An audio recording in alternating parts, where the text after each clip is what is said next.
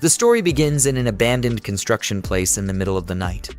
We see a boy being surrounded by a group of evil people who are armed with dangerous weapons while hanging above a cage full of zombies who are eager to eat the boy.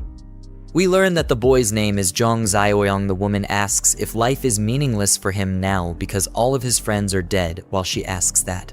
The cold sweat drips all over his face, and Jiang remembers the good times he had in the past with his friends and says to himself that it is all my fault that you guys ended up like that and regrets that things went that way.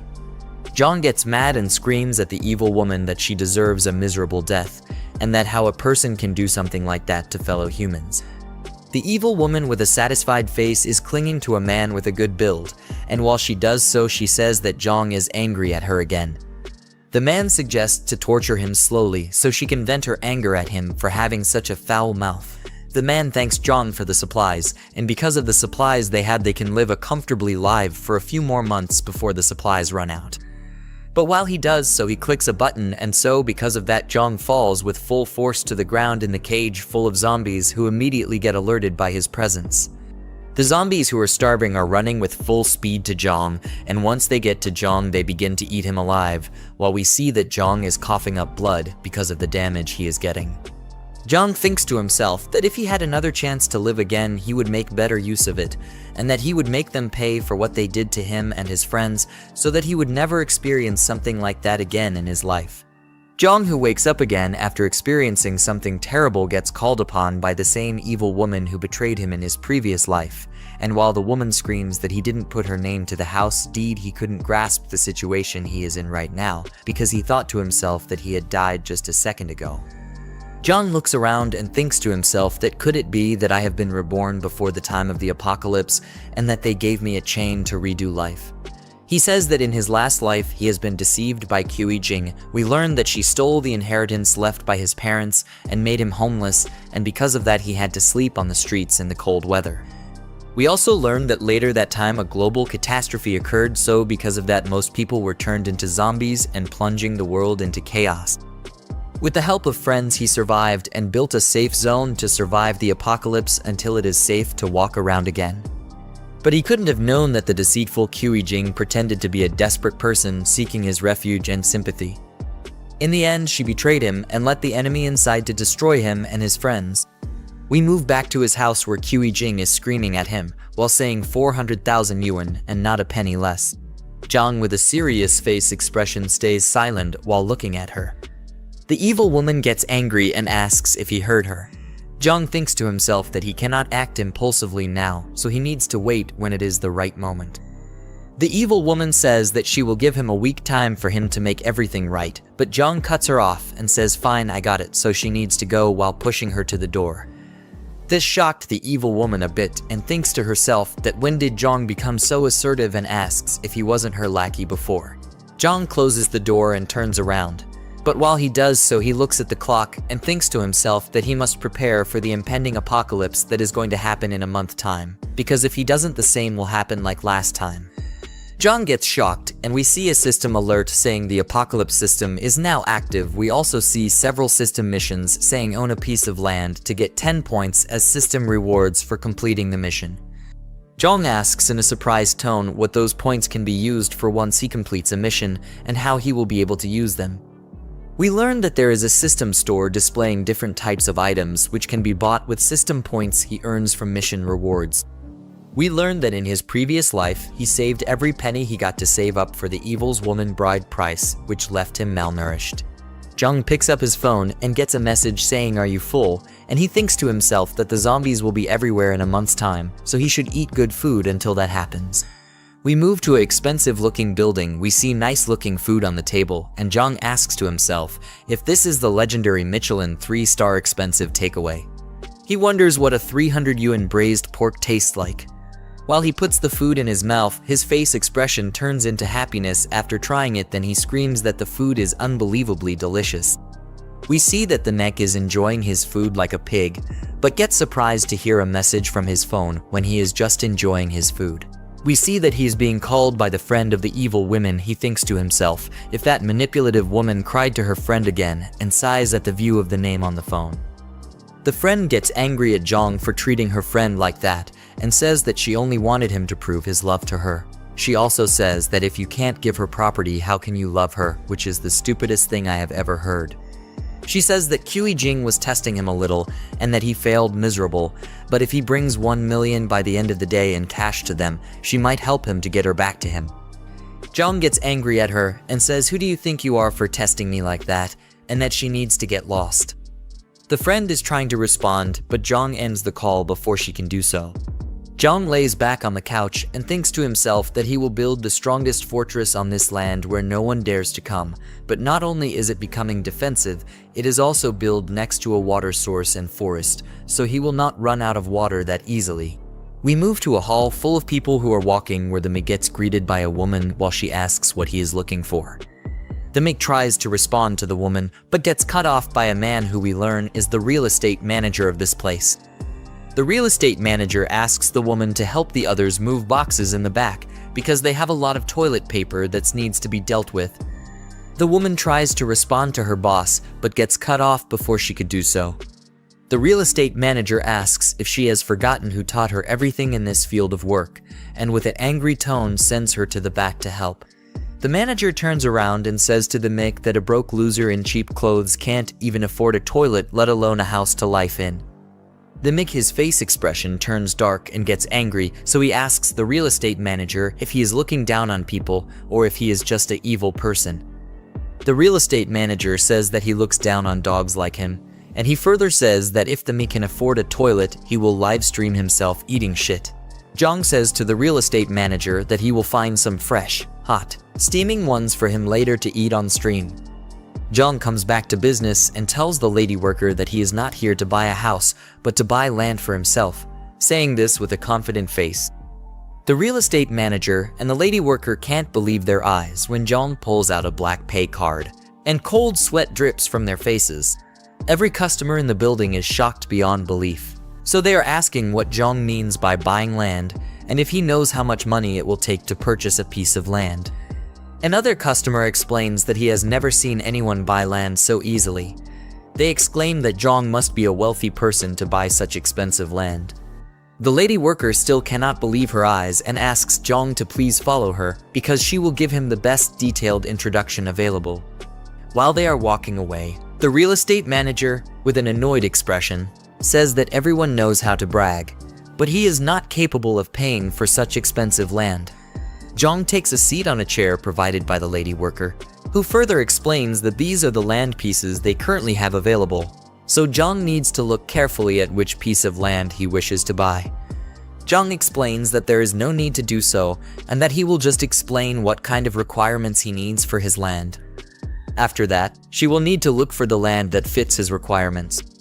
Jiang further explains his requirements, such as proximity to mountains and water, so he has a water source. He also specifies that it needs to have convenient transportation and should have large buildings on top of it. The lady worker thinks hard before she answers, but is interrupted by the real estate manager, who adds that there is a piece of land in the East District that fits Jiang's requirements. The lady worker asks in a surprised tone why he suggests the East District, as there are still unfinished factory projects there and they cannot sell such land to a client. The real estate manager becomes angry and says that this broke loser's requirements are outrageous and that he is not here to buy an expensive piece of land, but to cause trouble for them. Jiang is surprised to hear that there is a piece of land that fits his requirements and asks the lady worker for confirmation. She responds positively but further explains that there are still unfinished factory projects because the construction team leader ran off, and there is no one to finish the work in time. Jiang thinks to himself that it is a great location because it fits all of his requirements. He further says that if he puts up barbed wire, it will be easy to defend, and the unfinished factories will also save him a lot of money. Jiang tells the lady worker that he will take that piece of land and would like to make a contract now so he can pay right away. The lady worker takes the papers back from Jiang and says in a scared tone that they are sorry for offering something like that. However, after she hears his response, she gets a shocked expression on her face and asks Jiang if he really plans to buy land with unfinished projects.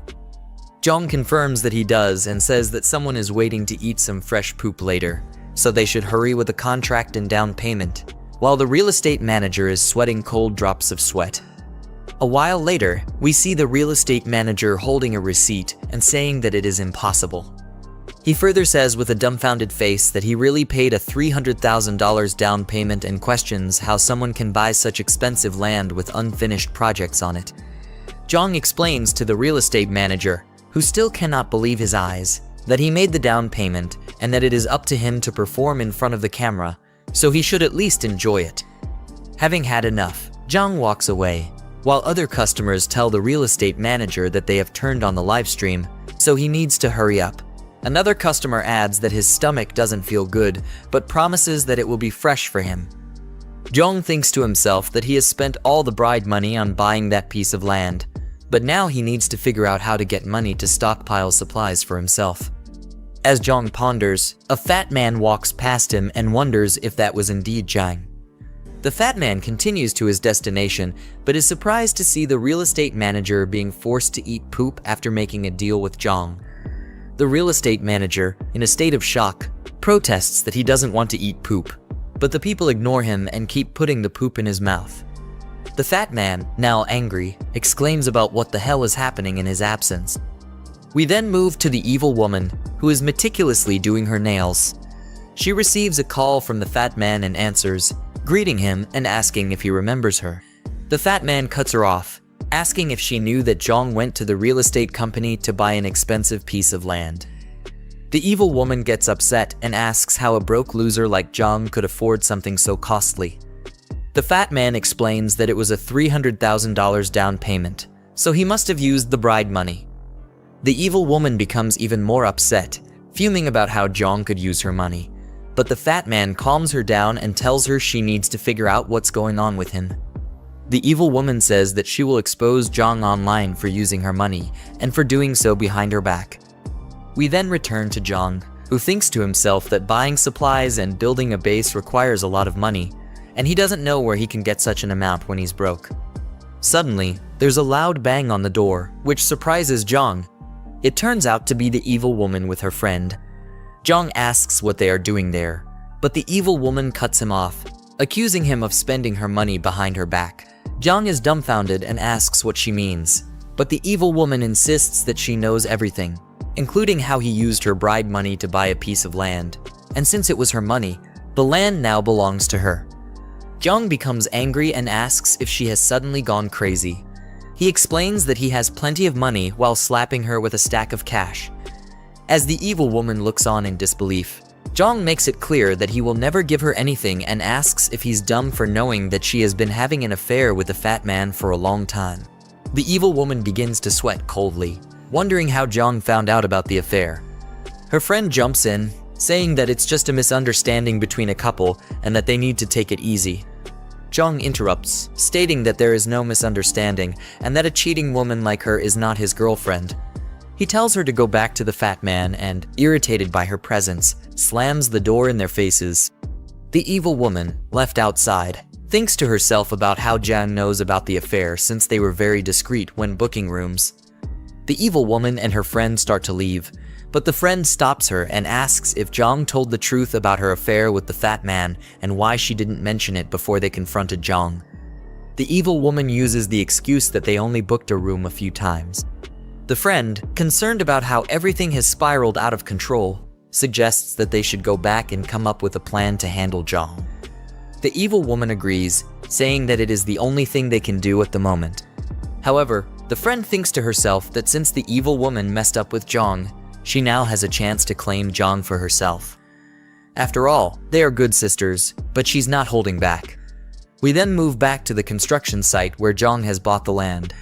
Jiang is asking a middle-aged man how long the renovations will take to complete. The middle-aged man, clearly perplexed, asks Jiang what kind of force he has offended to require such extensive renovations. Jiang explains that he doesn't need to know the details and that asking too many questions isn't helpful. He then inquires about the cost to complete the work within a month. The middle-aged man tries to explain that it's impossible to finish in a month, but is cut off by Jiang, who says that if he doesn't want to do it, he'll find someone who will. The middle-aged man reluctantly agrees, but clarifies that his concern isn't the timeline, but the cost that will need to be paid. Jiang asks what the price will be, and the middle-aged man explains that because the construction needs to be expedited and the work intensity will increase, the cost will need to be at least this amount. Jiang, surprised, asks if $20 million is enough. The middle-aged man confirms that it is and adds that Jiang needs to pay a $5 million deposit before they can start building. Jiang says he will transfer the money within a week and instructs them to hurry up with the construction. The middle-aged man tries to respond, but is cut off by Jiang, who adds that if the deposit isn't paid, the land will be his, so the man shouldn't worry about the payment. The middle-aged man agrees and acknowledges Jiang's terms. Suddenly, the friend of the evil woman calls out to Jiang. He turns around with a confused look on his face. The friend clings to Jiang's arm and asks him what he is doing there. As the crazy witch's friend clings to Jiang innocently, she asks him what he's doing there. Jiang looks down at her in anger and remembers that she was the one who persuaded the crazy woman to swindle him out of his family's property in his past life. He swore to pay her back twice the misery he suffered, with his face still filled with rage. The friend, on the other hand, was still asking what he was doing there while trying to act like a good girl. She asked him if this was the land he bought and complimented the scenery, calling it a very nice place. She then asked if he planned to build there, while desperately squeezing her melons against his arms. Jiang pushed her away and told her that whatever he was building had nothing to do with her. The girl was completely shocked at his actions. She didn't think a pathetic loser would have the mind to push away a hot chick like her. She asked herself what was going on and didn't understand why Jiang was acting so weird that day. In a normal circumstance, just touching her hand would make him blush and his heart race. But now he was completely irritated by her presence. Even after deliberately caressing his hands, he still had no reaction towards her. While she was angry and nervous, Jiang went ahead to talk with the construction workers and told them that the gates needed to be expanded. The crazy girl's friend called out to him, but he just ignored her like a piece of garbage. Since he had broken up with Jiang, the friend didn't want to miss the opportunity to take Jiang for herself. She saw it as a golden opportunity for the land to be hers. She gritted her teeth and clutched her hand in desperation as she thought about how to make things work in her favor. Back at Jiang's home, he sat down on his couch with the documents of his newly bought land laid out on the table. He said that he had pledged the house to the bank, but it only got him $3 million, which wasn't nearly enough for the first phase of the construction. He needed to figure out how to get more money into his broke pockets. With a serious look on his face, he thought that since the apocalypse was coming soon, it wouldn't matter if he sold the house multiple times, and then concluded that he would do just that. Suddenly, he heard loud bangs at his door and a voice yelling at him to open it. As he walked to open the door, he said the voice belonged to his downstairs neighbor, Grandpa Lai. The old, rickety man was a nuisance who had some money, and he owned the first and second floors of the building where Jiang lived. Lai also wanted to buy Jiang's third floor, but the house was meant to be his matrimonial home, which was why he didn't want to sell it. As Jiang grabbed the door handle, he said that the old man was always causing a ruckus, splashing paint, dumping garbage, placing funeral wreaths, and jamming the locks. He opened the door, and Grandpa Lai immediately accused him of going clubbing the previous night. Jiang yelled back at the man and asked if he was done with his silly theatrics. He told the man that he went to bed before 10 last night, so there was no way he could have gone clubbing. Lai said that he didn't care and that he heard something, but Jiang cut him off and told the old man to stop his annoying rambling. He was fed up with Lai and his crazy stunts. Since the old man wanted the house, Jiang said that he'd sell it to him. The old man was completely stunned and asked Jiang if he was really serious. Jiang looked down at the monkey-faced old man and said that he'd sell it on one condition, and Lai asked what it was. He told the old man that his new house wouldn't be ready until after 6 months, so he needed to stay there for that amount of time. Before that, the old man would have to pay him a total of $5 million for the house all at once. With that, he'd be able to pay off the loan on his new house. Lai was about to respond, but Jiang cut him off and said that if he didn't agree, then he should forget it, while slowly closing his door. Lai stopped the door, pushed his head in, and nervously said that they'd have to sign a contract to avoid any regrets. Jiang looked really irritated as he looked at the ugly old man and told him that the contract wouldn't be a problem. Of course, with a plague coming in a month's time, Jiang had successfully swindled the old fool. He closed his door and cursed the old man out, telling him to stay in his house and wait to meet his maker. Jiang began going through his phone, calculating the old man's 5 million together with the 3 million loan, which came to a total of 8 million. The system popped up and showed that he had completed the first task of owning a piece of land. With that, he claimed the system's reward. The next day, he went into the city to complete the next task, which was to get a year's worth of supplies. He breezed through the shopping mall, collecting many items that could be useful to him. The people there thought he was deranged, and some even said the foolish boy should be avoided. They all stood and watched him as he filled numerous carts with supplies that would last him a year. They didn't understand what he was going to do with all that stuff, and some of them even called him a pathetic idiot who believed in doomsday rumors. Jiang wasn't bothered by their comments because he already knew what was coming. By the time he had gathered all the items, the task was completed, and the system rewarded him with 10 points. As he looked through the system's store, he thought about how enhancing attributes would be useful during the apocalypse, but he was too broke for that. The protagonist's supply box was the best thing for him to get with his 10 points. Jiang had a pumped-up look on his face as he convinced himself to get the protagonist's supply box and expand his advantage immediately. He bought the box, and his 10 points were deducted. The supply box popped out with an infinity symbol on the top of it and question marks around its body. When the box gets unlocked, we see the system information pop up and tell him that he got a level 1 space ring. The ring had a huge spatial space of 500 cubic meters, and time in the space was static. Jiang knew the first item he was going to get would be a gold one. With the time-static properties of the ring, it meant that fresh food wouldn't spoil. Jiang was happy about this information because he was a good-for-nothing idiot who didn't know how to cook for himself. After that, the system brought up his next task and told him to get supplies for 10 years, with the reward for that being 20 points. As that happened, the store manager walked out with some guards and asked who was causing trouble in his store. He looked like a mangy mutt as he asked Jiang to identify himself. Jiang recognized him as Yang Tao, his middle school classmate, and a dumb lackey of the school bully, Zhang Xingzhi. Yang always liked to bully weaker people, but couldn't stand up to those stronger than him. We see that in the past, Yang and a couple of other dumb-looking idiots bullied Jiang and asked him for a protection fee. During that encounter, Jiang told them to screw off, and that Sheng should come collect the money if he wants it.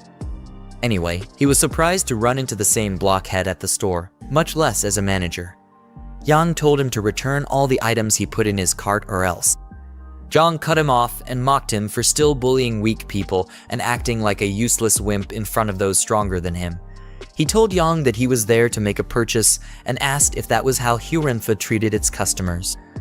Yang thought he was crazy for actually saying he was going to purchase all those items. He told Jiang to pay for them immediately or else he would get rough-handled. An hour later, all his items were scanned, and the cashier printed out the total. As Yang was told the total price by the cashier, he handed out the payment terminal to Jiang and yelled at him to pay immediately. With a spark of confidence in his eyes, Jiang swiped his card as if he were in a battle. The transfer was successful, but Yang didn't look too happy about that. As he walked away with his guards, Jiang called him back. Yang was already pissed off enough, and he asked Jiang what he was doing. Jiang told him to apologize for his rude behavior, or else he would return all the goods that he just purchased. The store manager felt insulted and told Jiang not to push his luck, but the other customers interrupted him and told him to apologize. They told the blockhead that an apology wasn't much, and if he didn't, they wouldn't let it go. One of them had even started recording and was ready to make Yang a famous piece of shit. Jiang told him again to apologize, and if he did, Jiang said he would buy 10 times the amount of items he had already bought. Yang didn't believe his words, so Jiang told him to bring the POS machine so he could show his balance. He swiped his card on it, and Yang was shocked to see that the pathetic weakling he knew had over 7 million. It was an amount that he had never attained in his wretched life. Once again, Jiang told him to apologize. With no choice, Yang bowed down like a peasant and said he was sorry. As he bowed, Jiang patted him on the head and told him not to be so reckless in the future and to leave room for others. Yang had an utterly defeated look on his face, but he couldn't retaliate since it would only bring more trouble for him. He asked Jiang what he was doing with all the things he bought, and the mix said he was planning a big venture. Jiang told him that the supermarket's inventory wouldn't be enough for his venture and that he needed a wholesaler. Jiang turned back his head and asked Jiang if he knew some wholesalers since he worked at the store. Surprisingly, the wholesaler he knew was Sheng, the dumb bully who always extorted Jiang in school. Jiang quickly called Sheng and told him that he had found a big client. Jiang looked disappointed at the fact that Jiang was still Sheng's useless slave. He wondered how much gray income the two of them could have made in the supermarket. After that, Jiang and Jiang went to a warehouse. A badass car swiftly drove in and nearly turned Jiang into a cadaver. Jiang was angry at how arrogant the driver was. The driver, Sheng, stepped out of the car, smoking a cigarette and puffing the smoke clouds in the air. Jiang introduced him to Jiang and asked if he remembered him from their high school days. Sheng proved that all the smoke had clogged up his ears as he made Jiang repeat himself. He finally said that he remembered who Jiang was and blew smoke on his face. He referred to Jiang as the guy with a bit of a backbone.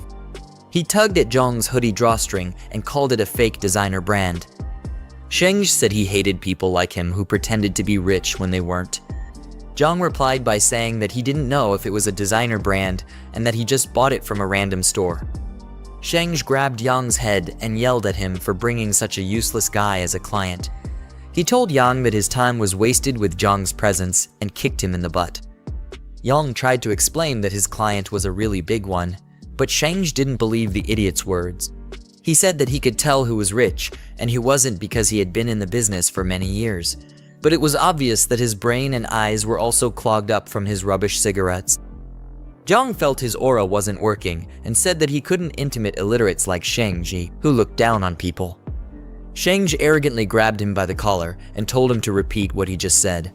But Jiang wasn't fazed by the fool. Jiang repeated himself and said that he looked down on people, but Sheng focused on the part where he was called illiterate. Jiang took it that he didn't mind being told that he looked down on people. Jiang then tried to calm down the situation and said that Sheng's sore spot was when people called him illiterate because he really was one, and he hated being called that the most. Sheng kicked him to the side like a trash can and told him to shut up since he could talk so well. Then he threatened Jiang by saying that he wouldn't leave there standing if he didn't buy a truckload of goods. Jiang whipped out his phone and told the dumb bully to stop tugging on his collar and show him the account he was going to pay to. Seconds later, he wired $1 million to Sheng, who was surprised to see such an amount of money. He looked completely baffled as he read the transfer details on his phone. Jiang let him know that there was no other reason for him to be there. He said he was going to buy $5 million worth of goods.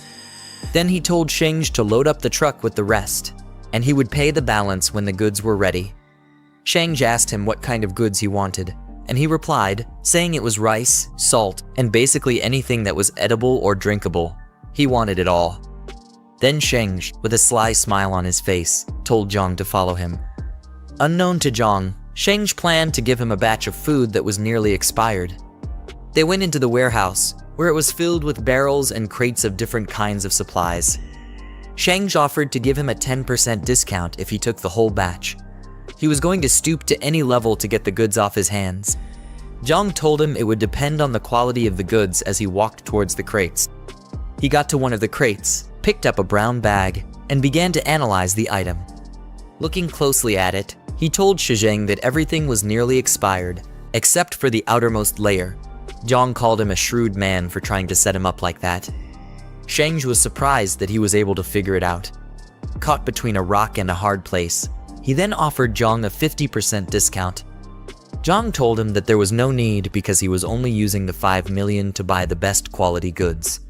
He then said that he had other plans for the expired goods, and Sheng wondered what this crazy guy was talking about.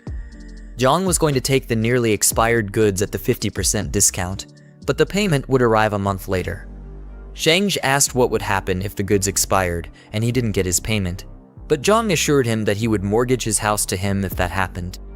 Sheng was still curious as to why someone would buy that many nearly expired goods. He asked Jiang what his channel was, to which Jiang replied that the channel was himself. Jiang told him that even expired goods would be worth a fortune in a few days, as he tapped Sheng's shoulder. A cold sweat ran down Sheng's face, and he looked like he had already shit on himself. With a shaky voice, he asked Jiang what he meant. But Jiang told him to stop asking questions and just deliver the goods, and that he would send him the address later. Jiang suddenly got a call, and the voice over the phone asked if he was selling his second-hand house. As he left to take the call, he told Sheng that he had other matters to attend to and that he should take care of the food. He then walked out of the warehouse. Yang, who had been a complete nuisance, asked Sheng if he had scammed him. But Sheng wondered how Jiang was doing so well since his family was short of anything special. Jiang got back home and met Grandpa Lai, who gave him a bag full of money as a deposit. The old man accepted his condition to leave the house in 3 months and asked to sign the contract immediately. Jiang just looked at the old fool and said that he didn't even inspect the house before making a deposit. He was puzzled as to why Lai was so desperate to get the house and asked the old man why he was in such a hurry. Lai, with a sad look on his face, told Jiang that his granddaughter needed to transfer schools, so they urgently needed the house for residency. He had been looking around the area, but only Jiang's house was up for sale, and he begged Jiang not to back out of their deal. Jiang called out the silly man's honesty and asked if he wasn't afraid that he would raise the price after hearing what he just said. Grandpa Lai was shocked at Jiang's words, and he looked like he could have had a heart attack at any moment. He told Jiang that buying the house would cost him their entire family's savings, but Jiang assured him that he wasn't going to back out. After that, they signed the contract, and Lai was relieved that his granddaughter wouldn't have to sleep in the streets like a gutter rat. He bowed like a peasant before leaving and left Jiang to attend to more important matters. As he left, Jiang thought the old man's kind and honest traits would be his doom during the apocalypse. He quickly stopped the man for a second and asked for Lai to give him the address of where he currently lived. The next day, Jiang returned to the construction site to see how his new place was coming along. As he got there, the construction manager asked for the second batch of funds like a hungry ingrate, but Jiang told him that he would transfer the funds soon. The construction manager showed him around the place as they walked inside the building and said that it was between 70 and 80% complete. They stood under the reinforced doors and walls, and he assured Jiang that they were absolutely safe. Jiang asked about the warehouse and was told that it had already been cleaned up and was ready to be used. With that information, he called Sheng with a happy look on his face and told the dumb bully to bring the goods. Moments later, workers began to fill up the warehouse with boxes of supplies. They happily did their work because their boss was paying each person a lot of money. They were a bunch of broke fools, and they needed some way to sustain themselves in their miserable lives, which was about to be cut short by the apocalypse. They commented on how the place looked like a shelter and said that rich people really valued their lives. Jiang directed them and told them to make sure that the perishable goods were stored separately. After a work-filled day, the underpaid interns started leaving the warehouse when night came. As they left, Jiang stood in front of his tower of supplies and was happy to be done with that task. The system showed that he completed the task of acquiring 10 years' worth of supplies and rewarded him with 20 points. As Jiang looked through the system's store, he noticed that there was a new box item there. It was a box that would give him an awakening ability. Jiang was happy at the fact that he would be able to gain abilities before the dawn of the apocalypse since he was a good-for-nothing weakling. He quickly purchased the box, and it gave him the ability known as the Mind's Eye. It would help to detect if another party was hostile or had harmful intentions. Jiang said that it was one of the most useful abilities in the early days of the apocalypse. He would easily be able to tell friends from foe and deal with them accordingly. After that, the system popped his next mission, which was to arm himself. Jiang had a mischievous look on his face as he said that was what he had in mind. It was nighttime at the market, and all sorts of vendors and customers could be seen prancing about, looking for the next best rare item to purchase. For a bunch of fools who were clueless about the apocalypse, everyone there seemed to be eager to get something important. Jiang walked through the streets of the market as he listened to the idle chatter of everyone around. Customers were trying to determine if items were real or fake, and the vendors were tired of dealing with annoying idiots. They all had stern looks on their faces, as if they were all trying not to be intimidated. Jiang's attention was caught by someone who was trying to haggle like a thief. The customer wanted an item for $300, but the vendor couldn't believe the sheer stupidity and asked who did business like that. When he turned back, he saw that the idiotic customer was none other than Lai Shuxing. The fat piece of shit was trying to bring the price of an item from 2,000 to 300. He threatened to leave if the vendor wasn't going to sell it to him at that price. The vendor, trying his best not to punch the idiotic fool in the throat, was trying to calm things down so that they could come to an agreeable price. Eventually, he agreed to sell it to Shuxing at that ridiculous price, just to get him to stop yelling. One of the random people on the streets looked at the vendor as if he were a complete noob who had no spine to stand his ground. Jiang was curious as to why Shuxing was buying fake bracelets on the black market. For someone who likes to brag a lot, Shuxing was nothing but a cheapskate and a silly one at that. He called his crazy ex-girlfriend, Qiui Jing, a fool for falling for a scam. The way he stared at Shuxing showed that he was irritated by the guy's presence. He went back to looking for more items and saw a display of fine swords and machetes.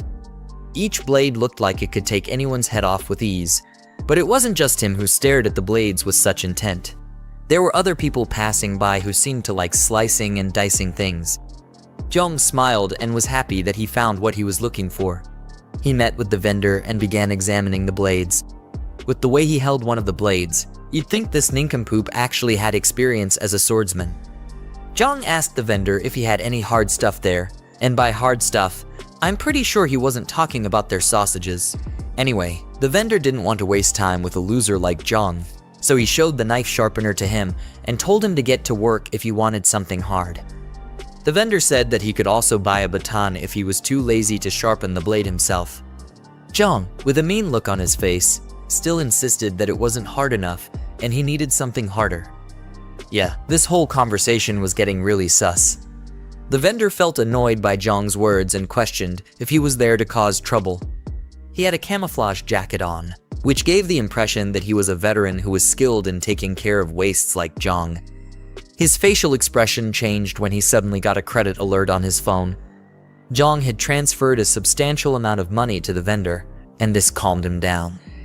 The vendor was shocked to see how much an ugly kid sent to him, and he couldn't believe it. Jiang, with a happy expression, showed that it was he who transferred the money and told the vendor to pipe down. He was serious about getting something hard to satisfy himself. You know what I mean?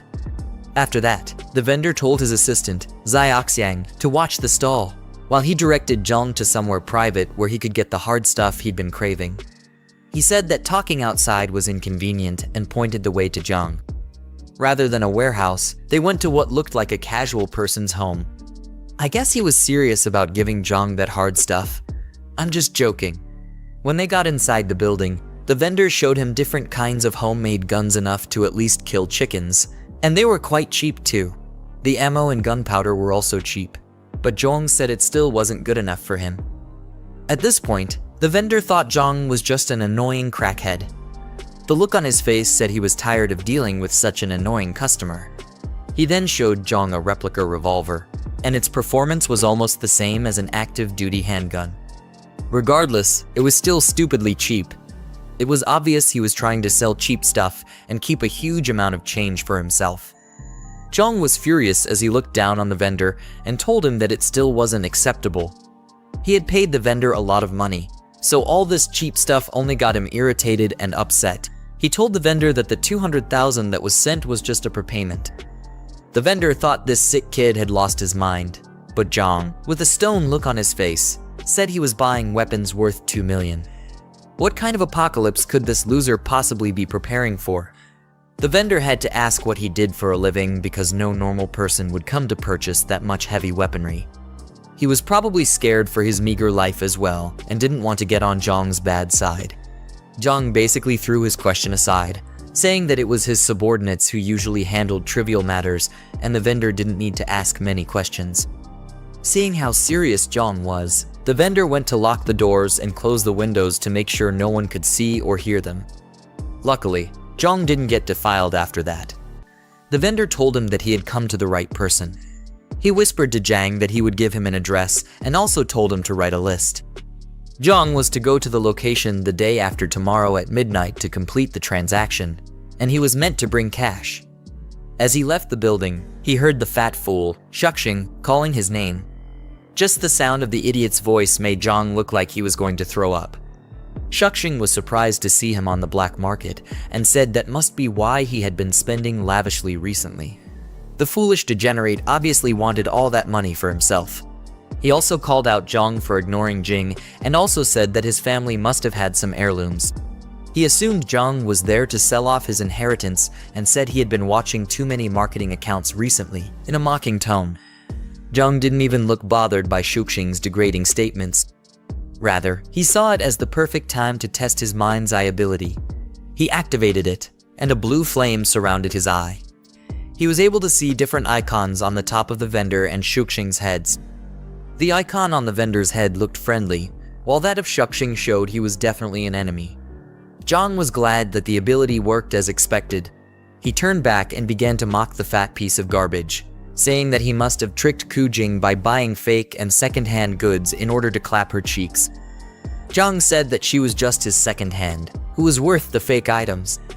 Shuxing was infuriated by Jiang's words, but he made no attempt to deny that he was a broke loser who had to buy cheap items to clap a girl. The vendor asked Jiang if they knew each other, and Jiang said that the fat fool was an enemy. Thanks to the money he was offered, the vendor began acting like Jiang's silly lackey and said that he'd handle Shuxing, while Jiang went ahead to handle other matters. The rest of his dumb friends came out to tag along in the drama, and Jiang told him not to kill the fatso since he still had plans for him. Shuxing was already shaking like a chihuahua as the goons slowly walked toward him. He tried to put up a tough attitude, but it was no use. The arms dealer swung out a baton, which made Shuxing try to negotiate with them. The proud fool was now a sacred wimp, and he had probably pissed on himself. The arms dealer and the rest of the goons gave Shuxing the beating of a lifetime. Laying defeated on the floor, Shuxing swore to get back at Jiang for humiliating him. 2 days later, in the dead cold of night, Jiang unveiled his new guns, which were delivered in a truck at his warehouse. With his new arms acquired, his task was complete, and he was awarded 10 points by the system.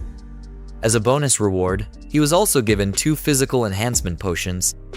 Rather than an actual potion, it was basically just a syringe, which meant that the system was obviously forcing this guy to do drugs. Anyway, Jiang noticed that the potion's effectiveness was as good as the one in the store. He brought out one of his hands and lifted the other in the air as he got ready to inject it into his body. As he used the potions, he gritted his teeth in pain, and his eyes went completely white. It was either he was feeling ecstatic like a junkie who just got his daily dose, or this idiot was about to die. Luckily, his second chance at life wasn't about to be wasted so easily. According to him, the average adult male had a strength of 5, but with the added 2 points from the potion, he got a 40% increase. He rolled up his fists as if trying to get a good feel of his new strength, but he still looked like the same old useless loser. Still, it wasn't enough for him. Jiang opened up the system's store and looked through the 2 items that were left. He decided to maximize his advantage by buying an extra physical enhancement potion. While injecting himself, he winced like a little girl who was getting touched inappropriately. The extra potions brought him to a total of 8 points, and he had 60% more power than the average person. All that was left was to find a punching bag to test his new powers on. He looked to the wall by his side and saw some bags of cement and a couple of rods on the floor. As he picked up one of the rods, he looked like he was still unsure about his new powers, but there was only one way to find them.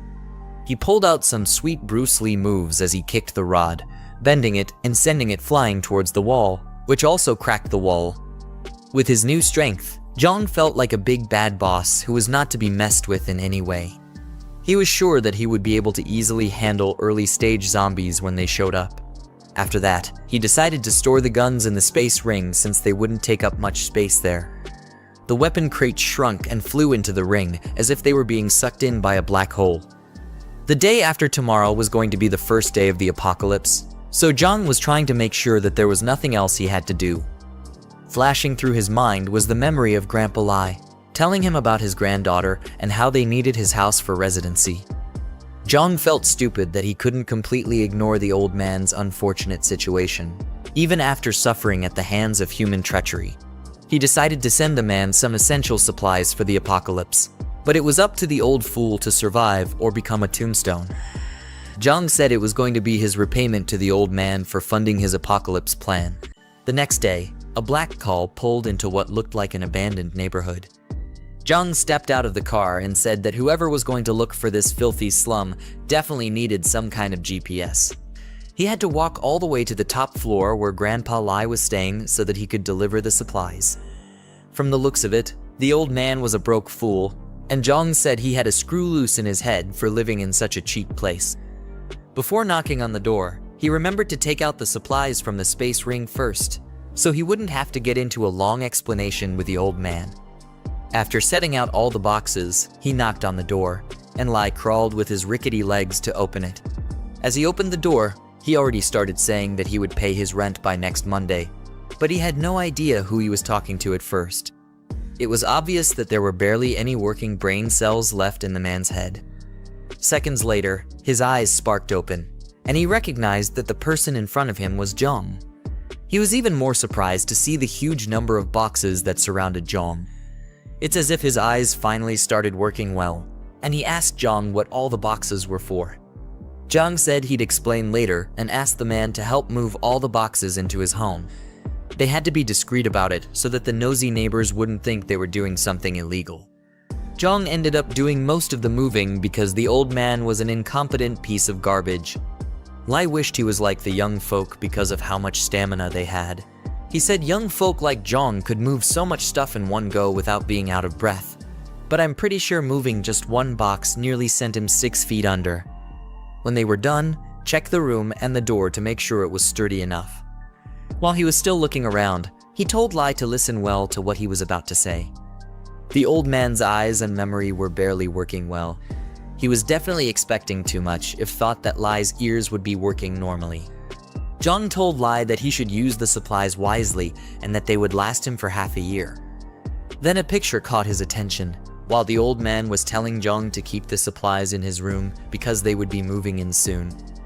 Jiang didn't even pay any attention to the old man's words.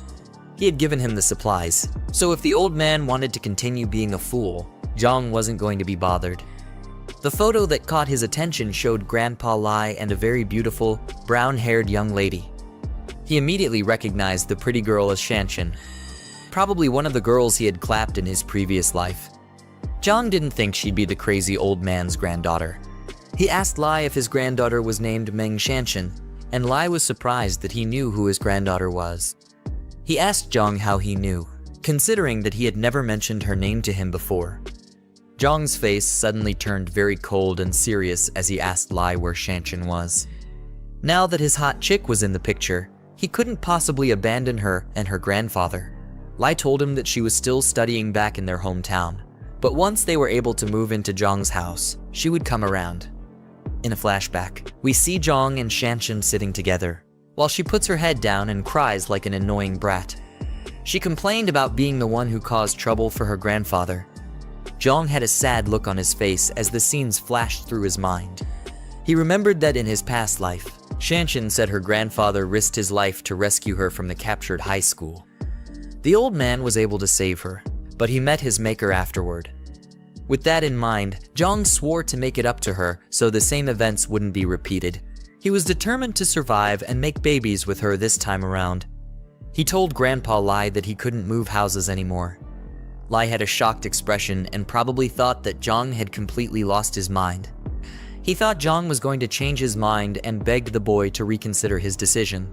But Jiang told him that the world was going to fall into ruin the next day and humans were going to be plunged into a cesspit of suffering. The house and his granddaughter's school status weren't going to matter in the face of all this. The old man was confused by Jiang's words. He had a perplexed look on his face, thinking that Jiang was probably the one with dead brain cells. Either that or the boy was mentally disturbed. Jiang told him to guide them to the school where Shanshan was so that they could pick her up, and he would have a new place arranged for them. The only expression that ran through Lai's face was confusion and fear. He told Jiang that he sounded like a deranged idiot, and that he had no idea what Jiang was talking about. This wasn't making things easy for Jiang. He needed to look for a way to explain things to the stupid old man, but he was too old to understand anything, and they were running out of time. He had a very worried expression on his face as he thought about how to handle this. He began to explain the concept of hunger to the old man, something the broke fool should have been quite experienced with. Jiang explained how miserable and terrible the people in the famine era would be. Grandpa Lai didn't understand how such a tragedy could befall those in such a peaceful and prosperous world. He didn't believe such a thing would be possible in their time. With no other choice, Jiang pulled out his ring and sucked all the supplies back into the spatial dimension. The old man was frightened as this happened, and he didn't even know what to say. In the blink of an eye, all the items were gone from the room. Lai asked him what happened to the items and assumed it was some kind of dark magic. A powerful aura surrounded Jiang, and in a forceful tone, he told the old man that he had superpowers and that he could see the future. He said he wanted to live, and he also wanted Shanshan to live so they could make all kinds of happy noises together.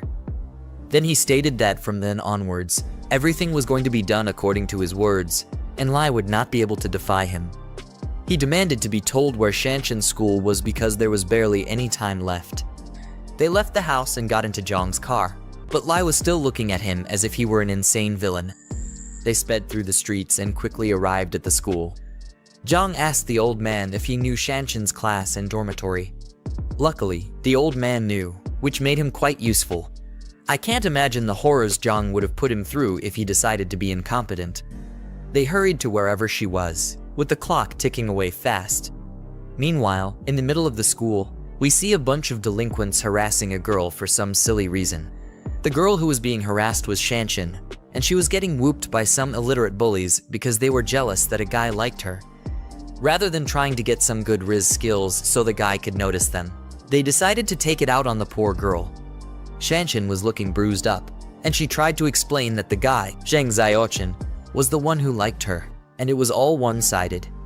Sadly, the stupid bullies were too dumb to understand, and they thought she was just making excuses. They kicked her and pulled her hair to make up for their low self-esteem. They didn't believe that Xia Cheng was the one desperately trying to get into Shanshan's pants, and they felt she was silly for mocking him.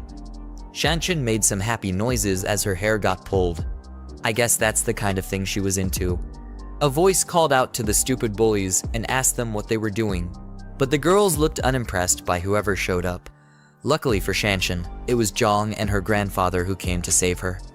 One of the bullies recognized Lai as the useless grandfather. Shanshan was surprised to see her grandfather and asked why he was at her school. You'd think she'd be grateful to him for coming to save her pathetic butt. He screamed at the bullies and told them to let go of his granddaughter. Jiang, who stood behind him, looked like he was itching to give the stupid girls a piece of his strength. The other dumb-looking guys approached Lai, and they were holding knives and bats. They told the old man not to get into young people's business and he should stop meddling in their affairs. The blonde-haired leader walked up to him with his knife, but the old man stood his ground.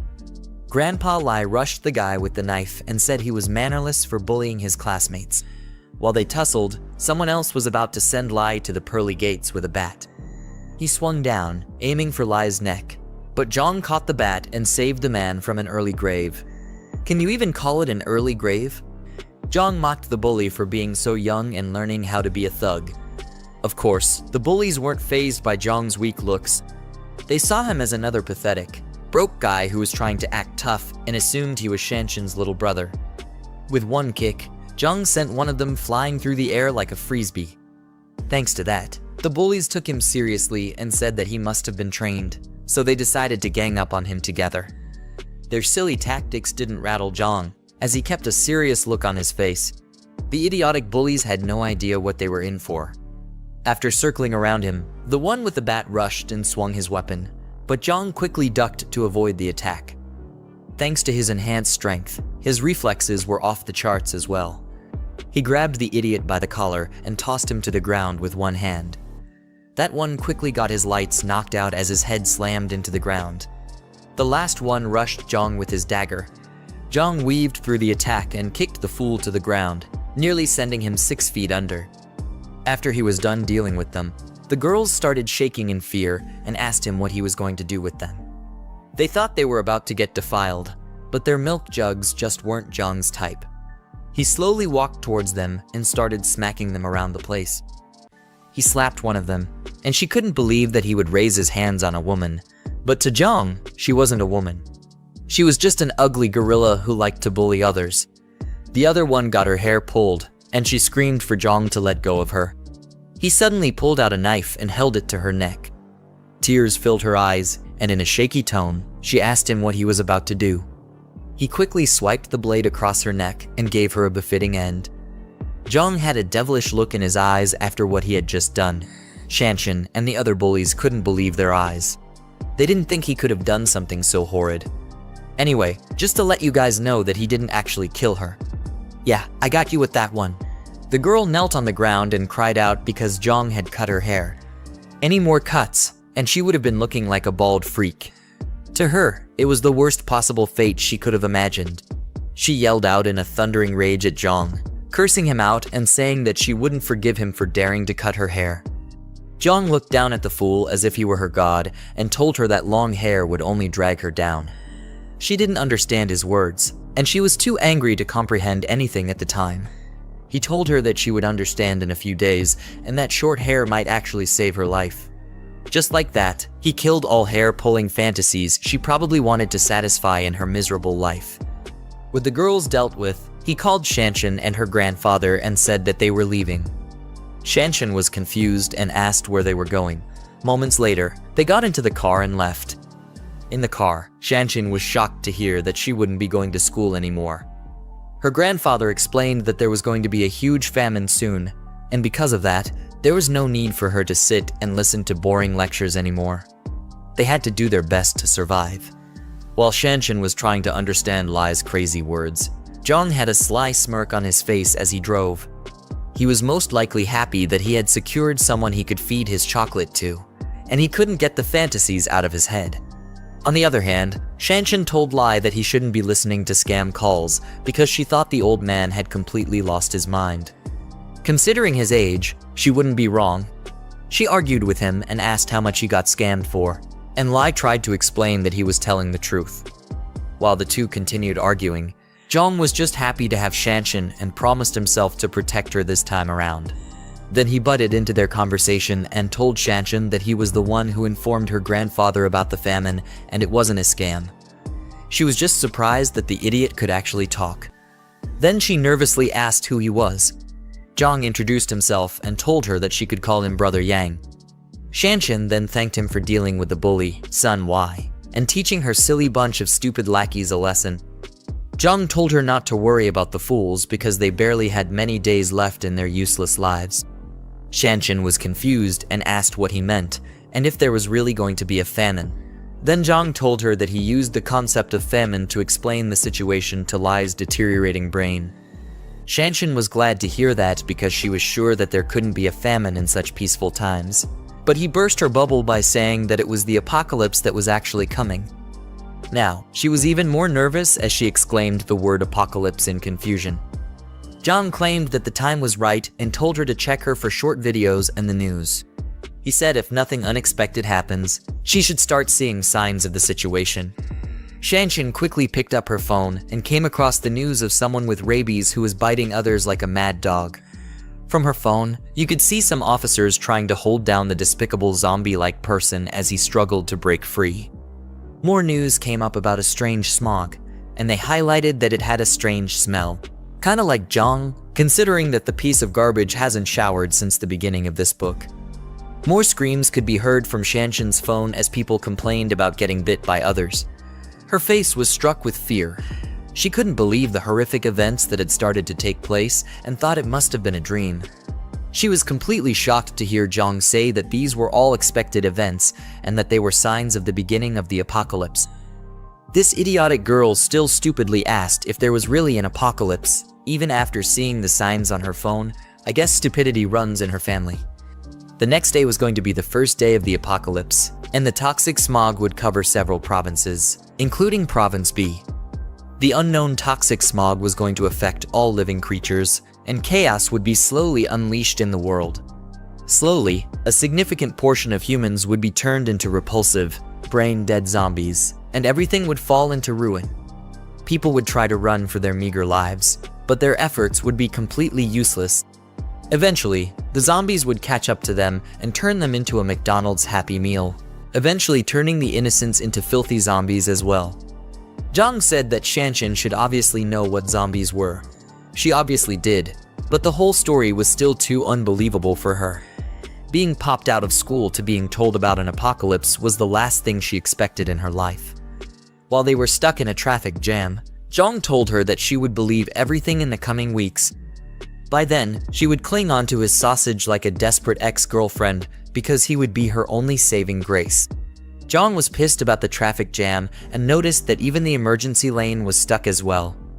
Grandpa Lai was worried, so he asked Jiang what they would do if the zombies caught up to them in the traffic jam.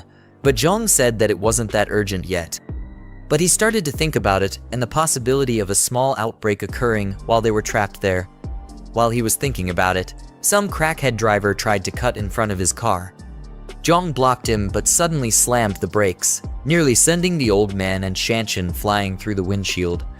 Jiang was angry that the reckless driver was trying to cut into the emergency lane without a turn signal. He wasn't going to let the idiot get away with such tomfoolery, so he started driving like Vin Diesel in the Fast and Furious movies. The car kept trying to cut into the lane, but Jiang wasn't about that life.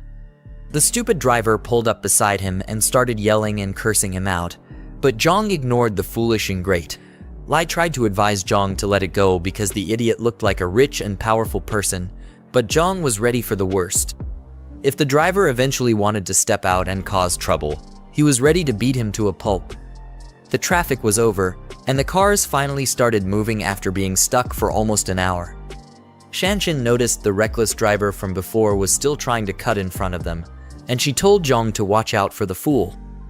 At this point, Jiang was enraged, and he was ready to send the idiot to the deepest depths of hell. The two of them got into a crazy road rage, and Lai begged Jiang not to stoop to such a foolish level. With the apocalypse already approaching, Jiang wasn't bothered about traffic rules anymore. He said that there was no need to be lenient with a stupid, reckless driver. He eventually broke free, causing the driver to nearly crash by the side of the road. The ugly fool got out of his car, cursed him out, and called the police, telling them to find the plate number of Jiang's car. He was probably another spoiled rich brat who loved to spend daddy's money recklessly. He swore to get back at Jiang and teach him not to mess with certain people. At nighttime, Jiang got back to his new safe house. As they stepped out of the car, Grandpa Lai and Shanshan were amazed at how massive the place was. Shanshan even said the place was a bit too much. It definitely won't be when she and Jiang finally get down and dirty. Jiang told them to get some rest because the following days were going to be a whole lot tougher. The next morning, Jiang was standing in front of his huge window while sipping a hot cup of coffee. Shanshan stepped out of her room, yawning and stretching, while stating that it had been so long she slept so well. She finally didn't have to wake up like she was at a boot camp and get ready for morning classes. Jiang looked glad that she was able to rest well. I guess he couldn't satisfy his urges yet since her grandfather was still with them. He then asked to go with him so they could check out the fortress together. You'd think they'd finally have some alone time, but Lai the Great Fool just had to tag along. As they took a tour of the place, Jiang told them that the walls were made of reinforced concrete and the remote-controlled gate was also made of pure steel. The only way to break through was with heavy weapons, so neither zombies nor regular humans could easily get in. He reminded them that without his permission, no other person was allowed into the fortress except the three of them.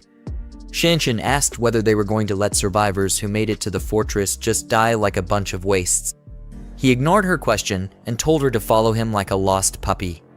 He explained how people's true intentions would be unpredictable during the apocalypse. Being too kind would get them swindled, and humanity's dark side would fully show itself when the events begin to unfold. They walked to the back of the building and came to a place he called the buffer zone. They were shocked at how huge the place was. We could see some lined up crates and a small building that was to serve as a shelter. Jiang told them that if survivors came while he was away, the buffer zone could provide them with temporary shelter, but they would not be allowed into the fortress until he returned. Next up, he said he would take them to the food storage, which was the most important thing in an apocalypse. If they weren't able to find food, Jiang and Shanshan might have to start eating themselves, not in the way your dirty mind was thinking about. He said he'd show them the areas of food that would be distributed sparingly. As he led them into the food warehouse, he suddenly stopped to look back at them. He activated his mind's eye ability to make sure that Lai and Shanshan were truly on his side. The two of them looked confused because they didn't understand what he was doing. Jiang saw two happy emojis at the top of their heads and figured it was a sign of trust. It was his first time seeing it, which meant that the old man and his granddaughter completely trusted him with their lives. Jiang brought out a weapon crate from his ring and told them that weapons were the most important thing during an apocalypse. Isn't it supposed to be food? Anyway, he told them to make sure to keep it under their control and not let it fall into enemy hands. The two of them were shocked as they picked up a shotgun and a crossbow. It was as if they had slowly started realizing how serious things were. Lai, with a stupidly dumb look on his face, agreed to keep the weapons under control. With that done, the system popped up and showed Jiang that he had completed the task, which was to reunite with Shanshan. It then told him to find and rescue his former companion, Zhang Kai. Jiang was shocked to see that the system was trying to bring him and his comrades back together. As they stood by a huge glass window, he saw a huge arrow pointing him in the direction of where Kai was. It proved to be very helpful because he was really worried about how to find his comrades. While he ran out, he told Shanshan and Lai to remember everything he had told them and not to violate his instructions. Shanshan asked where he was rushing out to, and he said to recruit more people to strengthen their team. Somewhere in the city, at a KTV building, a group of ugly-looking guys were enjoying a karaoke session, and their table was filled with a crazy number of drinks. Two of the guys stepped out to go to the restroom.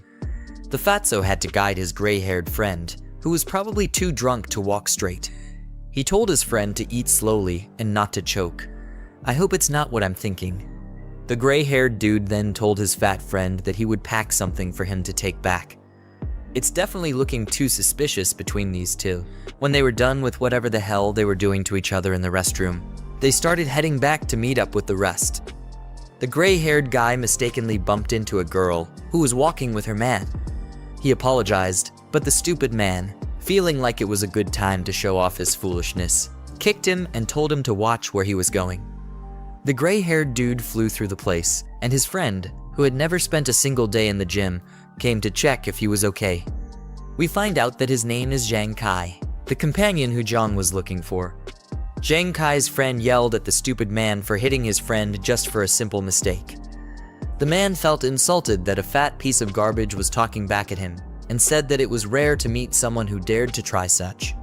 He grabbed the fatso by the collar and jacked him up.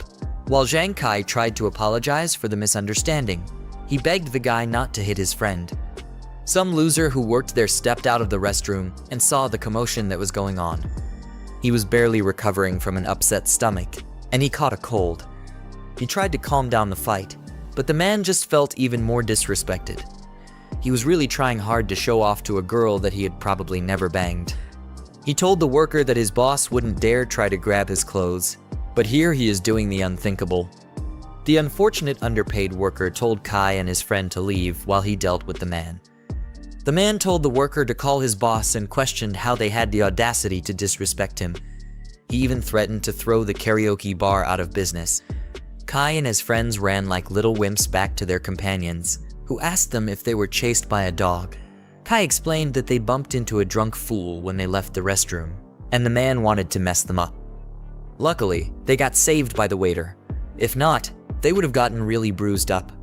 One of the guys got angry that the fatso didn't fight back, saying that their mechanical engineering class had never backed down from a fight. It was obvious that he was the idiotic musclehead of the group, and he was always ready for a fight. He said he'd make a call to gather more of their brothers to take care of the thug. The brother with a white jacket looked at him like the dude had completely gone bonkers. Zhang Kai told him to stop showing off because they were graduating in less than a year, and the last thing they needed was more trouble on their hands. He told them to enjoy the music and keep dancing. Sadly for them, the thug walked into the place with more of his retarded lackeys and the waiter, who looked like he was barely conscious. Zhang Kai and his crew were shocked to see the pitiful state of the waiter. The idiotic thug pointed towards them and told his goons to teach them a lesson. Zhang Kai and his friends got rounded up, and they were made to kneel with their hands behind their heads. The waiter, on the other hand, was seriously shaking from the pain he was in. The stupid musclehead demanded to make a call, but instead got a bottle smashed on his head for speaking when he wasn't allowed to. He started bleeding from his head, and Zhang Kai screamed his name, Chen Chong. All this was just because a foolish thug wanted to show off to an ugly girl who looked like a troll. Meanwhile, Jiang arrived at the karaoke bar, but was completely clueless as to what was going on inside. The butlers at the door ushered him into the venue as he said that the world was ending and his friend still had the mind to sing. While the music was going on and the lights of the club were still spinning, Jiang was bleeding from his head like a waterfall after one of the thugs smashed his head with a glass bottle. The thug still held the broken bottle as if he were prepared for another round, while Jiang Kai called out to his bleeding friend. The foolish guy who was doing all these theatrics for his ugly girlfriend asked her if she was feeling better after seeing him display the traits of a deranged idiot. He put his arms around the girl and tried to get a good feel of her arms, but she wasn't impressed by his lame heroics. The girl was more pressed about how her nail polish looked as she asked him what was there to feel better about. She told him that he wasn't even dealing with the actual person who bumped into her. The thug, with the brain of a buffoon, turned his attention to Jiang Kai. He held the broken bottle to Jiang's face and slowly approached him. The girl still showed no signs that she was the least bit impressed with all this tomfoolery. Meanwhile, Jiang was slowly getting up and trying to recover from his bleeding head. Out of anger and frustration, he quickly reached for an ashtray and wanted to use it to make the thug pay for nearly sending him to his maker. He tried to smash it on the guy's head, but the other goons held him back. One of the brain-dead thugs called him a little punk and mocked him for being foolish enough to try and fight back, given his unfortunate circumstances. Jiang struggled to break free, but it was no use because he was too much of a weakling to them. The thug, who was nothing but a simp, felt irritated and angry that Jiang was bold enough to try and fight back. He didn't expect him to have so much guts, and he gritted his teeth fiercely in anger. As the other goons held Jiang down, their leader smashed another bottle on Jiang's head. Yeah, he definitely can't be coming out of this one. The wine splashed everywhere, and broken bottle pieces could be seen flying through the air. Jiang was knocked out cold, and he slumped to the floor like a sinking rock. Jiang Kai and the rest of his friends were completely shocked at the horrid event they just witnessed. You could see the anger on one of the friends' faces, while the other two tried to call out to their friend. At this point, there wasn't any need for them to hold back anymore. They had tried their best to be calm and respectful, but it ended up quite bad for them. Jiang Kai and the fatso rushed towards the leader of the thugs to send him 6 feet under, while the last guy stood at the back, holding a baseball bat. On the other hand, one of the waiters was hiding in the corner and shaking like a pathetic coward. In the background, you could hear the thugs calling Jiang Kai a punk, and they were furious that he just wouldn't back down. Things got out of hand, and everyone was ready to go all out. Lao Si was told to grab one person and make sure that they never see the light of day again. While everyone was brawling and being a nuisance to the club, the waiter was in a lot of pain, and he groaned as a lot of cold sweat ran down his body. His body was shaking a lot, and you could see some purple veins pop out from his back and his forehead. It was like he was slowly having a bad mutation of the Hulk. At the same time, Jiang Kai was dishing out knuckle sandwiches to all the idiots who tried to mess with him and his friends. He swung hard at one of the goons, but the guy was quick enough to dodge, while another person was coming at him from behind. The waiter, who was shaking like a junkie earlier, now looked completely possessed, with blood dripping from his eyes. His eyes had gone completely white, he was sweating profusely, and he was drooling like a hungry beast. As he looked at the bunch of fools who were fighting, all that ran through his mind was how good they would taste once he got a bite. He roared out like a filthy beast and rushed to join the fray. Whatever caused him to mutate made him run at an inhuman speed, but it was probably at the cost of whatever was left of his brain. The waiter, who was now a mindless zombie, quickly grabbed one of the thugs and forcefully held onto him. The thug tried to break free, but the zombie displayed a terrifying level of inhuman strength. The filthy thing quickly took a bite of the thug, who was now in agonizing pain. The dumb girl, who was the cause of all this mayhem, screamed in shock as she saw the zombie take a large bite out of the guy. The thug called the waiter a dog and tried to get him to let go, but it was hopeless for him. He then called out to his guys so that they could help him. A man who was watching the whole thing couldn't believe his eyes. It was as if he had been thrown into those horror movies, and he was the side character who was completely useless. All he could do was put his hands behind his head. He opened his mouth wide and screamed, hoping for it to all be a dream. Meanwhile, the thugs were trying to hold down the zombie, but his crazy strength left them shocked. They still had yet to clock that they weren't dealing with an average human being. The zombie let go of the person he was clinging to before and went ahead to bite the other unfortunate soul. The guy called him a good-for-nothing and was surprised to see that he was really acting like a deranged dog. As the thug struggled to break free, the zombie knocked him down to the ground, while his teeth were still firmly planted into his arms. The thug was baffled at how insane the zombie's strength was because his arm was about to be completely ripped off. As the struggle continued, a hand suddenly popped out and grabbed the neck of the zombie from behind. As the person lifted the zombie into the air, we saw that it was Jiang performing such crazy feats with his physical enhancements. Everyone else in the room was surprised that he could lift up a fellow human with such ease, and even with one hand. Jiang slowly squeezed the zombie's neck, and his face didn't look too happy about what was going on. With blazing anger, he smashed the zombie onto the glass wall and held his face to it so that the shards could cut him up slowly. Then he turned to the rest of the idiots who had been causing a ruckus and told them to stop. Everyone else there was still freaked out by Jiang's crazy strength. The man who was a snack for the zombie looked beyond frightened as he looked up at Jiang. He said that the deranged zombie was as strong as a bully, but he didn't understand how Jiang was able to pin him to the wall with one hand. It was as if he was also angry at himself for being a pitiful weakling. The stupid thug leader screamed out and asked Jiang who he was. Rather than thank the protagonist for saving their miserable lives, this brickhead thought it was wise to yell and act like he had some use. The other pathetic goon beside him was in a lot of pain because the zombie had taken a chunk of his shoulder for dinner, and it looked like the wound had become infected. Jiang ignored the idiot's question and turned to Zhang Kai. He wanted to make sure that his friend had been bitten by the monster and also make sure that he was alright. Zhang Kai told Jiang that he was fine, but with a perplexed look on his face, he asked Jiang why he was worried about him being bitten. Jiang ignored that foolish question as well and, with a mean look, told his friend to come with him. There wasn't any time to waste, and he needed to assemble his past comrades as fast as possible. While Zhang Kai stood up to go, that idiotic simp pulled him back and said that they weren't done. A literal zombie just wreaked havoc in their midst, and his men were severely wounded, but he was more bothered about how much he had to impress some ugly girl, who he had probably never laid before. Anyway, as he was being stupid, one of his goons, who got bit on his shoulder, suddenly started coughing and complaining about his spinning head. His boss asked him what was wrong, and he thought it was just a cold, but he was about to find out how his foolishness would be the end of him. Jiang had a look on his face that said he already figured out what was happening to the thug. He wasn't fazed at all, but just kept his composure and waited for the worst to happen. The purple veins began to break out of the thug's neck and head. He gritted his teeth in pain and held onto his wound, but it was already too late for him.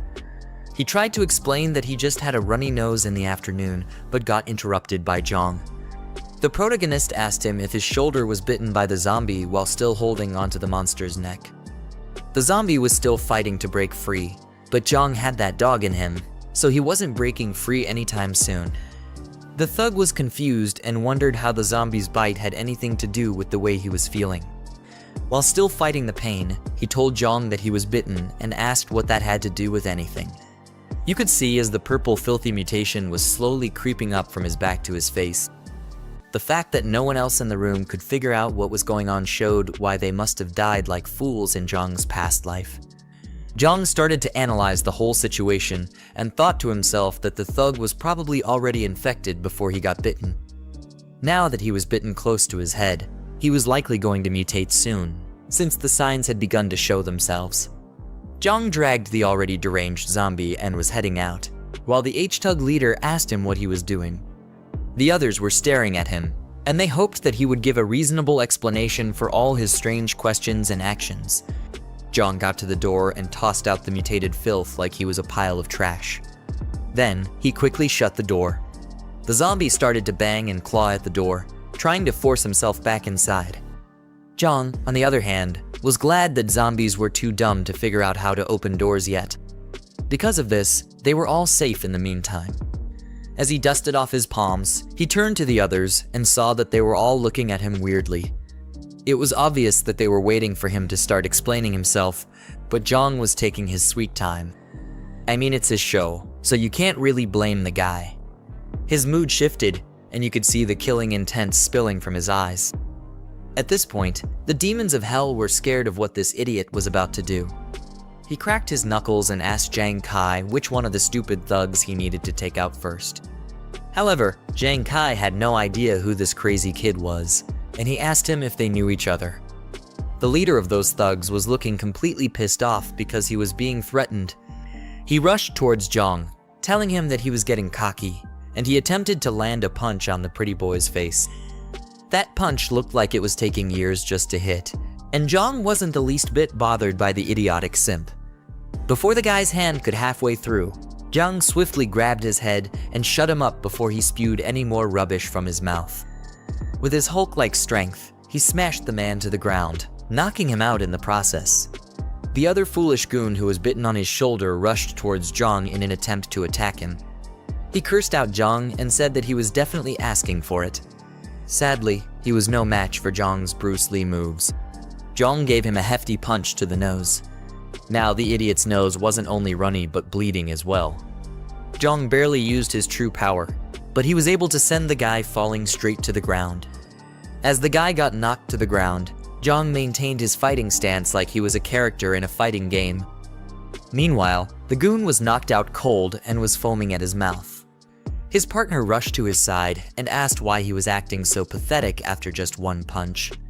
His body began to shake and wiggle, which showed that the mutation had begun, but his partner had no idea what was about to go down. On the other hand, Jiang was feeling like the next best thing since sliced bread, as he asked if there was anyone else who wasn't convinced and wanted to get a taste of his fists. He said that they were welcome to try. After everything, he told Jiang Kai to take his friend and wait for him outside the private room. Jiang Kai wiped his chin and proceeded to do as he was ordered. He and the fatso slowly lifted Jiang and carried the pathetic guy out of the room. The thug leader and his goons attempted to leave as well. His lackeys carried the injured one and helped him to the door. As they got to the door, Jiang told them to hold it, and he blocked their way. The leader stupidly asked him what he was doing, and the girl, who the leader was trying so much to clap her cheeks, was shocked as well when Jiang stopped them. Jiang told him that all the drinks must have gone to his head and made him forget his own name. He told the man that he almost got his brother killed, but the leader only looked more irritated and scared at the same time. The leader told Jiang to stop spouting nonsense and ordered him to get out of his way. Jiang was fed up with the buffoon's arrogance, and he pushed him back. His eyes were blank, making it look like he had gone into feral mode. The leader cursed him out and said that he was going to die after what he just did. I guess the drink really did clog his head because he quickly forgot that Jiang held up someone by their neck with just one hand. Before he could get up, Jiang quickly left the room and locked the door behind him. The guy got up and demanded for the door to be opened, saying he was going to skin Jiang alive for being a punk. Unknown to him, he was about to face a more deadly and disgusting opponent. The goon who was bitten on the shoulder earlier had been completely consumed by the mutation. His eyes were red, and his senses were no longer with him. You could have possibly searched his eyes for a sign of himself, but there was no humanity left in him any longer. The mutated thug let out a feral roar and began looking for the closest person to feast on. His other comrades couldn't hold him down, and they were confused as to why he was acting so feral. They called out his name, Hat, and asked him what he was doing. Obviously, they were too blind to see that Hat was hungry and looking for the next best meat to devour. Jiang stood on the other side of the door and listened to the chaos that ensued inside the room. The guys banged on the door and struggled to get their zombie friend off their leader, but it was only a matter of time before they became mindless monsters like him. Voices could be heard screaming for help, but Jiang wasn't bothered about them. One of the workers approached Jiang and nervously asked what was going on and if he needed help.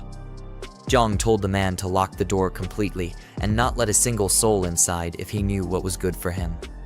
He then told him to call the police and the hospital to inform them that there was a patient with the rabid flu inside the room. The worker either had his ears clogged up or he was just shocked that Jiang mentioned the rabid flu. Jiang's words left him frozen and frightened on the spot, and he didn't know how to process it. While he was still spacing out like a fool, Jiang yelled at him to get to it immediately. The worker responded and hurriedly brought the door keys. His hands were nervously shaking as he tried to get the key into the lock and lock the door. While he was struggling with that, Jiang left with Zhang Kai and the rest of his friends. Chong was still unconscious as they carried him and followed Jiang. The worker who was supposed to be locking the door stopped what he was meant to do because he felt troubled by the sound coming from the other side. His colleague approached him and asked why there was so much chaos going on. The worker told his colleague that Jiang told him about a guest who had the rabid flu, but the colleague didn't believe that there was actually a rabid flu. On the other hand, the worker was surprised that his silly colleague even knew about the disease. Then the two of them headed to the security room so they could check the live surveillance and see what was really going on.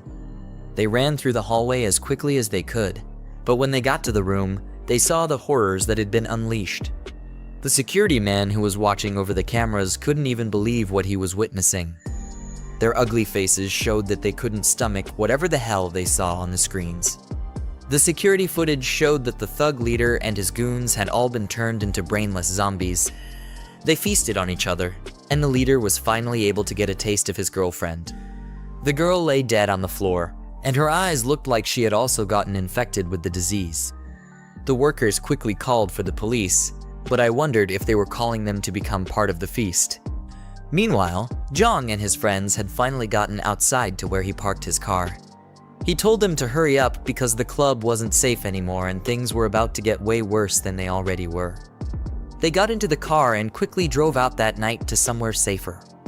Inside the car ride, Zhang Kai thanked Jiang for saving them and asked him who he was. Chong was still knocked out like a light, and the others were eager to know who Jiang was as well.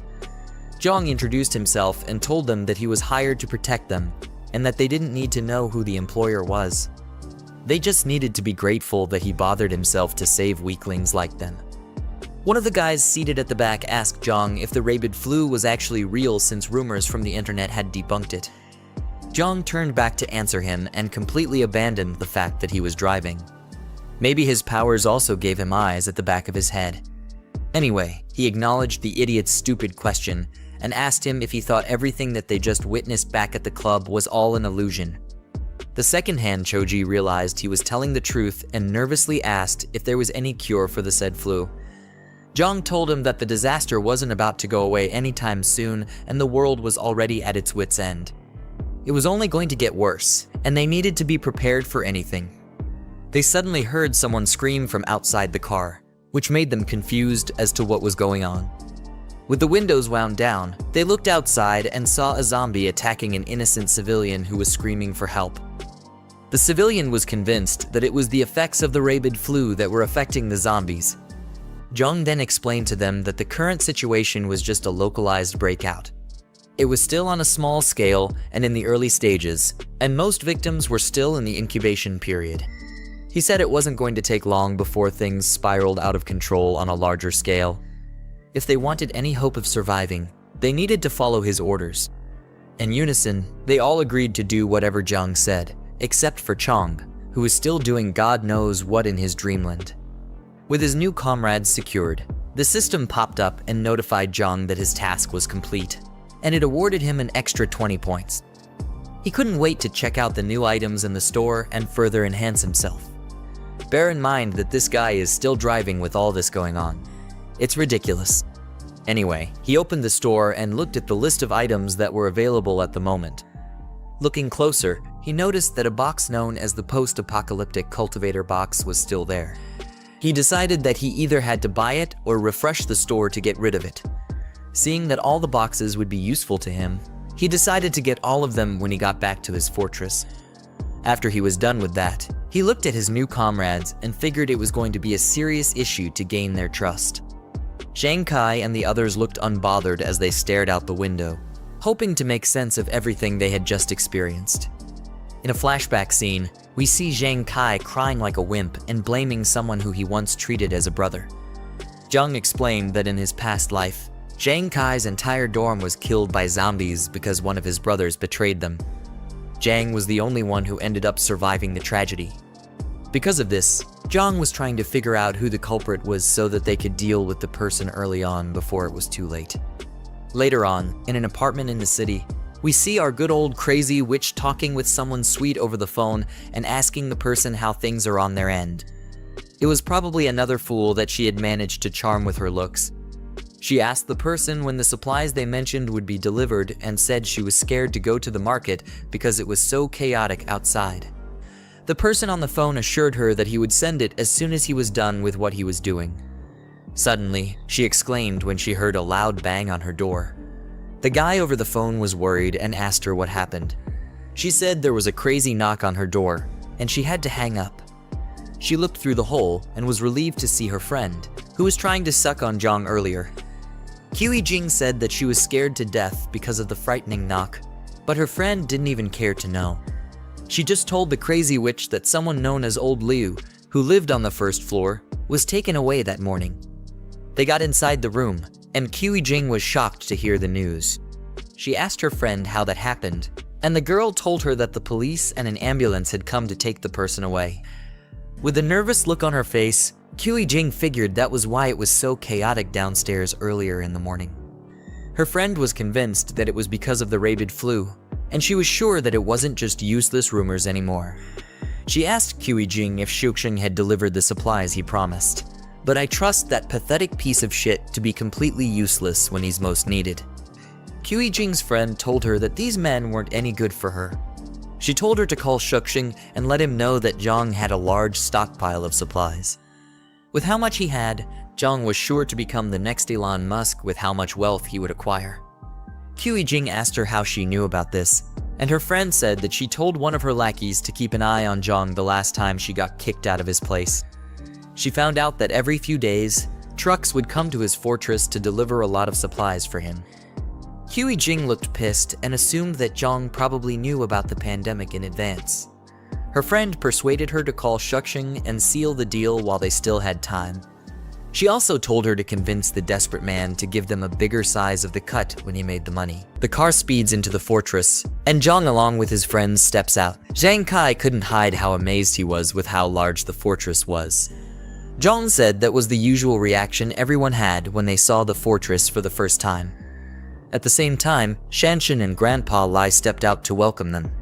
Lai was glad that Jiang was finally back, and Shanshan asked if he was okay. Jiang told them not to worry about it because he was alright, and then he proceeded to introduce them to the new members. Zhang Kai and his classmates were then introduced, and Jiang said that they would be their companions from then on. Shanshan happily welcomed them because she felt that they were trustworthy since Jiang had chosen them to be companions. Jiang then told Grandpa Lai to show their new comrades around the area and explain the rules and regulations to them, to which Lai agreed.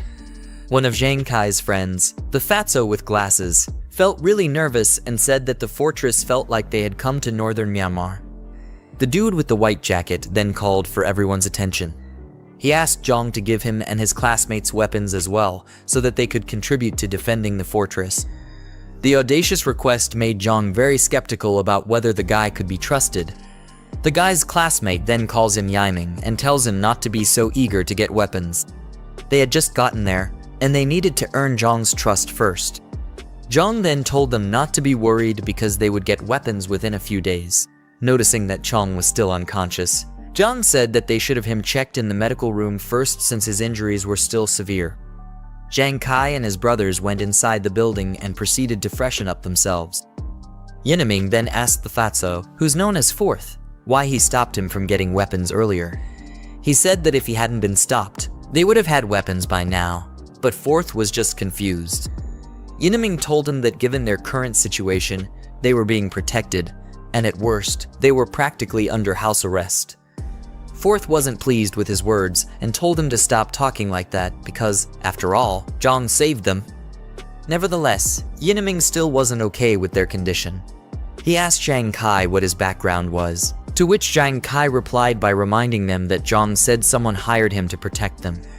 Yinming was still displeased. He wanted to know who could have hired Jiang and said that it was possible that Jiang wasn't telling them the truth. To top it off, he told them to look at the way Chang was being treated. Despite the fact that Chang's injuries were being monitored in the medical room, Yineming said that the room was more secure than a prison. He felt that Jiang might have been planning to harvest Chang's organs there and told his brothers that they needed to strike first. Fourth tried to reason with him by asking what would happen if they were wrong about Jiang, and if that wouldn't be like betraying their savior. Yineming told him that he would rather betray the world than let the world betray him. If what Jiang told them was true, he planned to take over the fortress and seize control. Yineming was too far gone in his head, and there was no going back for him. He had a sinister look on his face, while he said that besides them and Jiang, the only other people in the fortress were Grandpa Lai and Shanshan. If Jiang happened to be away, he planned to use the opportunity to capture Shanshan and her grandfather. He also said that the girl was cute and suggested that they could have their fun with her. Jiang Kai and Fourth couldn't even believe the words that were coming out of this guy's mouth. They just stood and stared nervously at him and couldn't come up with what to say. Yineming then tried to play off his sinister plans by telling them to relax because he was just playing with them. He told them not to take it seriously, but they would be wise if they did. Jiang Kai was relieved to hear that he was joking and told Yineming not to scare him like that. The apocalypse hadn't even started yet, and he was already thinking about lawless deeds.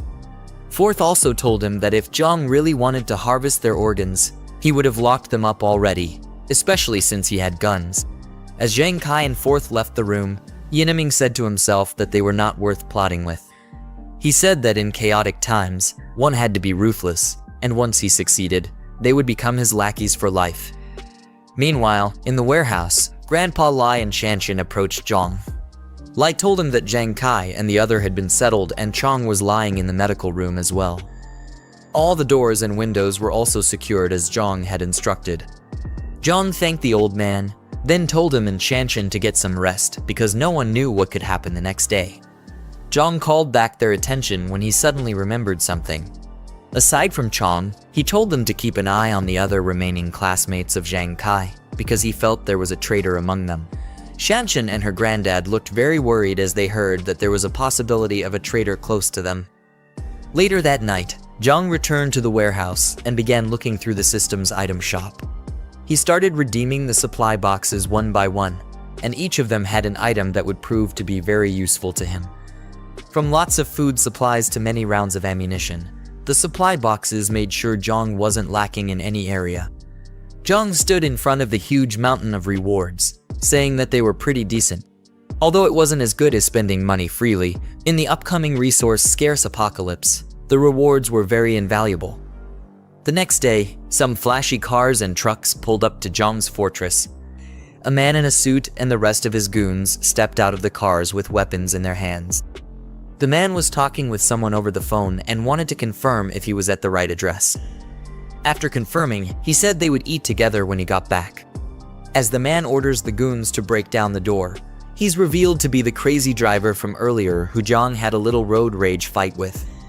The goons started banging on the gate in an attempt to break it down, but their efforts were completely futile. One of the goons told the man that the gate was probably an inch thick and they wouldn't be able to break it down with the weapons they had. The man was infuriated and asked who would use such a thick door in a normal house. He then ordered his men to bring out the big guns from the cars. They started to slowly unload the crates, which were filled with bottles of Molotov cocktails. The goons ignited the explosives and started throwing them over the gate. Fire rained down and spread throughout every corner of Jiang's fortress.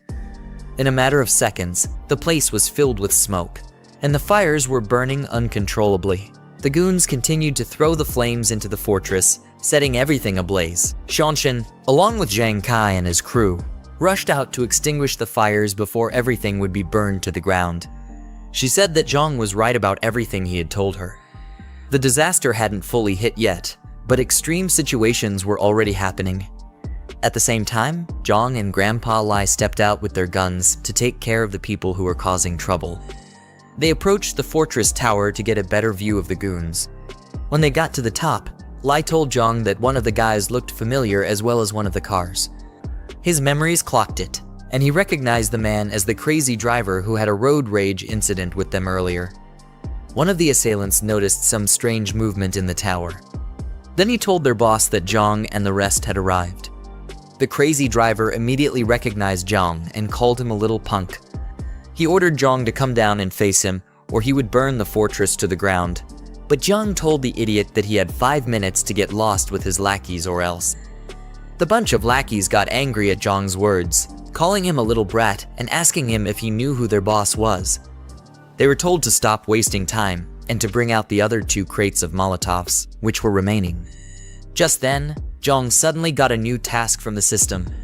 The crazy driver and his goons were seen as a threat to the fortress by the system, and it told Jiang to eliminate them as quickly as possible. Grandpa Lai then asked Jiang what their next plan was and if they should fire a warning shot. Jiang thought the idea of warning shots was a joke. He called the guys complete gangsters and said that order hadn't been completely broken down yet, but they were already committing garrison. They couldn't care less if someone actually got burned to death. As he got ready to fire his rifle, he told Lai that leaving the guys alive during the apocalypse would only harm more innocent people and endanger them. After that, he opened fire on them. Before the gangster boss knew what was happening, his arm was shot off cleanly. He then screamed out in pain and held the wound down. Jiang, on the other hand, was upset that he missed his shot, saying that he had gotten rusty after living a peaceful life for so long. Meanwhile, the goons noticed that Jiang's forces had a lot of guns, and they all decided to retreat. The boss tried to get his goons to cover for him as they all ran towards the truck. Jiang got prepared to fire another shot and told himself to finish what he started that day because he hated waiting. He opened fire like a maniac and obliterated some of them before they could escape. The boss and a few lackeys were able to get into the truck, and he hurried the driver to kickstart the engines before it would be too late. Lai was worried that the rest were trying to escape by car, but Jiang told the old man not to worry because that was why he picked the automatic rifle. Jiang reloaded his gun and rained bullets on the jeep that was about to escape. Lai looked at Jiang as he fired the bullets and couldn't believe how proficient the boy was. The way Jiang hip fired and reloaded so smoothly was way better than how he was when he served. This made him wonder about who exactly Jiang was. The sounds of their screams could be heard as the bullets tore through their bodies, but there was no one who could save them. By the time Jiang was done, the front of the fortress was filled with dead bodies and cars were up in smoke. After the job was done, he told Lai to call Zhang Kai and ask the rest to come out and clean up the mess. Suddenly, a thought popped into his head. Since they were still in the early stages of the disaster, he thought about letting the goons turn into zombies so that he could use them as practice for Zhang Kai and Shanshan. He then turned to Lai and told him that there was no need to rush. The old man asked if they were just going to leave the dead bodies on the road, and Jiang told him that he had other plans for them. Later on, we see 2 cars speeding down through the road. Shuxing was inside, and he asked if they were almost at their destination. Seated at the back were Jing and her friend, who told him that they should arrive at the next intersection. Jing was disappointed in her friend and said that every time Shuxing was around, she would put up an act. She knew what her friend was up to, but decided to play it cool. When they got to the fortress, Shuxing said he would park outside and then told Jing to message him once she got inside. As Jing stepped out, she told Xiaoya to tag along with her. Xiaoya was surprised that she had to follow her friend as well. Jing told her that she was obviously coming and asked how else she would know the factory to go to. Xiaoya told her just to walk straight ahead, and she'll recognize it right away. Her shoes were killing her, and if she walked 2 more blocks, she would be done for. Nevertheless, Jing wasn't listening to her silly excuses. High heels or not, she told Xiaoya that she was coming along as she dragged her out of the car. Xiaoya screamed that her phone was in the bag, but Jing told her to leave it in the car because she already had her own phone with her. As the 2 girls walked, Shuxing looked at them until they got far enough. Then he picked up his phone and told the person on the line to get everyone ready. He told them to follow him as soon as he started his car. The car behind him was filled up with a lot of thugs, waiting for the right moment to give Jiang hell. Their leader confirmed Shuxing's orders and waited for the signal. Meanwhile, Xiaoya asked Jing why she dragged her into this. Jing told her that she was an old fox and asked if she really thought that she would fall for her silly tricks. Xiaoya tried to play innocent by saying that Jing got it all wrong. She got all dressed up to make sure that she could hook Jiang since he already knew about Jing and Shuxing. Jing noticed something off and got nervous as she asked what was going on up ahead. As they got closer, they saw the dead bodies and wrecked cars in front of the fortress. Zioya wondered if a shootout happened there or something crazier. The girls got scared when they noticed that the bodies were dead. Zioya suggested that they go back, but Jing was still analyzing the scene. She said that, judging by the blood, the guys had been dead for a while. Then she wondered if two groups were fighting over Jiang's supplies. She thought that Jiang didn't make it out alive, but his death didn't matter to her. All she wanted were the supplies, and she wondered if they were still there. Unknown to the girls, the trunk of the car behind them opened up, and that crazy driver was slowly crawling out. They decided to head back and let Shuxing's people handle the situation, but they were completely clueless about the guy who was slowly mutating into a zombie. Jing and Zioya walked up to the huge gates of the fortress and thought about how they would get in. They were really nervous because of how exposed they were in the open. Zioya said that they couldn't see anything inside because of how tightly the gate was shut. Seeing how reinforced and tight the security was, Jing wondered if Jiang was okay. While they were still fiddling with the gate, a voice called out to them, and they panicked. Looking up, they saw Shanshan with her crossbow, and she asked them who they were and how they knew about the fortress. Zioya said that they were friends with Jiang, and Jing told her that she was Jiang's girlfriend. Quite the audacious statement. Shanshan didn't trust the two girls, so she called out to Jiang and told him that there were two witches outside his gate. She also told him that one of them claimed to be his girlfriend, which she highly doubted. Jing was pissed off and felt that Jiang suddenly changed his attitude because he found a new girlfriend, whom she thought was Shanshan. Zioya told her to calm down and not to show any displeasure because they still had important matters to handle. She asked if Lai Shuxing would be able to handle the ambush, considering that Shanshan had a crossbow in her hands. Jing told her friend that Lai Shuxing would be able to handle it because he brought a few pistols. She was confident that he would be able to take down Jiang once the gates were open. But her expression showed that she was very angry that Jiang had another girl that he was taking care of. Jiang finally came out and questioned the girls from the top of the tower. He called them by their names and asked what they were doing at his fortress. He was obviously disgusted at their presence. Jiang quickly activated the Eye of Insight ability to check if they were really friends or foes. Zioya said that they were friends and asked if it was a bad thing to come check up on him. She tried her best to play the role of an innocent girl, saying that things were very chaotic at the time and they were worried about him. Zioya then asked Jiang if he didn't care about them anymore. Despite her attempts to act friendly, Jiang's ability already showed him that they were definitely planning to harm him. Without a moment's hesitation, he called their bluff and laughed at the idea of them being worried about him. He already suspected that Lai Shuxing was probably nearby already, and he asked the girls how many people he brought and what weapons they had.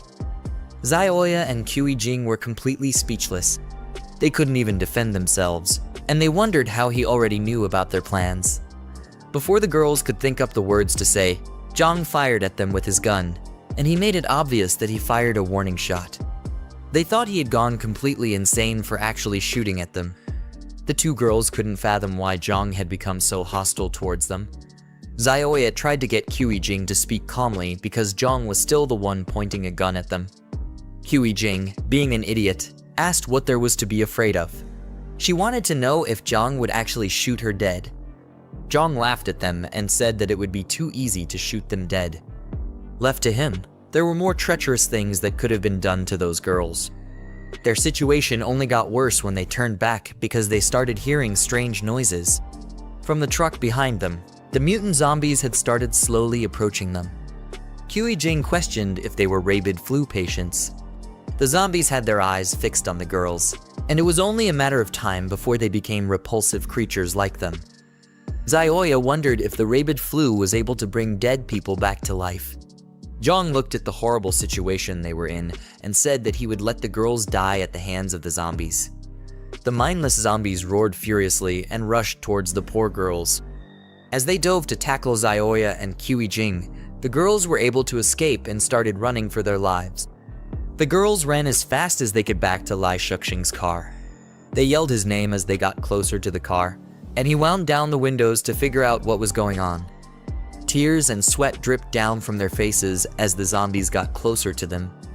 Jing yelled for Lai Shuxing to come to save her, but it was looking like it was the end of the road for them. They weren't expecting the tables to turn on them so drastically. Lai Shuxing panicked as he saw how terrible the situation was. He asked how it was possible for the rabid flu patients to have been outside the fortress at that moment. He spoke to his goons over the walkie-talkie and yelled to them that she turn around as quickly as possible. He needed to move quickly before the infection would get into his body and mutate him into one of them. The cars quickly swerved around and fled the scene. Jing cursed out Lai Shuxing for abandoning her and Xiaoya to the treacherous claws of the monsters. The distance between the girls and the vehicles was far greater than the distance between them and the zombies. There was no hope for them, and the situation called for desperate measures to be taken. Just when it looked like the curtains had closed on them, Jing said that she didn't want to die as she raised her handbag. She tossed it towards Xiaoya's legs, and the poor girl's legs got entangled in the handle. You really can't trust anyone during an apocalypse. Xiaoya lost her balance and fell face flat on the ground. She screamed out in pain as her face hit the cold, rough road. That was how Xiaoya's life flashed before her eyes. She became an easy target for the vile creatures, and they quickly piled on her before she could get up. Her eyes were filled with fear, and her heart beat so fast that it could have probably broken through her rib cage at that moment. She told the zombies to wait, but she forgot that she wasn't talking to people who could be reasoned with. Her blood was spilled, and sounds of bones being crunched could be heard as the zombies feasted on her. Her vision quickly turned red, and all she saw were mindless creatures eating her up like a McDonald's Happy Meal. In her last moments of consciousness, she looked toward Jing with boiling rage and rained curses on the girl for setting her up like that. She called Jing all kinds of names, but it did little to help her already sealed fate. Choking on her blood, Xiaoya swore that Jing would never die a good death. No matter how long it would take, the crazy witch would definitely get what she deserved. Jing chose to ignore all the words hurled at her as she fled the scene. You could see the cold sweat dripping from her face and the deranged look she had. Jing told herself that Xiaoya deserved every single thing that was happening to her at that moment. She kept repeating the words to herself in order to feel better about the atrocity she had just committed. Meanwhile, Jiang and Shanshan watched the gory scene from the top of their tower. While Jiang was unfazed by what he was looking at, Shanshan was deeply disturbed, and she couldn't believe her eyes. The system then awarded Jiang 10 points for taking care of the threats that befell his fortress. With that done, it quickly gave him a new task, which was to clear the area of the infected monsters who were lurking around his base. Shanshan then turned her attention to Jiang and was shocked that all those people had mutated into zombies just like that. The thought of it caused her mind to become very troubled, and she wondered what the future would look like if this was just the beginning of the apocalypse. Jiang remained very calm and told her that the apocalypse had officially begun, with a large amount of alien infection sources in the air. The dead who were exposed outside would quickly mutate into zombies, but it didn't just stop there. Anyone who was injured and those with weak constitutions among the living were also at a high risk of getting infected. Shanshan found it hard to grasp all the information Jiang was giving her, but she eventually understood that things were like that for them. After that, Jiang told her to call everyone together for a meeting. She looked at him and was baffled at how someone could remain so calm in such trying times. Moments later, everyone in the fortress gathered in a room. Shanshan locked the door, while others sat down and waited for what Jiang had to say. Yinming, who was obviously still very hostile, refused to sit and decided to stand while the meeting went on. Jiang then told them that they had to remain indoors for the next 2 days, except it was absolutely necessary for them to step out. He said that they had to keep the doors and windows tightly shut in order to let their bodies gradually adapt to the infection source. From his words, it seems the body is able to fight it when it's introduced slowly as opposed to when the virus takes the body by full force. Anyway, Jiang said that it would greatly reduce the risk of them getting mutated if they adhered strictly to the rules he stated. Zhang Kai, on the other hand, was very worried about his friend, Chong. From the expression on his face, it didn't look like Chong's condition was getting any better. Later that night, in the infirmary, we see Chong lying on the bed, and he looks to be in a lot of pain. Part of his face and body were slowly turning purple. This was a sign that the mutation was slowly taking over his body, and if push came to shove, they might have to send the poor guy to his maker. It had spread all the way to his arms, and the veins were really bulging out. Cold sweat ran down his forehead as he gritted his teeth and tried to fight the pain, but only time would be able to tell what fate had in store for him. A chaotic scene in front of a tall skyscraper with dark smoke swirling around its facade. People in business attire are seen panicking and running away from the building, suggesting an emergency or disaster situation, as one man shouts in distress while others flee towards a yellow taxi. Shang's a worried expression looking out of a window, shouting, "It's complete chaos out there." He's observing a tumultuous or dangerous situation unfolding outside. In a tense moment, Shang's urgently tells a woman and child, "We have to go to the warehouse tonight and bring back the remaining supplies," he instructs. "Zio Lai, you and Shui stay at home. No matter what, don't open the door for anyone except me, understand?" This suggests an urgent and possibly dangerous situation, emphasizing the need for caution and safety. Shang's looking determined and tense, is preparing to leave while the woman holds the child protectively. Shen posture and expression convey urgency. Suddenly, someone knocking on the door. Shang's face displaying a serious and tense expression as he looks towards the door. A tense moment where Shang's, with a serious expression and a finger raised to his lips, signals for silence. The woman looks anxious while holding the child close, who covers his mouth, reflecting a situation that requires them to remain quiet and alert, likely due to an imminent threat or danger. Shang's cautiously opening a door while holding a golf club, indicating he is prepared for a potential threat. Someone calls out, "Brother Ji, are you home?" suggesting he is looking for someone. Shang's exhaling in relief, saying, "Ong Tao, it's you," while still holding the golf club. His expression suggests that he was initially tense and ready for confrontation, but recognizing Yong Tao has eased his worries, indicating he found the person he was searching for and no immediate danger is present. Shang's hand, gripping a door handle, opened the door. Suddenly, Shang's is being kicked in the chest, causing him to fall backward with a pained expression. In shock and anger, he shouts, "What the hell?" Shang's being restrained and attacked by a group of individuals. He is on the ground, struggling against multiple assailants as more people rush towards him, emphasizing a coordinated assault. Shang's pinned down forcefully by one of attackers. He struggles against their grip. Yang's dressed in suits loom over him with stern expressions, emphasizing their control and dominance in the situation. Shang's in a state of shock and betrayal as he yells, "Yong Tao, what the hell are you doing? I treated you so well." His expression shows disbelief and hurt, emphasizing the emotional impact of being betrayed by someone he trusted. Yong Tao responding with a mocking smile, saying, "Say that again, treated me well in your eyes? I'm just a lackey." His defiant posture and words reveal his resentment and bitterness, as Shang says, "Do you have any conscience? Without me, would you have been able to save up for your house down payment?" Yong Tao, standing confidently and expressing his indignation, saying, "Yes, he made a bit for the down payment, but you earned enough for several houses." He demands his warehouse keys and the address. Shang's still on the ground, showing his focus on retrieving something important. Shang's lying on the ground, gritting his teeth in frustration and anger. Yong Tao with a smug expression, saying, "Still being stubborn," as he looks back, indicating his confidence in having the upper hand. In the background, the woman clings protectively to the child, both appearing worried and vulnerable, emphasizing the tension. Yong Tao aggressively grabbing the woman by her hair, forcing her to look up as he commands, "Look over here, you bastard!" The woman in pain, while the child watches in shock and fear, highlighting the intense and violent nature of the confrontation. The child, filled with fear and anger, shouting, "Please let go of my mommy," as he reaches out in a desperate attempt to protect his mother. His face is flushed, and tears well up in his eyes, reflecting his emotional distress. Child biting Yang Tao's arm in a desperate act of defiance, tears in his eyes as he tries to protect his mother. Yang Tao reacts angrily, shouting, "You little brat. You've gone crazy, haven't you?" Child is forcefully thrown back by Yang Tao. The child cries out in pain as he is pushed away, while the mother watches in horror, her expression filled with shock and fear.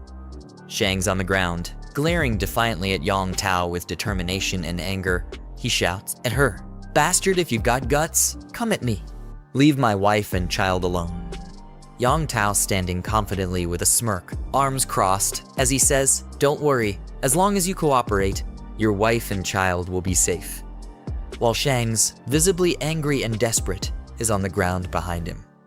Yang Tao's command, "Now, take us to your warehouse." Meanwhile, Yang Tao and his group standing confidently in the doorway, silhouetted by the light outside. They strike imposing poses, with Yang Tao at the center, exuding a sense of dominance and control as they survey the area. Yang Tao inspecting a few remaining boxes and questioning, "This is all that's left." Shang's beside him, facing away, responds defensively, "Weren't you the one who found those big clients? Everything's been sold off. Even the near expiry and expired food is almost gone." Yang Tao face, deep in thought, as he touches his chin with a contemplative expression. Yang Tao with a cunning and ambitious expression, reflecting a bold and unscrupulous plan to capitalize on Zhang Xiaoyang's resources. Shang's advised to stay away from him. When he was delivering goods, he accidentally saw that he was carrying a gun. His serious expression and furrowed brow indicate the danger he perceives, while the person beside him listens attentively.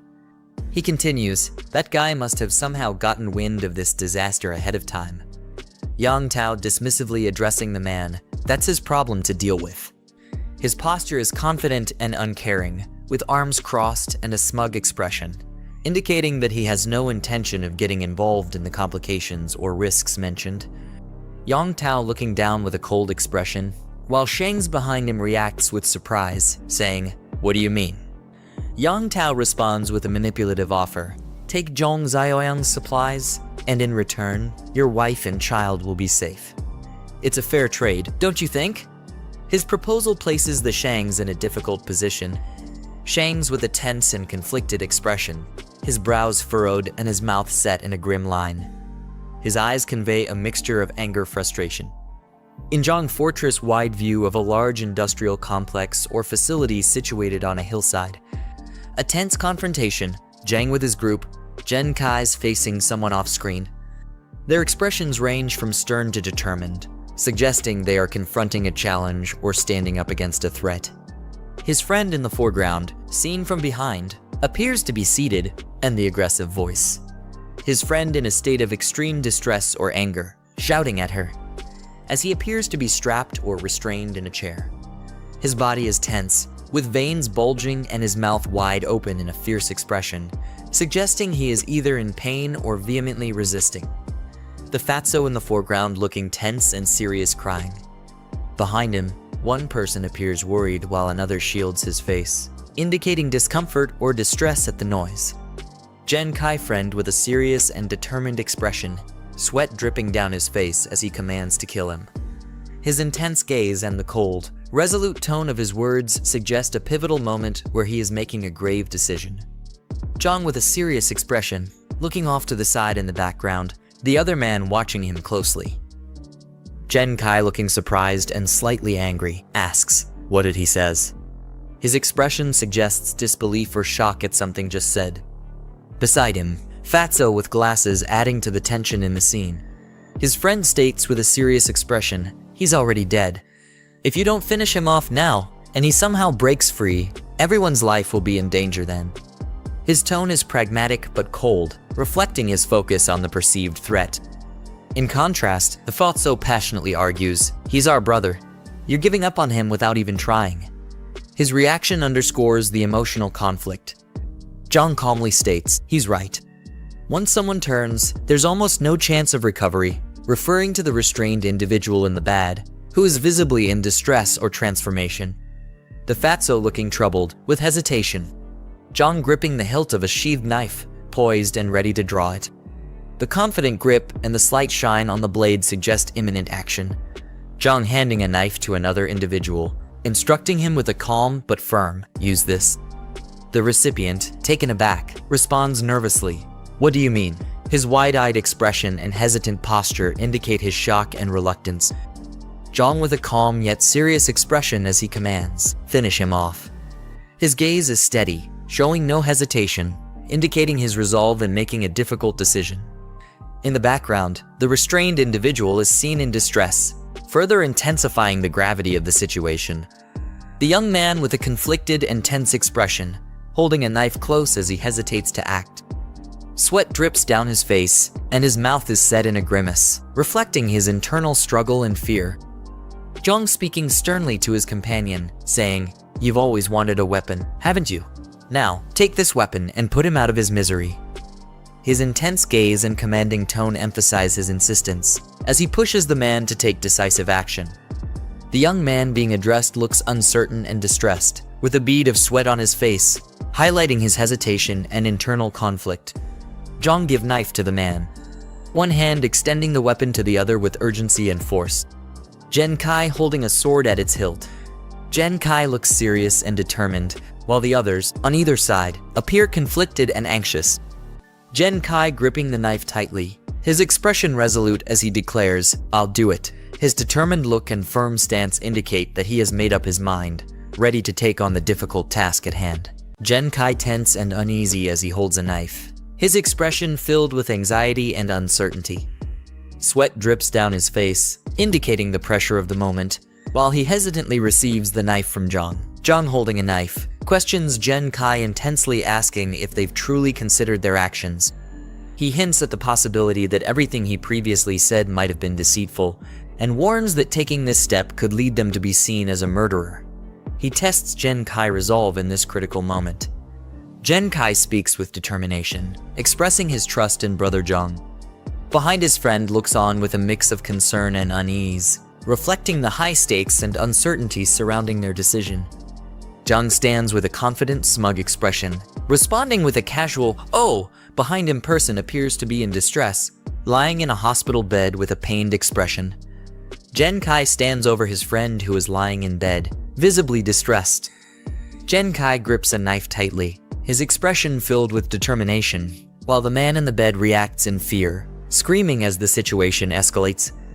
Jen Kai, filled with rage, raises a knife high above his head, ready to strike. His expression is fierce and determined, teeth clenched, showing his intense emotions in the moment. The other man, in a state of panic and fear, looks up in terror, eyes wide and sweating. The man on the bed screams in terror, mouth wide open and eyes filled with fear, as the knife stops suddenly, just inches away from him. Jen Kai with the knife is restrained by Jiang, preventing the attack. The tension is palpable as the aggressor struggles, while Jiang, intervening, remains calm and composed, firmly holding his wrist to stop the violent act. The individual on the bed looks up, still gripped by fear but also relief, as the confrontation is momentarily diffused by the intervention. Jenny Kai nervously addresses brother Jiang, likely seeking his attention, while Zioyong appears calm and observant, displaying a stark contrast in their reactions to the situation at hand. Jiang dismisses the others, indicating that he still has plans for someone whose situation he deems unique. His command reflects authority and control. A system prompt alerts that a rare variant has been discovered. A sudden bang echoes through the hallway as the doors to the medical room slam shut. In a tense confrontation, Jiang stands over an enraged individual strapped to a bed, who growls in defiance. The man, visibly furious and restrained, grits his teeth as Zioyang calmly addresses him by name, Chen Chong. Jiang leans in closely, asserting his authority over the restrained Chen Chong as he assigns him an important task, emphasizing the gravity of the situation. Chen Chong's pained expression reflects his inner turmoil. A sleek black car screeches as it makes a sharp turn on a rooftop, indicating a high-speed chase or a critical escape maneuver. The black car crashes into a pole with a loud impact, causing visible damage and abrupt skid marks on the road. Shangs emerges from the damaged car, visibly frustrated and rubbing his head, cursing his misfortune after the crash. His exasperated expression and the smoke billowing from the vehicle indicate the severity of the situation. As the zombie gazes into the distance, he reassures himself that help or something crucial is on the way, easing his earlier frustration. The man finds himself in a sudden confrontation with a zombie that roars ferociously, lunging at him with unrestrained aggression. In the heat of the clash, the man struggles to fend off the creature's relentless assault, managing to push it away just in time, sending it crashing to the ground. The man sprints toward his vehicle with the zombie pursuit, determined to reach a weapon or tool inside. He grabs a metal rod from the car, his urgency and desperation clear as he prepares to defend himself. In a fierce act of retaliation, he swings the rod with full force, striking the creature brutally and venting his anger in a violent clash.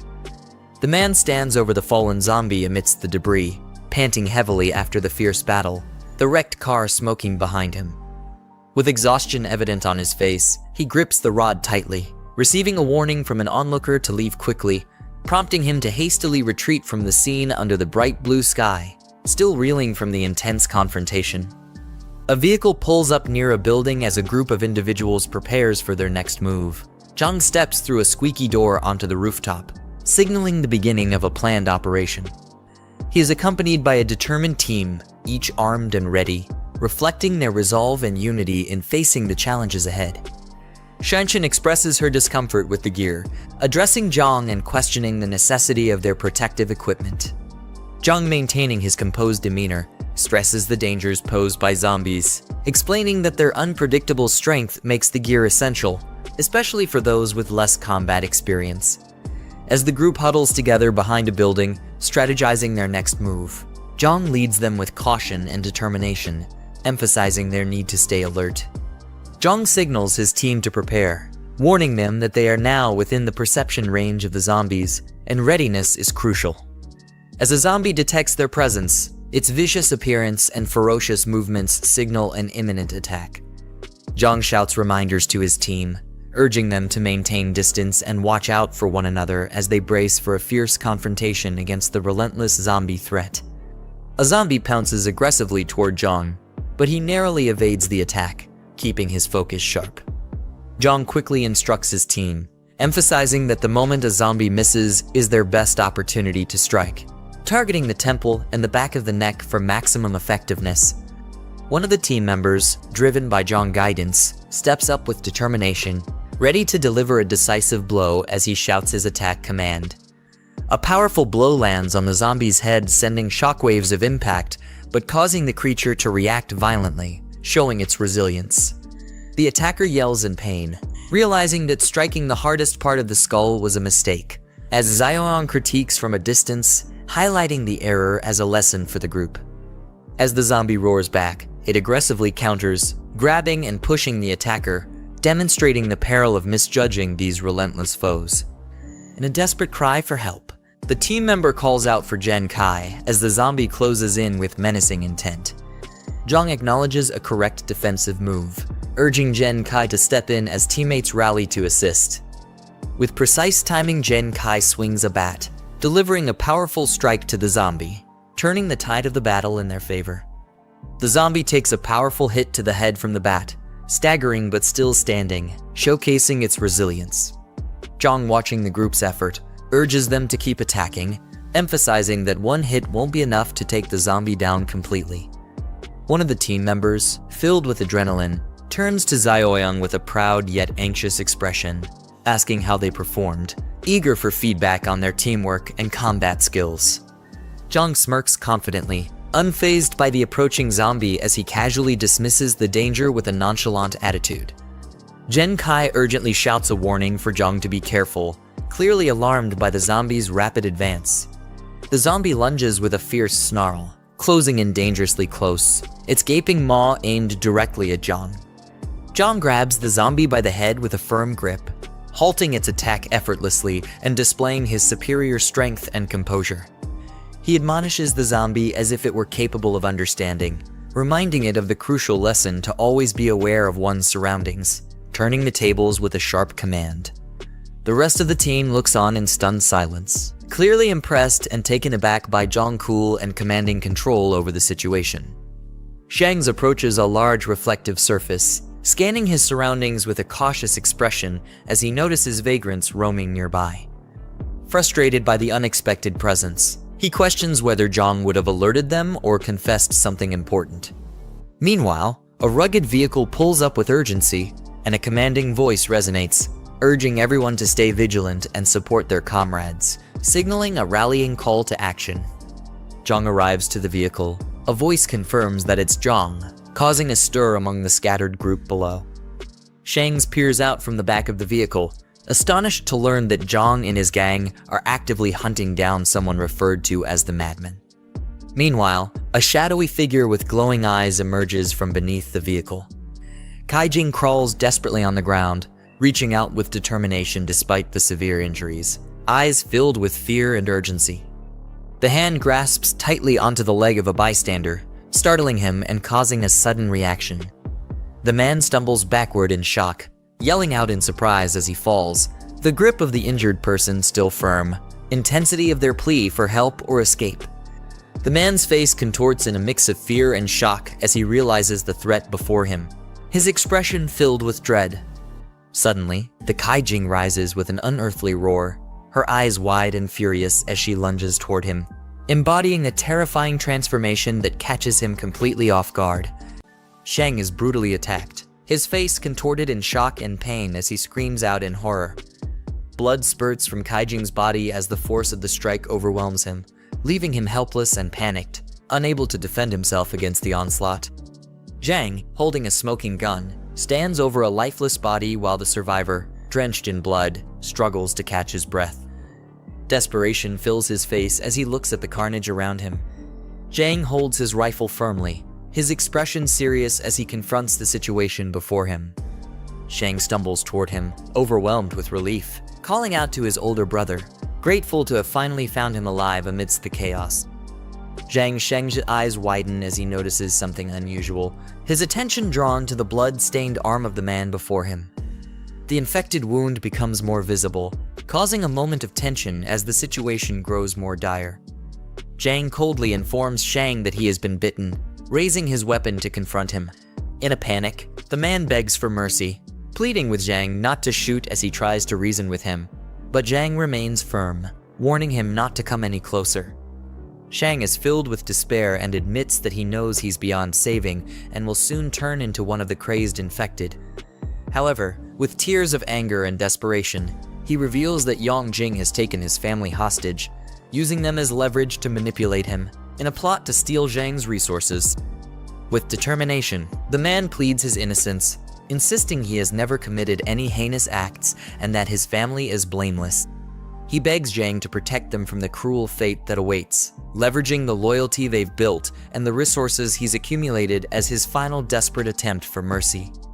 Jiang reflects silently, acknowledging that while Shang's initial motives may have been selfish, there's no denying that his actions had helped Jiang in the past. With a determined expression, he contemplates his next move, fully aware of the weight of the situation before him. His group of survivors, led by a determined Jiang, gathers with weapons in hand, ready to take on the next challenge. Jiang smirks, realizing that the added incentive of rewards for completing tasks has only strengthened his resolve to move forward. Jiang smiles confidently as he reviews the newly assigned tasks from the system, his determination growing with the promise of rewards. His mission is clear: to rescue his wife and eliminate any infected lurking outside the base, with every success adding to his reward points. Shang, battered and covered in blood, reassures Jiang that he will handle matters concerning his family, standing strong despite his injuries. In an emotional display, he falls to the ground, declaring his undying loyalty, swearing to repay his debt even if it means serving in another life. The man kneels before Jiang, urging him to take action, his desperation evident. He hesitates, but Shang pleads for him to end it, not wanting to become a threat to his family in the future. Jiang, holding a gun and deep in thought, remains silent as he weighs his decision. Shannon, nearby, orders someone to fetch a bicycle for him, signaling a change in the situation as the older man looks on from behind. Jiang, with firm resolve, instructs Shang to leave and go somewhere far from the crowds, as time is running out. Shang, realizing the gravity of the situation, expresses his gratitude with a solemn smile, thanking the younger man for his final act of kindness. He speeds away on a bicycle, racing against time as the desolate streets blur behind him. With fierce determination, he calls out for his wife and child, pushing himself to the limit in his final act of desperation. Shang, now overwhelmed with emotion and tears, presses forward despite the pain and fear as his eyes glow with determination. Meanwhile, Jiang stands in front of a group of defeated enemies, his rifle slung over his back, commanding respect and authority from those around him. A petrol bomb smashes down with tremendous force, taking out another enemy in a brutal display. At the same time, a lighter ignites, signaling the start of something dangerous and possibly destructive. A massive fire erupts as the group of survivors stands in silence, watching the destruction unfold before them. The leader coolly evaluates their progress, reminding them that with their current skills and teamwork, future challenges should be manageable. Shannon, with sharp eyes and determination, expresses her concern about facing larger hordes, noting that their current abilities might not be enough. The group listens in silence, with the weight of her words causing them to reflect on the looming dangers ahead. Jiang, resolute, commands the group to follow him as he strides ahead with purpose. The group approaches a large, imposing door, preparing for whatever awaits them on the other side, with the tension in the air thickening as they get closer. Jiang acknowledges a man named Shenbo and informs him about the warehouse. Handing over the key, he entrusts the safety of their weapons to Shenbo, knowing he'll protect the armory while the leader heads into the city for a mission. Shenbo expresses concern about the chaos in the city, questioning whether it's wise for Jiang to venture out alone. However, Zhen Kai enthusiastically volunteers to accompany him, rallying the others to join the mission. Jiang insists that his companions stay behind, as they are not yet ready to face the dangers ahead, entrusting Shenbo with the responsibility of their safety. As he drives off, determined and focused, his weapons rest beside him, ready for the challenges awaiting him in the city. The system display shows empty options, frustrating the young leader as he notices that the marketplace hasn't been updated with anything useful. Annoyed, he contemplates spending points to refresh the system, hoping for better supplies for the mission ahead. With no other choice, Jiang presses the refresh button, knowing the difficulty of the upcoming mission. After spending his points, the system reveals several supply crates that might give him the edge he needs to succeed. He notices that the cost of manual refresh has increased, making him realize he'll need to be more cautious with his points. Satisfied with the rare item he obtained from the refresh, he contemplates the value of his decision as he prepares for the challenges ahead. The system confirms the successful exchange of points for the black tech supply crate, reducing his score significantly. Jiang speeds off in his car. The streets are quiet, but the tension lingers in the air as he drives toward his destination. The black tech crate reveals a powerful energy-enhancing serum, boosting the leader's physical strength. With a smirk, he consumes the serum, feeling its effects immediately as a bright surge of power courses through his body. Jiang is surprised by the strength of the +5 energy serum, realizing its significant impact. Without hesitation, he injects the serum into his arm, immediately feeling its powerful effects surging through his body. He feels an intense surge of power, clenching his fists as his body is pushed to its limits.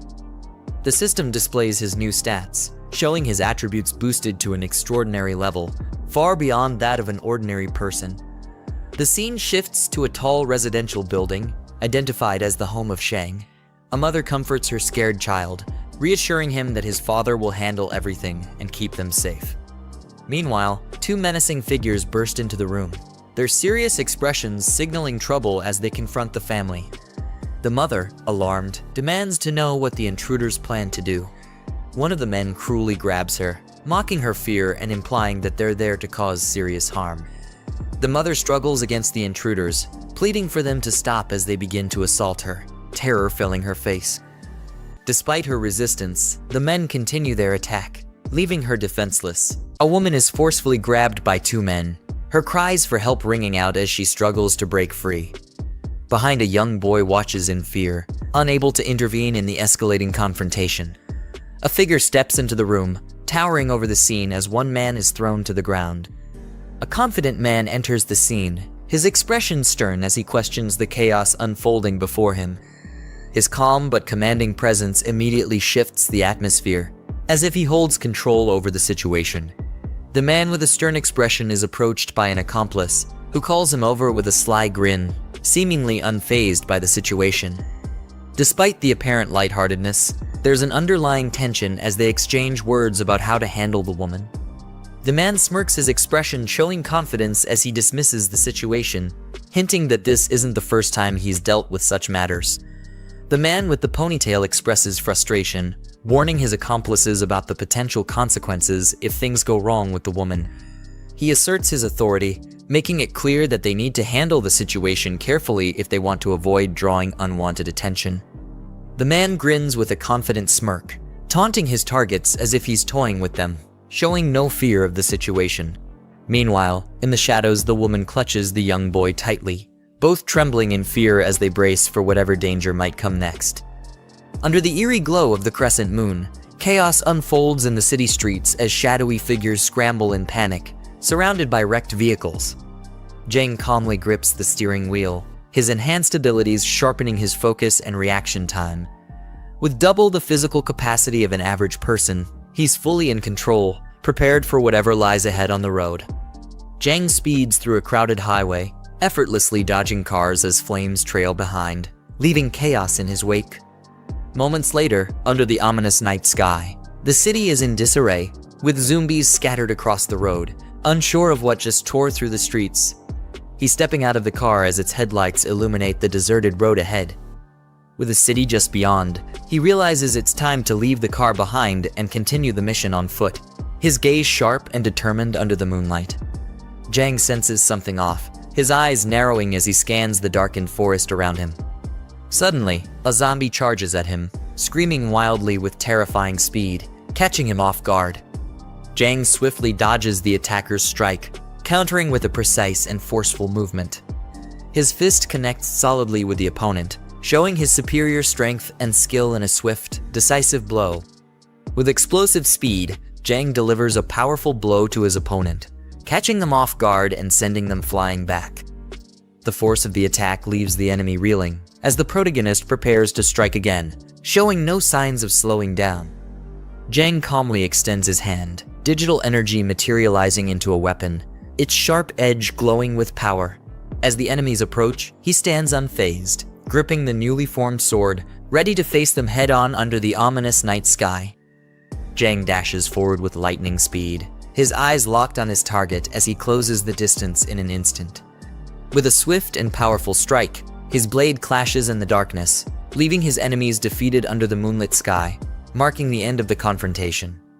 Jiang stands over his fallen foe, reflecting on his superior strength and reflexes, knowing that his enhanced physical abilities have given him the edge. Sensing danger, his heightened awareness kicks in, alerting him to a new threat surrounding them as a tense realization spreads. Jiang gazes into the distance, calculating the distance ahead as the city looms under the night sky, determined to continue his path. Suddenly, a system notification appears, alerting him to an unexpected mission that has been triggered, surrounded by cautionary markers. Zombies find themselves surrounded, panic setting in as they desperately try to defend against the incoming threat. Inside the store, quick orders are given to barricade the entrances, with others scrambling to bring heavy objects to fortify their defenses. A young boy, desperate and terrified, cries out to his father, fearing that they won't make it out alive. His father, trying to maintain his composure, reassures him with bravado, but the tension in his voice reveals the fear they both share, as tears stream down the boy's face. The tension rises as one man sarcastically complains about the chaos, while the officer, gripping his gun, nervously wonders if this could be the end for them. With sweat beading down his face, he contemplates the gravity of their situation, realizing just how dire things have become. The silhouette of figures outside the window hints at the looming danger as the noise of breaking glass fills the room. Instinctively, the group reacts, readying themselves for the incoming threat, as one of them nervously questions the sudden commotion. The glass shatters violently as a figure crashes through the window, debris flying everywhere in a chaotic explosion of force. Panic sets in as one man screams in shock, while another stands frozen, horrified by the sudden intrusion. Blood splatters against the walls as the figure collapses, leaving a dark and unsettling scene in its wake. The room falls eerily silent, with the shattered window and bloodstains serving as grim reminders of the chaos that just unfolded.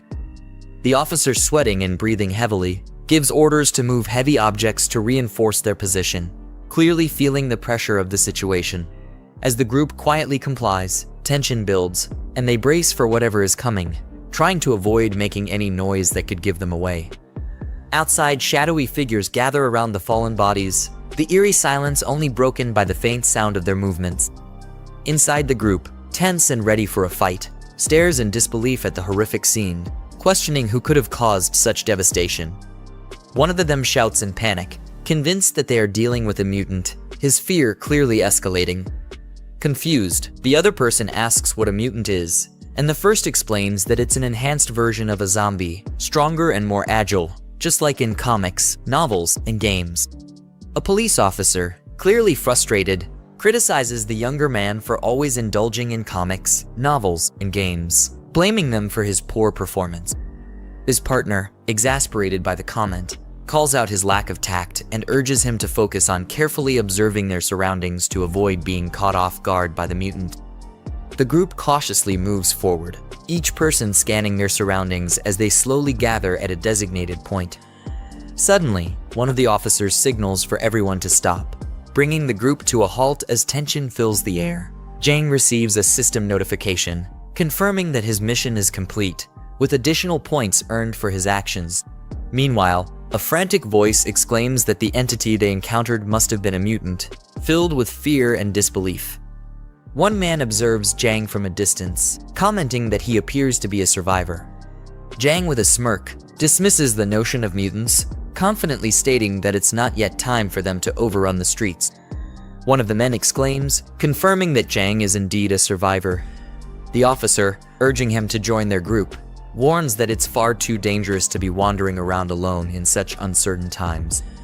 Jiang questions the group's numbers, curious if they are the only ones left.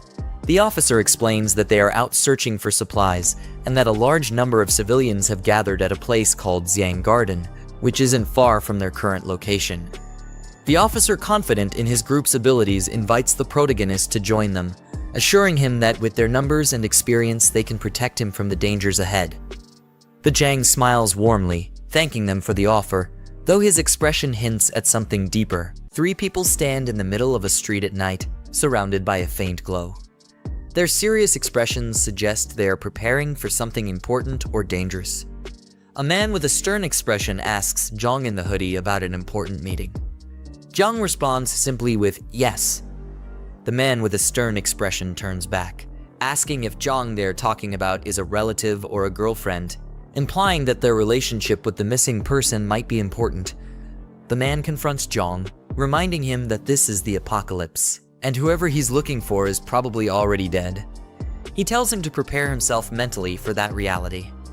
The man angrily explains that even if someone isn't killed by the crazed attackers, they could still run into a dangerous crowd of survivors. His frustration and concern are evident as he warns about the different threats in their world. Jiang looks surprised and repeats the phrase, "dangerous crowd of survivors?" He's either confused or concerned. The man explains with a serious expression that a brutal group in the eastern part of the region will do anything to survive, even attacking other survivors without hesitation. He recalls that they encountered this group once before, losing companions to their violent actions. The man smirks and warns that whenever you come across other survivors, you should always stay alert and cautious, no matter what. A younger man yells in shock, warning, "Uncle Lai, watch out," as he sees something dangerous approaching the older man. The man engages in a struggle with a zombie, both of them fighting over a gun as the man tries to defend himself from the attack. The man fires the gun at the zombie, neutralizing the threat in the midst of the struggle. The man stands over the defeated zombie, breathing heavily, and curses out loud in frustration, relieved that the danger has passed. A group of zombies turns their attention toward the man, drawn by the sound of the gunfire. Their aggressive expressions show they are ready to attack. The man realizes the danger and tries to stay calm, gripping his gun tightly while quickly assessing his next move as more enemies approach. The man spots something in the distance and shouts, "I've got it," as he notices a bus that could be their means of escape. The group runs toward the bus with urgency, as the man yells for everyone to get inside quickly to avoid the approaching danger. Jiang reflects on their decision, noting that while running might attract more zombies, the bus is an ideal place to defend themselves. He also realizes that once they're inside, there will be no turning back. Calmly assessing the situation, he gives himself a score of 70 for his quick judgment in this crisis. The man urgently calls out to Jiang, telling him to hurry up as he runs toward the bus while a zombie chases him closely. Jiang barely makes it onto the bus, jumping inside just as the man helps pull him in. The man quickly closes the bus doors and warns Jiang to carefully check every seat to make sure no zombies are hiding inside.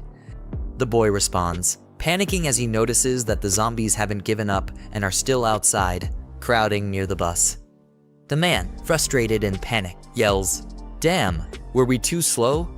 as zombies start banging on the bus window, trying to break in. A group of zombie hands reaches for the bus, aggressively pounding on the side as they try to get inside. The zombies crowded around the bus desperately reach out, as one of them mumbles something ominous, indicating their relentless desire to attack. The man struggles to keep the door closed as a zombie tries to force its way in, shouting that he's losing control of the situation. The man looks surprised as Jiang places his hand on his shoulder, signaling something urgent while a zombie continues to try and break in from behind. Jiang pushes the man back with sudden force, surprising him as he reacts quickly to the dangerous situation. The man, startled by Jiang's strength and decisive action, questions just how strong Jiang is in disbelief. Jiang calmly tells the man that he can no longer hold the door closed. He suggests they rally the team and break the windows to counterattack the incoming threat. The man coughs and gathers his strength while Jiang stands ready, as both prepare to fight back against the incoming zombies. The zombies start breaking through the windows of the bus, shattering the glass as they move closer to attacking the group inside. A crowd of zombies reaches for the bus, trying to climb inside through the broken windows. One of the zombies screams as it makes its way toward the bus, the darkness of the situation closing in. The man fiercely attacks a zombie, yelling, "Die," as he drives his weapon forward in a life or death struggle. A couple of survivors help pull someone inside the bus as the man keeps his gun ready, protecting the group. The man checks his gun, realizing they are running low on bullets, and worries that they don't have enough ammo to deal with the large number of zombies. The man is startled when someone hands him an unexpected item, saying, "Use this," while he looks on, confused and unsure of what it is. Jiang, now armed with a crossbow, looks surprised and questions, "Where did this come from?" as he prepares for the next action. The man responds that he grabbed it without thinking during the chaos, now holding the crossbow firmly, ready to use it. Outside, the zombies scream in frustration as they continue their relentless assault on the bus, determined to break through. The survivors on the bus begin shooting down the zombies from above, yelling insults as they fend off the horde. The survivors stand in front of the bus after successfully fending off the zombie horde, surrounded by fallen bodies as they regroup.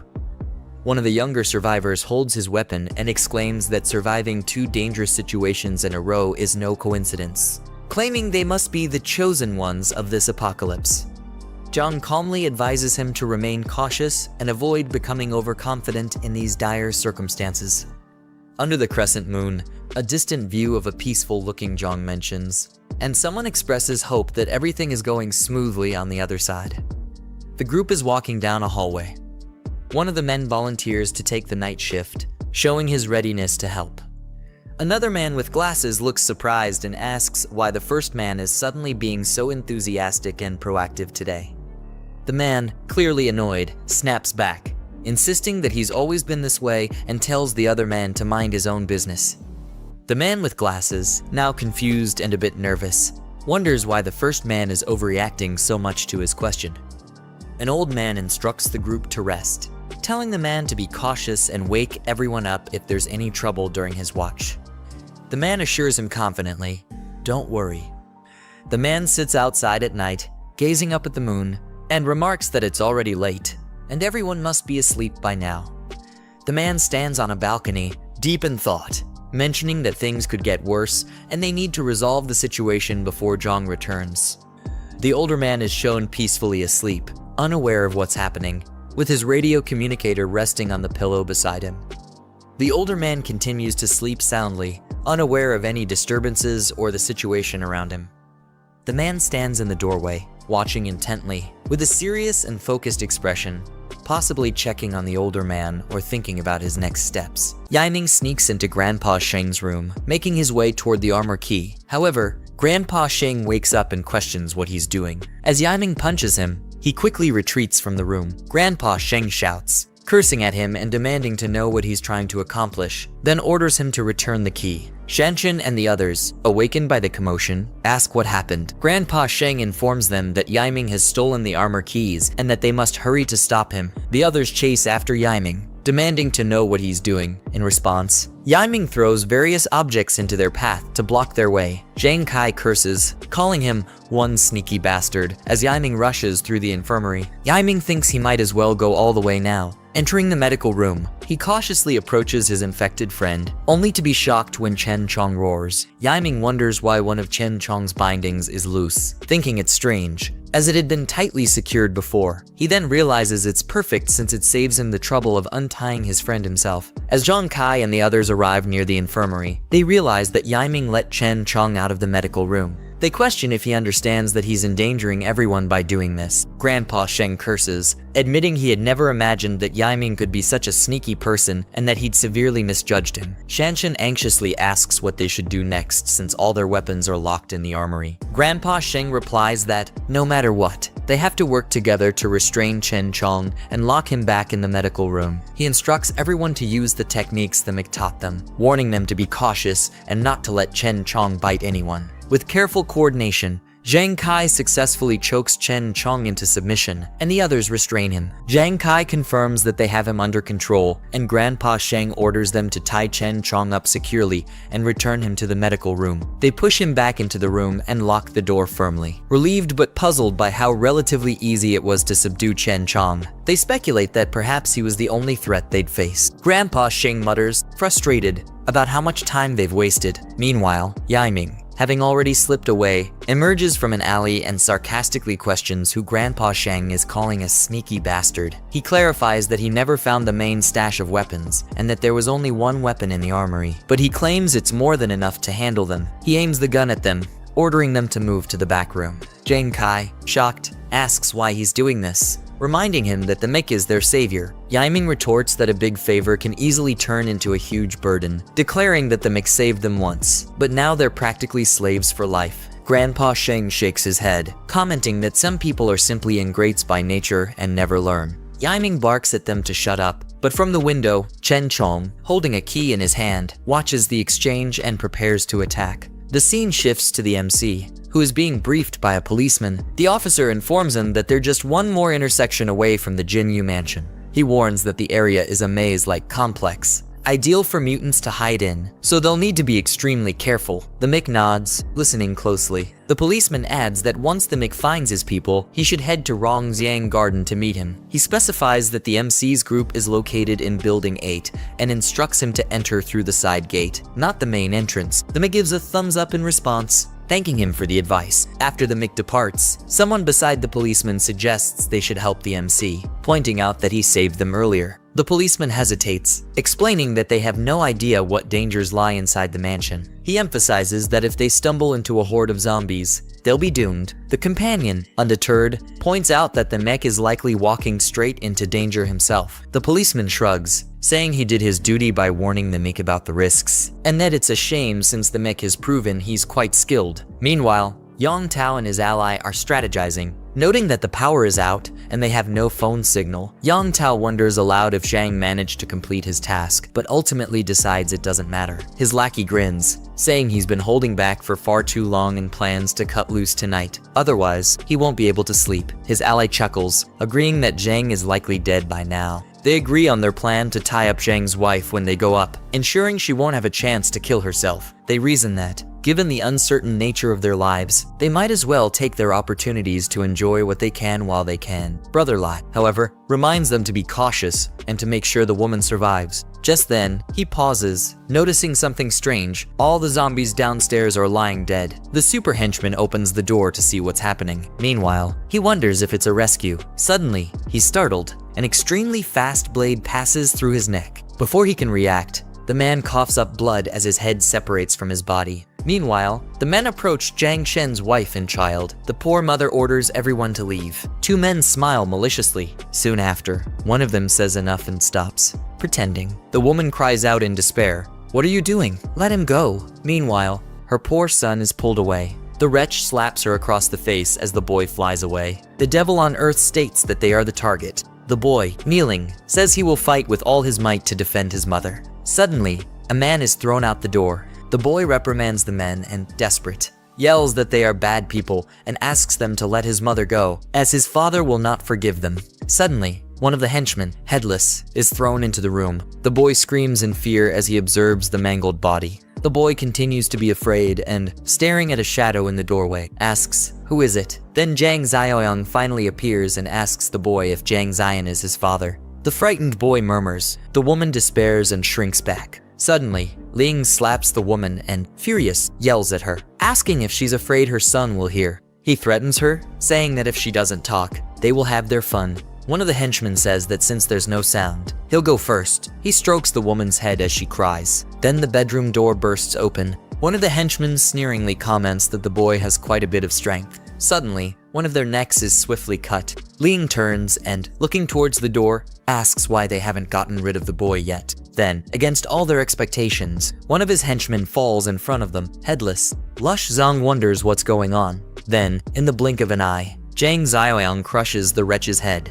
The wretch flies backward until he hits the wall. Luch Chong, as he receives the impact of our protagonist's blow, spits up blood. One of the henchmen asks our hero who he is. Well, our hero delivers the best kick this guy has ever received in his life. Now at the fortress, Ying holds his pistol and threatens to shoot if they don't get out of there. Shangbo orders the others to do as he says and go to the room he mentioned. He states that the wretch has a gun, and therefore, for now, they will do what he says as they need to think of something. Yiming smiles maliciously and says they think they can plan something, but if he doesn't show some cruelty that day, he will never establish his dominance. The traitor, smiling, says that old Dong will die first. Then he points the gun at the old man.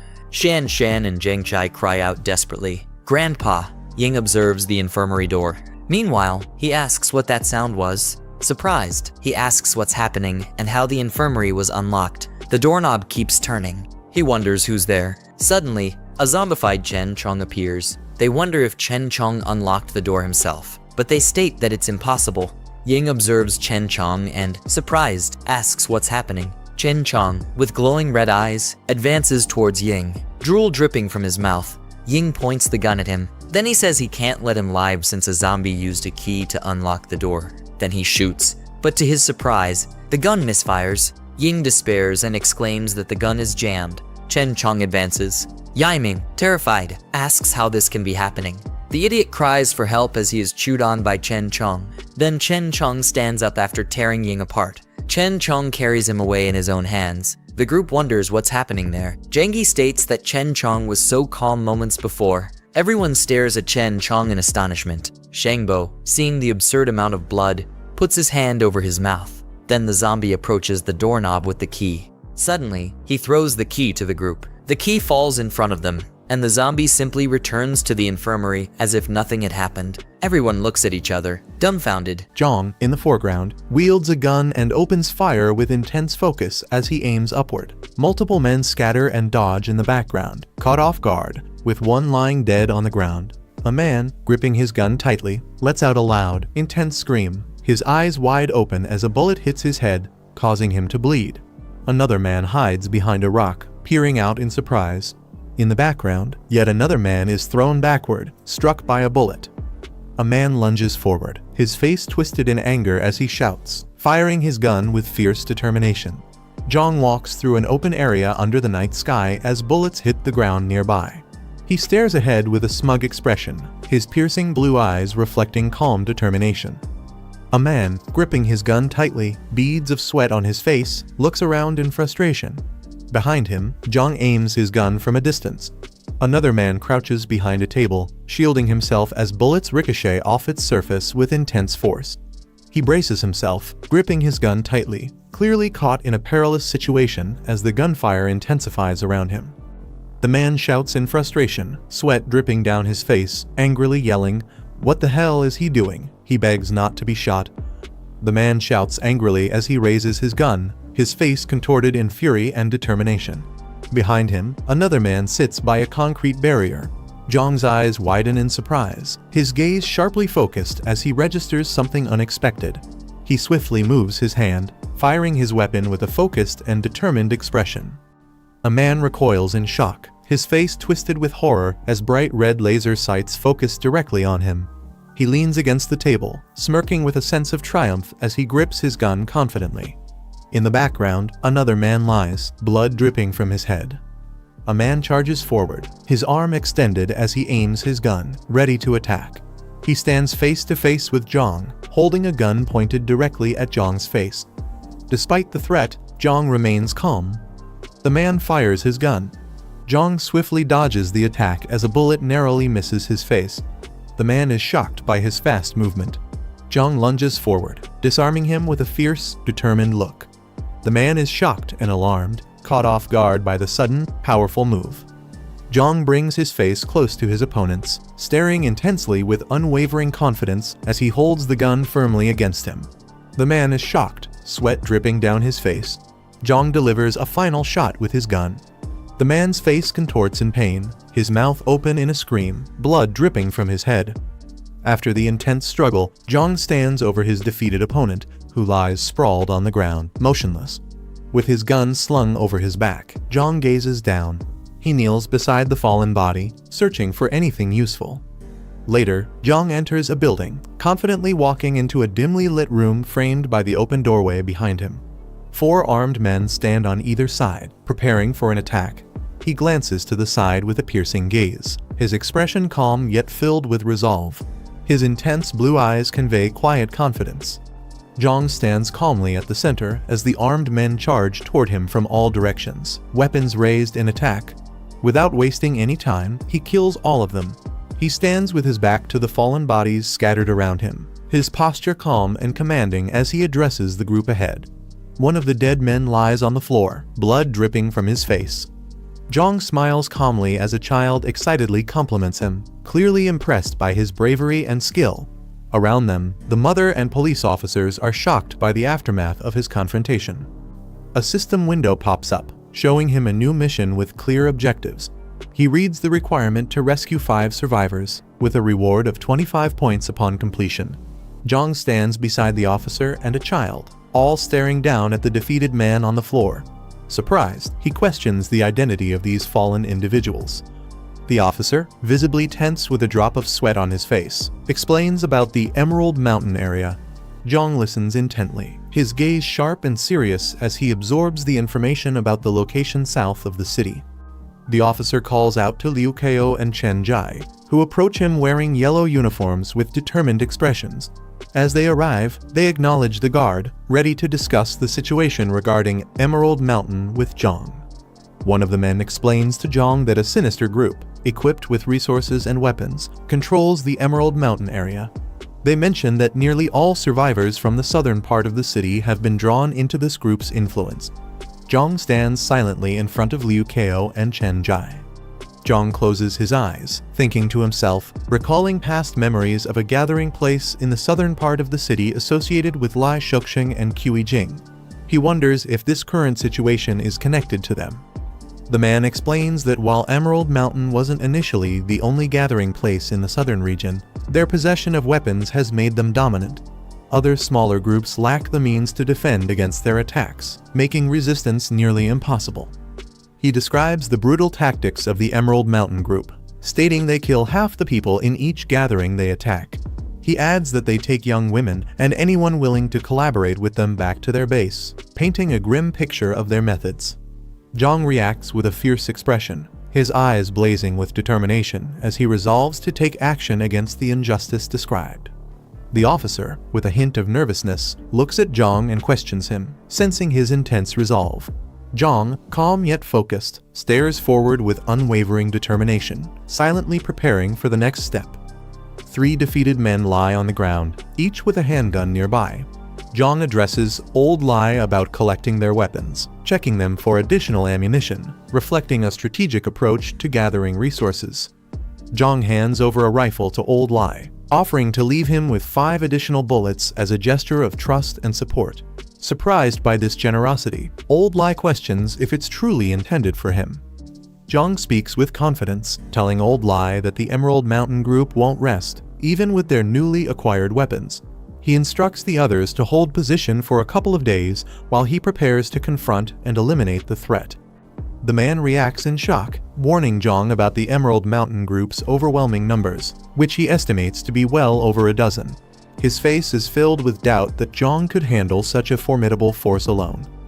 Old Lai urges Jiang to reconsider, suggesting that it's not worth risking his life for them and proposing that they find a safer location instead.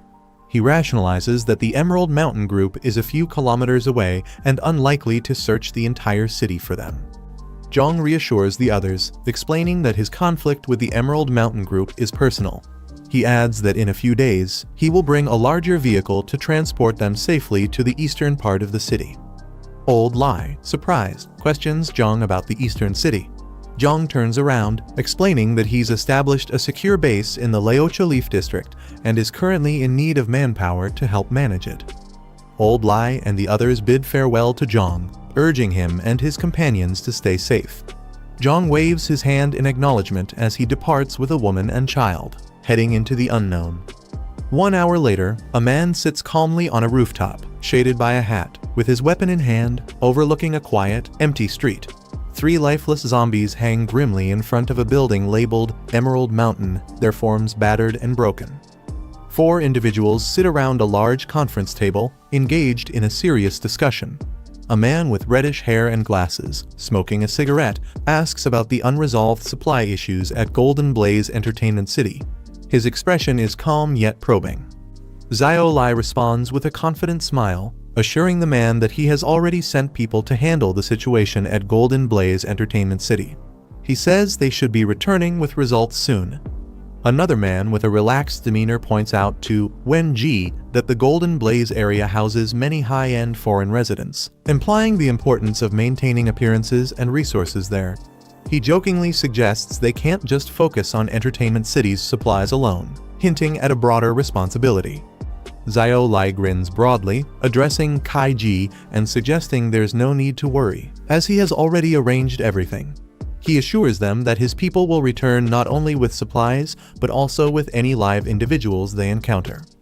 Wen Ji, cigarette in hand, addresses Xiao Lai with a casual yet condescending tone. He remarks that, despite all the tasks given, Xiao Lai has yet to successfully complete even one. Xiao Lai enthusiastically assures Wen Ji that he will definitely handle the task this time, promising his utmost commitment. In the background, Kai Ji, with dark hair, watches with an amused smile, observing his confidence. After the meeting, Xiao Lai and another man stand outside a building, Xiao panting heavily as he tries to catch his breath. The other man, concerned, asks if he is alright, clearly worried about Xiao Lai's condition. Brother Lai, with a tense expression, asks if the 7 individuals have returned. His companion, coughing weakly, informs him that he sent people to check an hour ago, but brings bad news, adding to the growing concern. Under the moonlit sky, Brother Lai reacts in shock upon hearing that all 7 were killed. Frustrated and disbelieving, he questions how Rongyang Garden, supposedly filled with ordinary citizens, could have. A car approaches a large, secluded building at night, casting an ominous shadow under the moonlight. Inside, Yiming hears the car's arrival and excitedly exclaims that it must be her brother Yang, drawing the attention nearby Old Man and Jiang Kai. As the car pulls up to the entrance, a system notification appears, marking the mission, taking responsibility as completed and awarding system points. As Yang steps out of the car, Yiming eagerly greets him, relieved to see him return. The group gathers around, with one of them confirming Yang's identity as Lu Yiming.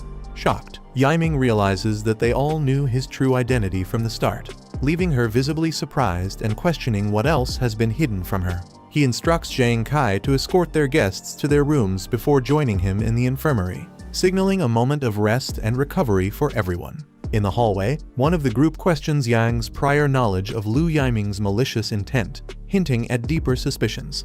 Yang responds cautiously, admitting that he wasn't entirely certain it was Lu Yiming. Yang reflects on his suspicion, revealing that he was certain one of Jiang Kai's friends had ulterior motives. This revelation shocks Jiang Kai, who becomes visibly disturbed.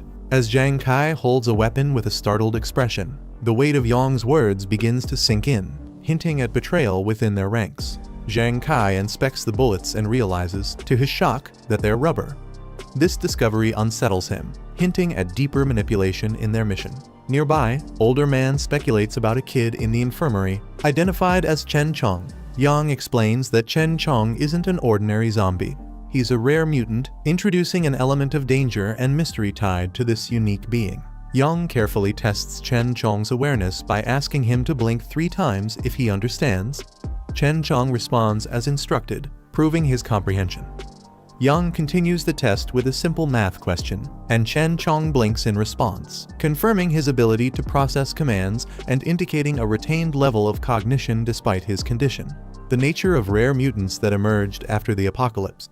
Unlike typical zombies, these mutants possess heightened intelligence, unique abilities, and sometimes fragments of their past memories.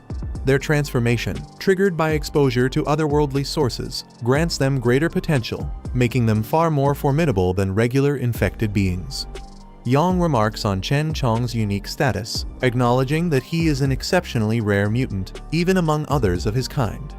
The group stares in shock as they come upon a gruesome scene. A body lies on the ground, lifeless, with blood pooling around it. Chen Chong, now fully alert, lets out a curious sound as he observes the group with a menacing stare, his body covered in injuries yet standing tall. The group watches him in silence, tense and uncertain about his next move, sensing the potential danger he poses even in his weakened state. Yang, displaying a calm yet cold resolve, instructs the others to end Chen Chong's threat without restraint. As Chen Chong stands, one of the group members desperately holds him back but struggles against his strength, while the others watch, visibly tense and bracing for the worst. One of the group members, filled with hope, calls out to Chen Chong, wondering if he still remembers him as a brother. Chen Chong, visibly agitated, responds only with a low growl, hinting at the internal struggle between his past identity and his current mutated state, leaving his former friend in tense uncertainty. The man hesitates, seemingly lost in thought as he processes Chen Chong's response. Suddenly, with a burst of frustration and desperation, he lunges at Chen Chong, shouting in disbelief. Chen Chong reacts with confusion, caught off guard by his former friend's aggressive approach. Frustrated, the man exclaims that Chen Chong, even in his zombie state, seems to remember his old habits of not keeping his hands to himself. Upon receiving a notification, Yang realizes he's unlocked a hidden achievement for acquiring a mutant companion, an unexpected bonus that rewards him with extra system points. Lying back with a satisfied grin, he muses on his newfound points and decides to explore the shop for potential upgrades.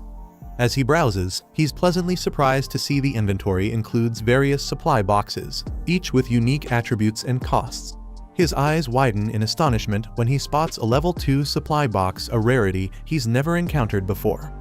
This discovery excites him, knowing that such a high-tier item could provide him with substantial resources or gear, likely giving him a considerable edge in his journey ahead.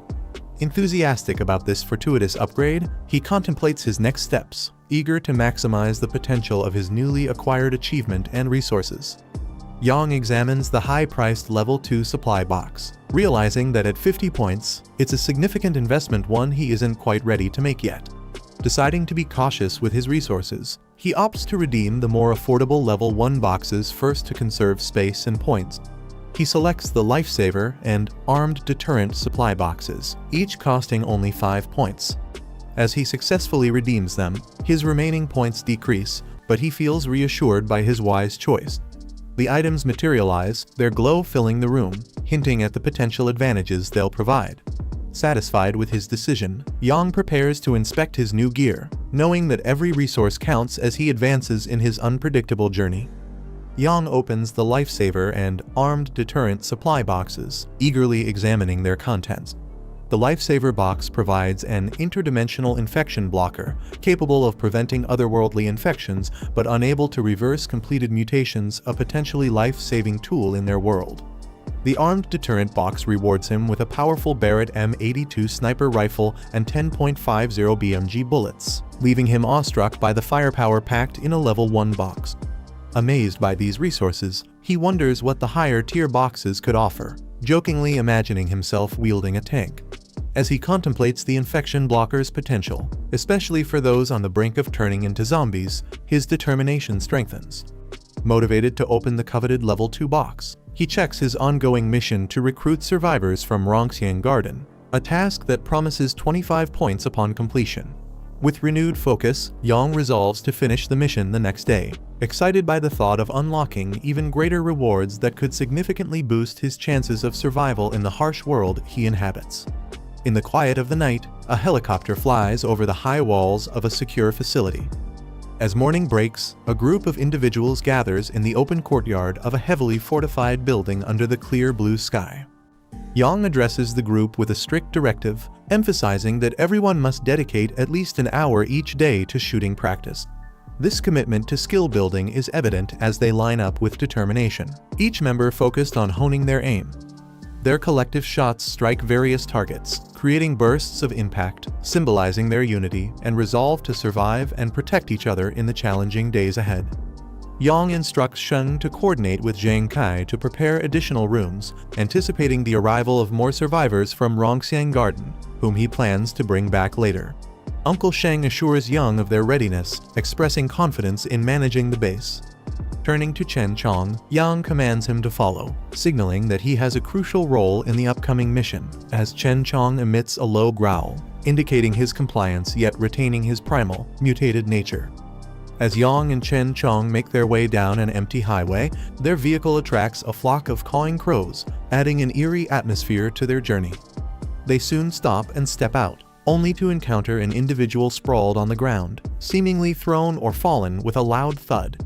Yang and Chen Chong stand over him, observing the situation. Inside the bus, a zombie growls at Yang with a menacing posture, its hands reaching out aggressively. Yang remains unfazed, his gaze steady as he assesses the situation. Meanwhile, Chen Chong takes action outside the bus, tossing other threats to the ground with ease, displaying his own formidable strength. A group eagerly waits outside a large building, one member impatiently questioning the delay. Suddenly, someone spots the approaching vehicle, and excitement ripples through the group as they shout for Boss Lai to get ready. Boss Lai, visibly frustrated, clutches a cigarette and angrily asserts his disbelief that Rongxiang Garden cannot be taken down, especially with the large number of men at his disposal. With a powerful command, "Let's go!" Boss Lai's vehicle speeds forward, launching over a ramp as his team holds on, ready for the imminent assault. The zombie surrounds a fallen girl on the street, as a more zombies stands nearby, observing. One of the zombies suddenly turns its head sharply, its eyes wide and filled with an inhuman hunger. Its gaping mouth twitches, emitting a low growl, drawing the attention of the others as their bodies jerk unnaturally. Without warning, the zombies are violently flung into the air, crashing against the truck. The force scatters them, their lifeless bodies colliding with the vehicle, leaving behind deep dents and broken glass. The chaos spills onto the highway as a speeding bus swerves desperately to avoid the carnage. A towering apartment building. Inside one of the apartments, the group sits in a circle, their expressions weary yet alert. They exchange hurried whispers while eating, trying to plan their next steps as sunlight streams through the windows. The young man suddenly perks up, his face lighting up with excitement as he hears the sound of a vehicle outside. He exclaims that it must be someone coming to rescue them, while the others exchange skeptical, wary glances. The officer holding a rifle gestures for everyone to stay silent. He insists on checking the situation himself before anyone makes a move, his calm but firm demeanor keeping the group from acting recklessly. He peers cautiously out of the window, sweat dripping down his face as he scans the quiet street below. Outside, a group of armed men gather near a pickup truck, checking their weapons. They point toward the tall apartment building, identifying it as their next target, their intentions clear from their sharp movements and loaded guns. Brother Lai, commanding presence, shouts orders to his group, urging them to move quickly. The soldiers respond immediately, gripping their weapons tightly as they prepare for an assault. Back inside, the officer realizes the intruders aren't friendly. His face hardens as he declares their true identity, a gang of ruthless looters from a nearby settlement. His warning silences the room as fear spreads among the survivors. One man smirks confidently, pointing out that they now have firearms to fight back against the invaders. The officer steps forward, formulating a quick strategy to deal with the approaching threat. He insists that everyone take their assigned positions, while he prepares to head to the rooftop for a better vantage point. The invaders move closer, their vantage point allowing them to scope the building. One of them points out the distance, ensuring they are just within range to strike their targets effectively. With a commanding gesture, Brother Lai raises his firearm, signaling the group to prepare for an assault. The team aligns behind him, their faces devoid of hesitation as they aim their weapons at the building. Inside the apartment, the survivors spot the attackers from the window. Shouting in alarm, they quickly duck, narrowly avoiding the barrage of bullets that rains down on their position. The gunfire echoes through the air as the invaders unleash a relentless volley, shattering windows and tearing through walls. Their precision and firepower force the survivors into a desperate scramble for cover. The man invaders charges ahead, shouting commands as he dodges the shattered glass. His determination is evident as he leads the offensive, undeterred by the chaos around him. Moments later, he halts and issues new orders. He instructs his team to surround the building, warning them to fire at anyone who dares to show themselves. Standing in front of his crew, he raises a megaphone, preparing to deliver a chilling ultimatum to the survivors. As the leader speaks through the megaphone, a sudden gunshot pierces the air, striking one of his men in the head. The group is caught off guard, panic spreading as they realize they're under fire.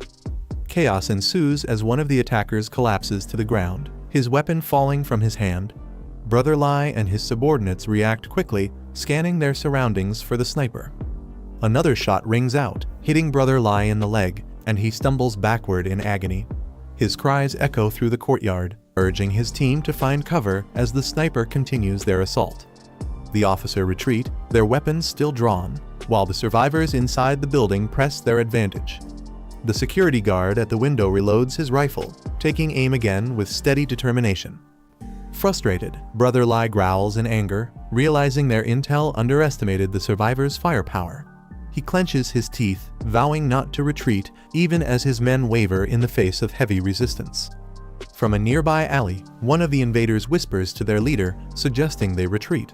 Brother Lai reluctantly agrees, signaling his team to pull back while vowing to return with greater force. One of the invaders panics and begins running ahead, shouting in fear. The leader yells at him to wait for the signal. Moments later, the runner is struck by gunfire, collapsing lifelessly onto the pavement. His abrupt fall serves as a grim warning to the others as they hesitate, caught between fear and loyalty. Brother Lai clenches his fists in frustration and shouts to rally his group. He demands that everyone charge together on his count.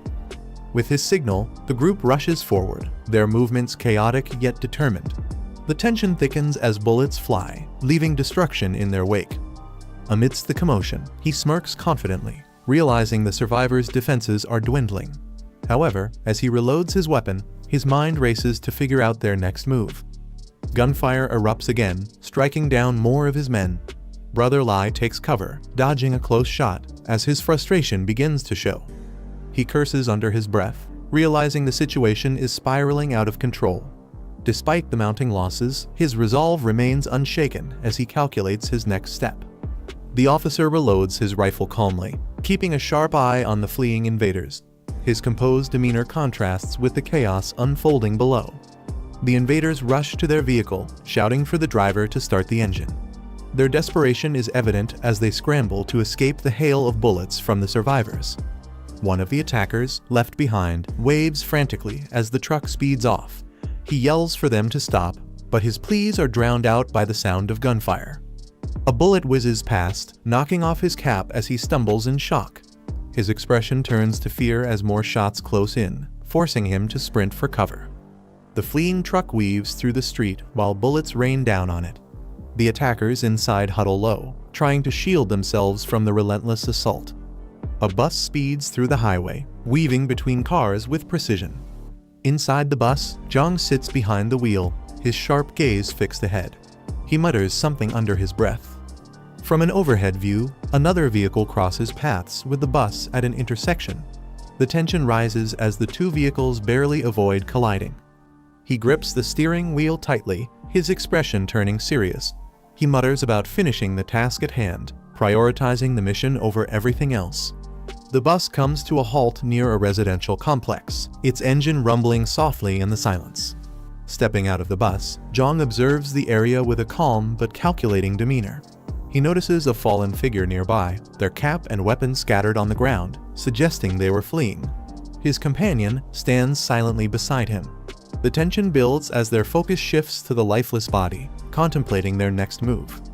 A chilling grin spreads across the companion's face, their expression sending a shiver through the air. The unsettling sound of laughter escapes their lips, breaking the silence. Jiang smirks and teasingly asks his companion if he wants to eat.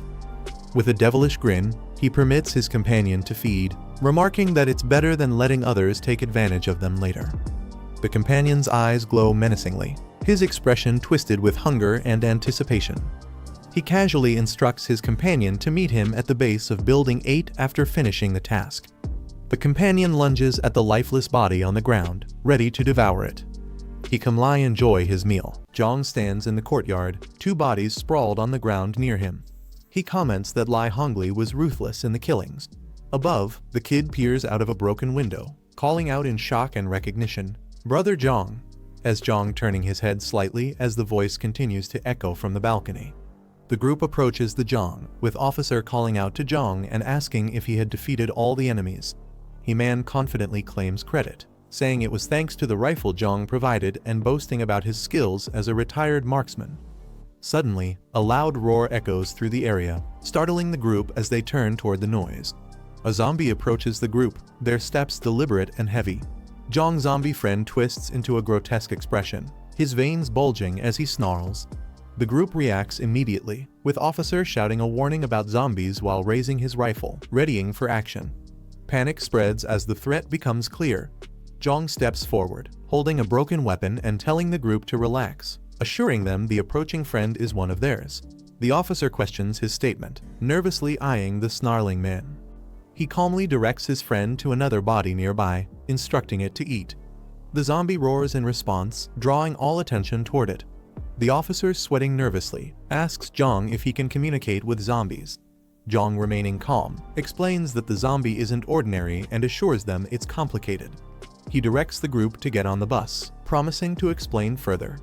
As they prepare to leave, Jiang tells the zombie to finish eating quickly and join them back at the bus. The creature gives a faint gesture in acknowledgement while continuing to feed.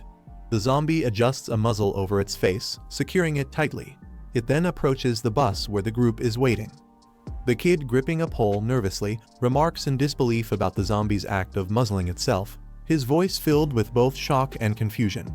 Jiang comments on the muzzle remark, cautiously warned that the zombie might retaliate if it overhears. Amused, Jiang reassures him, encouraging the comment. The zombie steps onto the bus as the doors close, and the vehicle pulls away, leaving the city behind as the group watches from inside. The officer notices the bus tilting slightly, his expression shifting to concern.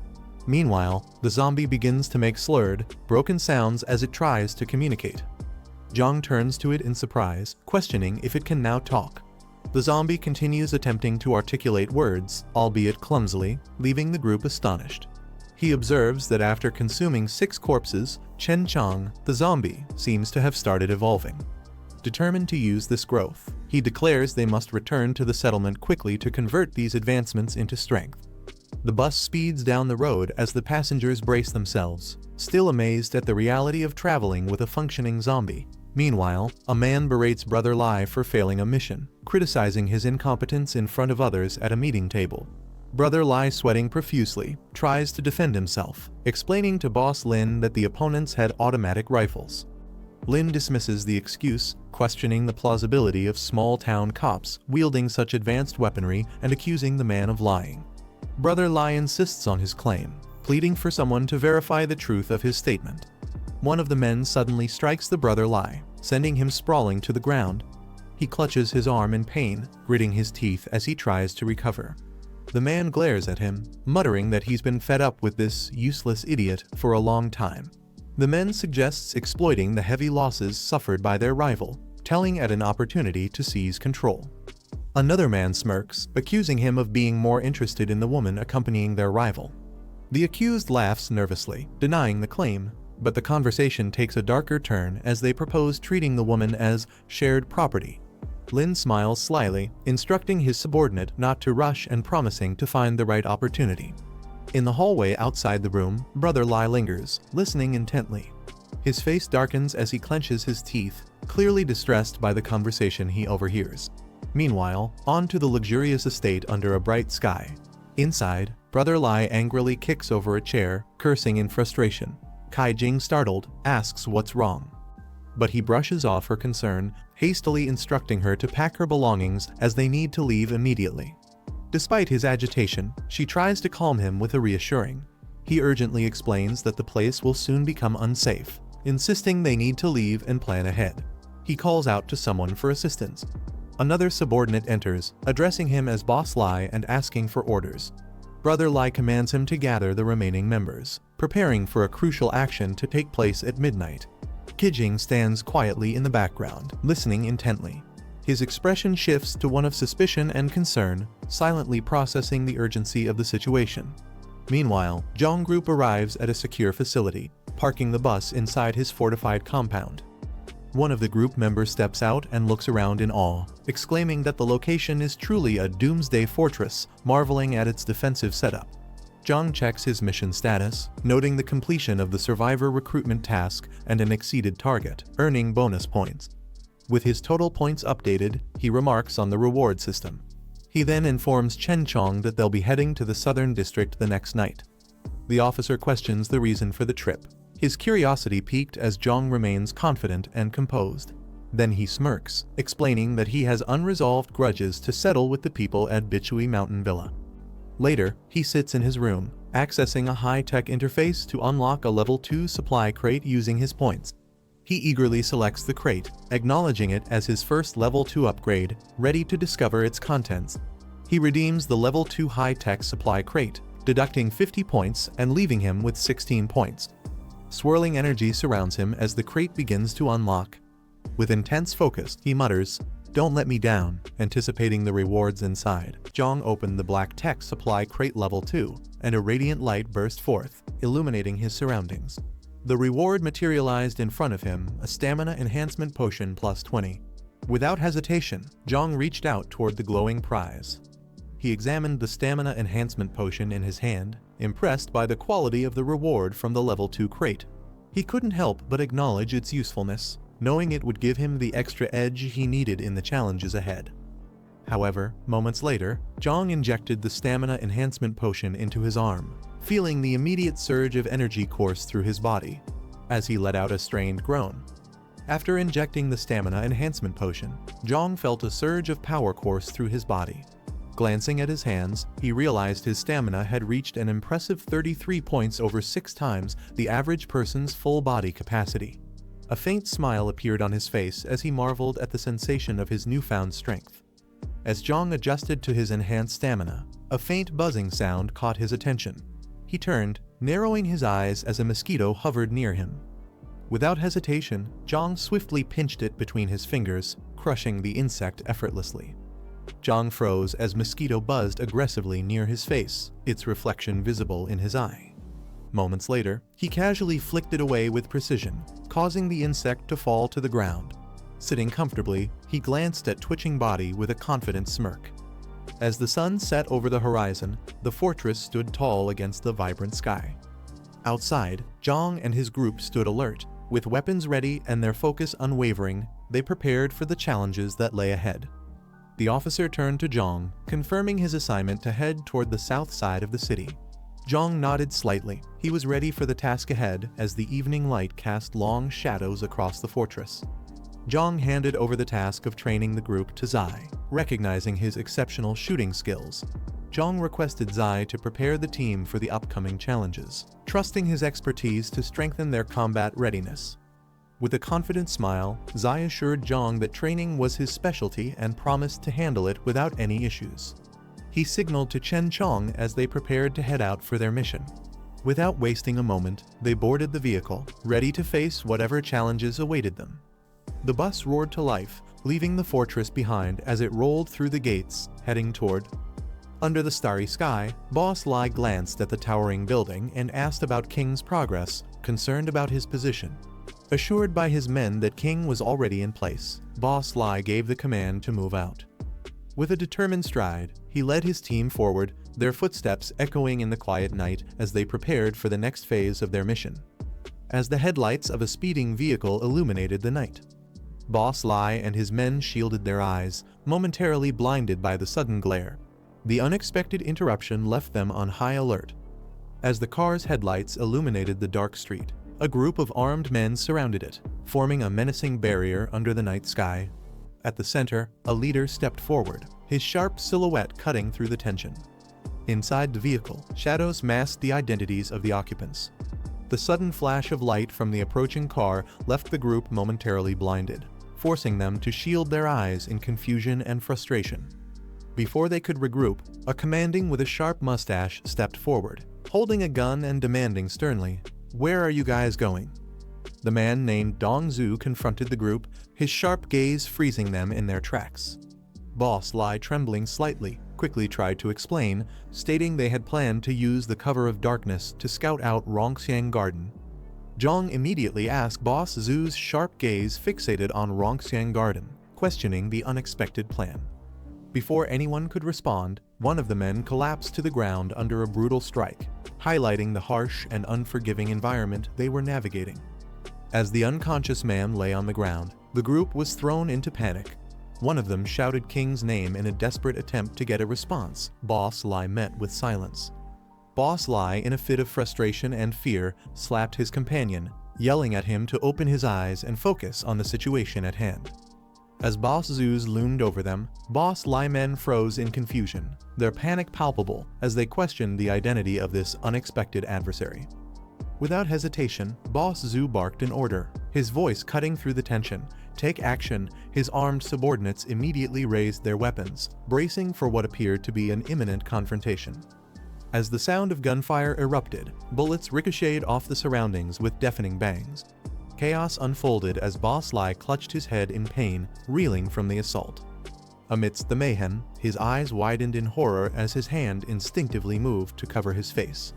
Boss Lai's icy stare bore down on the men, his frustration mounting as they stammered excuses. Their trembling forms sprawled on the ground were a clear sign of their fear. Instead of wasting words, he pointed firmly, a clear demand in his actions, urging Boss Lai to look at the car, pushing them to confront the truth of who might be inside. Boss Lai's focus was instantly drawn to the vehicle as Boss Zhu revealed the occupants. The moment Boss Lai laid eyes on them, his expression shifted from disbelief to rage. Among the individuals seated in the car, a familiar face sent a shockwave through him. It was Qi Jing. Jing, seated in the car with a confidence, smirks as he reveals the betrayal plan. Meanwhile, outside, Boss Lai erupts in rage upon hearing this. Held back by two of Jing's men, he furiously screams accusations of betrayal. Jing turned toward the composed Boss Jiang, seeking guidance amidst the tension. With a sly grin and calm demeanor, Boss Jiang lightly adjusted his glasses, exuding confidence as he prepared to respond to the unspoken chaos brewing outside. As the man clutched at the metallic collar tightening around his neck, gasping for air. Outside, one of Boss Zhu's enforcers pulled a rope with precision, leaving Boss Lai helplessly suspended in the air as a clear warning of the consequences of betrayal.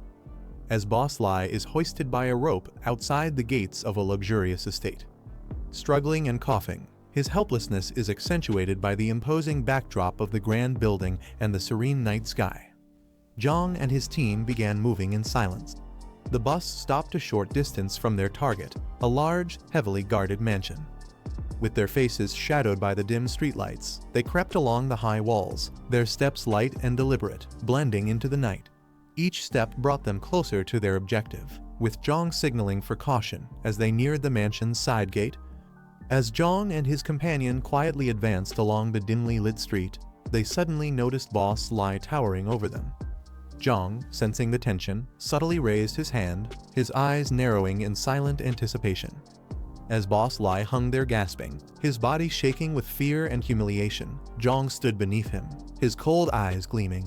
Jiang looked up at Boss Lai with an air of dominance. With a dismissive flick of his fingers, a sharp sound echoed the signal for the release. The tightly bound rope gave way with a sudden snap, the tension unleashing as Zhu's body plummeted to the ground. Jiang watches coldly as Boss Lai collapses onto the ground. Walking forward, Jiang kneels down, gripping Boss Lai hair firmly and lifting his head. With an icy glare and a slight smirk, he leans closer. On the other side, inside the dimly lit room, shadows on the window reveal a laughter and intimate moments. The woman, provocatively and tied to the bed, expresses frustration, demanding to be untied. The man leans close to the woman, suggesting this scenario is a playful reward. He coughed as he adjusted his pants, his ears catching an unfamiliar noise. "What's that sound?" he muttered. Approaching the window, he looked out.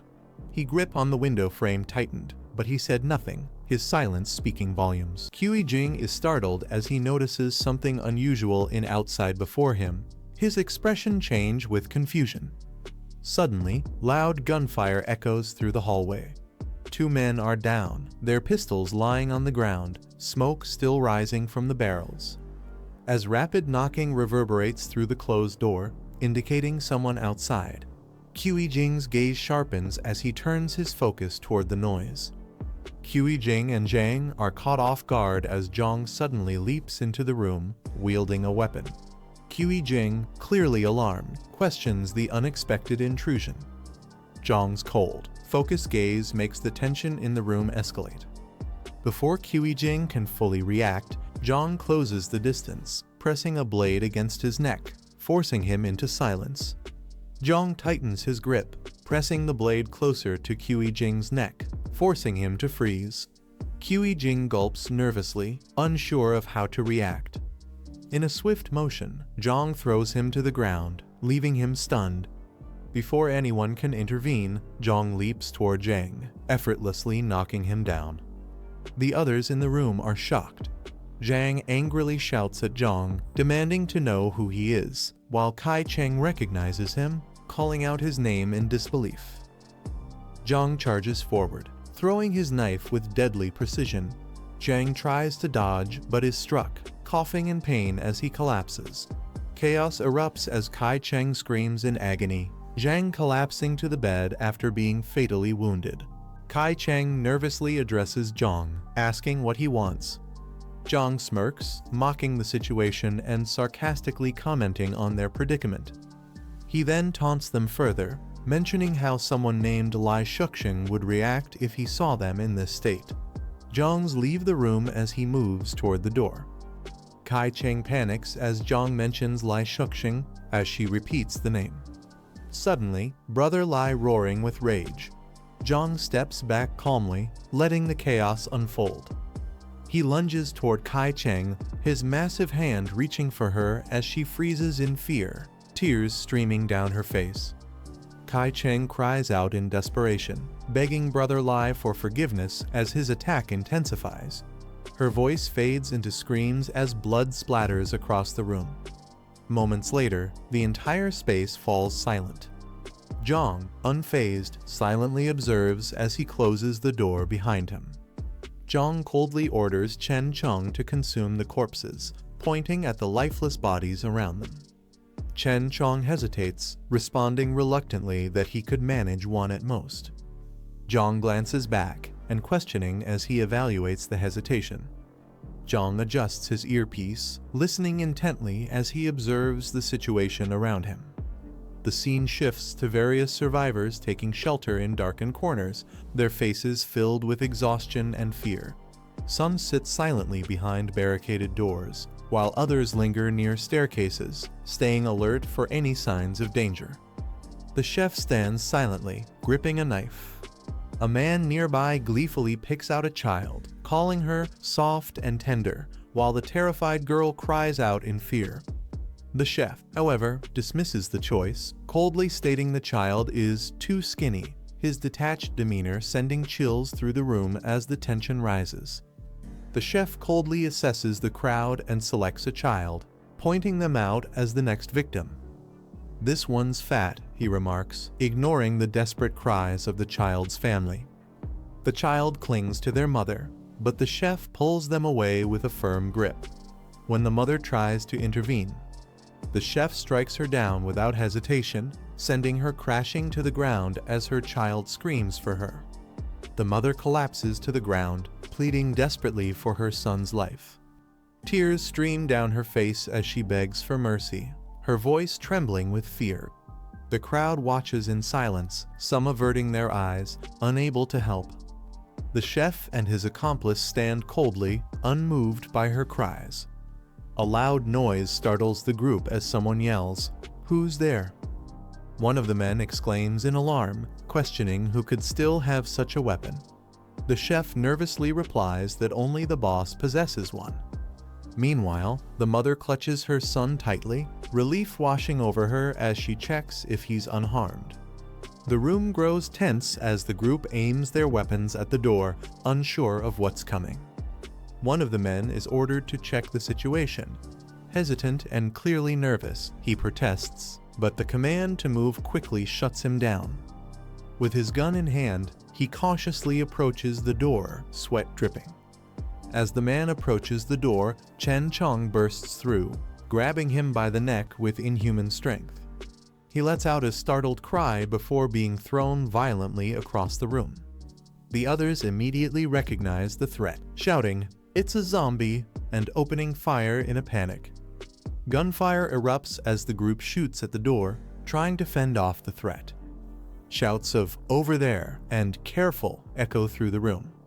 Suddenly, Chen Chong bursts through the barricade with a deafening roar, shattering the door and lunging forward with terrifying speed. The group struggles to react as the relentless attack begins. He lunges at the chef, who panics and tries to defend himself with his knife.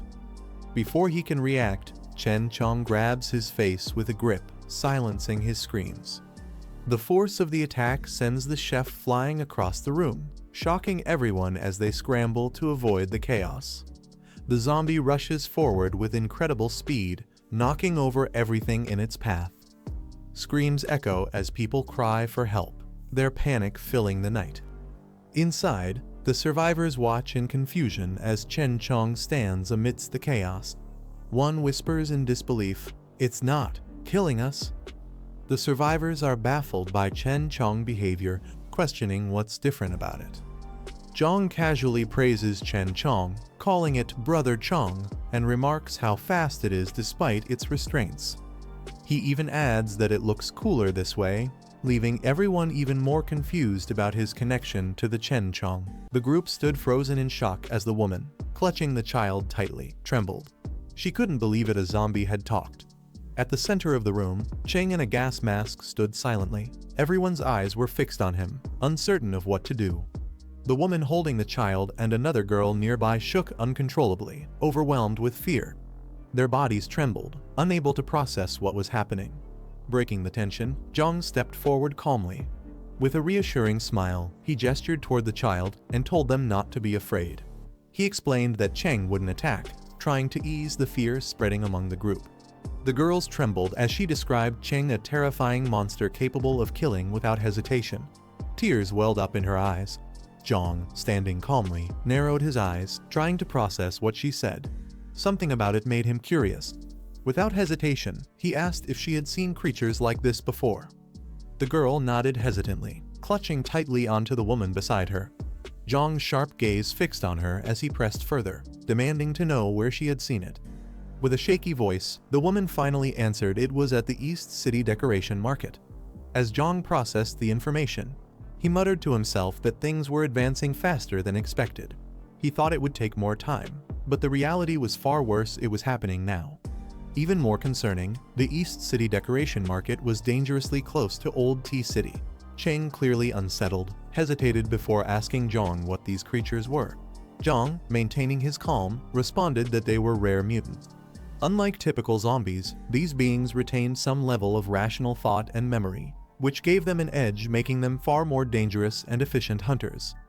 Jiang continued, explaining that their abilities stemmed from unstable mutations.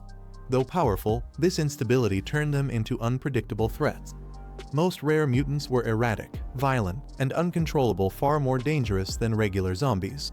Cheng trembled as he questioned his own fate. "What about me?" His eyes widened with fear. Jiang placed a steady hand on his shoulder, reassuring him. He explained that the masked man was one of the rare, lucky ones, a mutant who retained his sanity. Jiang promised to keep him grounded, ensuring he wouldn't lose control like the others. Shifting the focus, Jiang asked if there were other survivors nearby.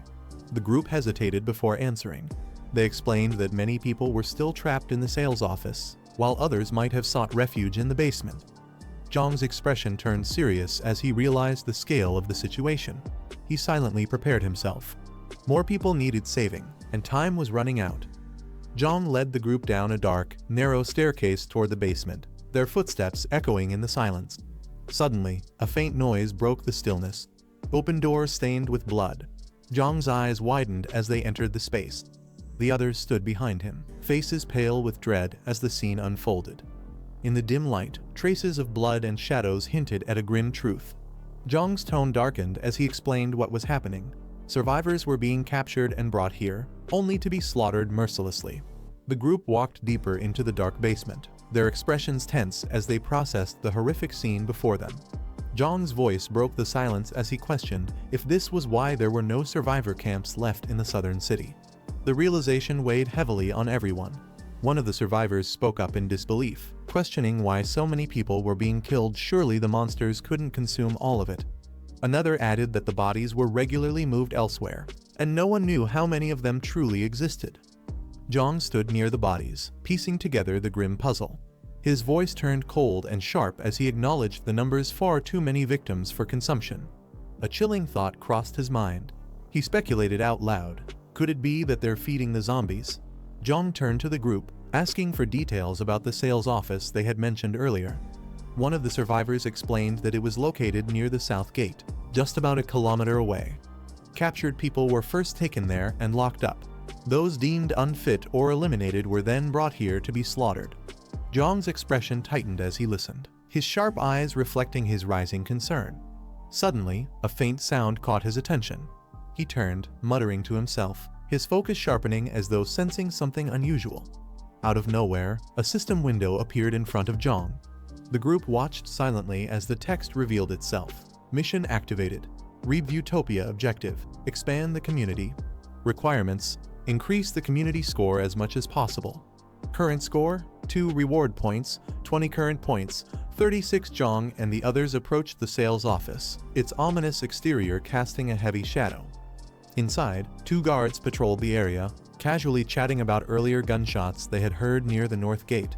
One of them sighed, remarking with a grim tone that live people were being used for target practice. Suddenly, a loud noise shattered the calm. Cheng landed on the ground with force, surrounded by armed guards. Before they could react further, chaos erupted. Screams filled the air as terrified shouts rang out, "Zombies!" The guards panicked, their voices rising in fear and confusion. Inside one of the dim rooms of the sales office, a group of women sat huddled together, their faces weary and hopeless. Suddenly, loud noises from outside startled them. One of the women stood up in alarm, demanding to know what was happening. Another woman yelled to keep the door shut. She didn't care what chaos was unfolding outside. Her only plea was to stop anyone from coming in. The door handle turned slowly, the sound sending waves of panic through the room. One of the women, her face drenched in sweat, screamed desperately, begging whoever was outside not to come in. Fear had pushed her to her breaking point. The door opened, and standing in the doorway was Jiang. His calm, composed figure contrasted sharply with the chaos inside. Stepping forward, Jiang addressed the group firmly, telling them to come out. The women, though hesitant, sensed something different about him. Slowly, they gathered themselves, following his command. With Jiang leading the way, the women joined the survivors, now part of a growing group. They walked together through the blood-stained halls, leaving behind the horrors of the room. The woman stepped forward. She asked Jiang if he was truly willing to provide them with a safe place. Jiang's answer was firm and unwavering yes. But his gaze sharpened as he added one condition: everyone has to work. Survival would require effort, and no one would be exempt. Hearing this, the group's spirits lifted. The survivors eagerly agreed, with one declaring that they were all able-bodied and ready to contribute. Their confidence grew as they realized they had been given a chance and opportunity to start anew. Jiang didn't waste any time. Turning toward the exit, he raised his hand, signaling the group to follow. With a determined voice, he urged them forward. Jiang and the group drove through the night in a bus. Finally, they arrived at Fortress under the starlit sky. The survivors hesitated, taking in the sight of the towering walls and watchtowers. Inside the fortress, both spotted the bus. One of them exclaimed excitedly, recognizing it as Brother Jiang's vehicle. The other stopped him, cautious, noting that the bus hadn't entered directly. Jiang stepped out of the bus, turning back to the group. Calmly, he told them that this fortress was their safe haven, but entry wouldn't come easily. The survivors stood before Jiang, voicing their fears about where they could possibly live in such a dangerous world.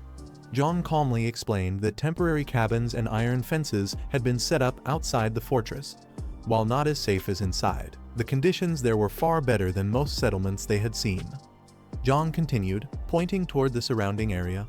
There were unfinished buildings and open spaces in Old Tea Town.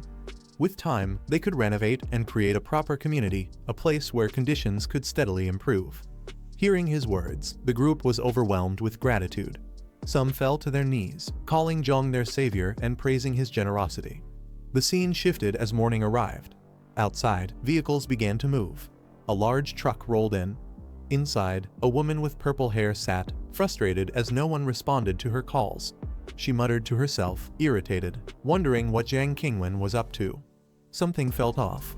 Leaning forward, she observed her surroundings carefully and grew more uneasy. Determined, she stepped out of the truck with a companion, pushing open the heavy door. Light poured in as they entered the building. The girl gaze reflects his awareness. Are ugly three zombies standing in the shadowy light. Their bodies twitch unnaturally, emitting low growls. One of the zombies suddenly charges forward with a deafening roar. Its face and sharp teeth gleam under the faint light as it lunges. A tall, confident woman clad in bold attire steps in.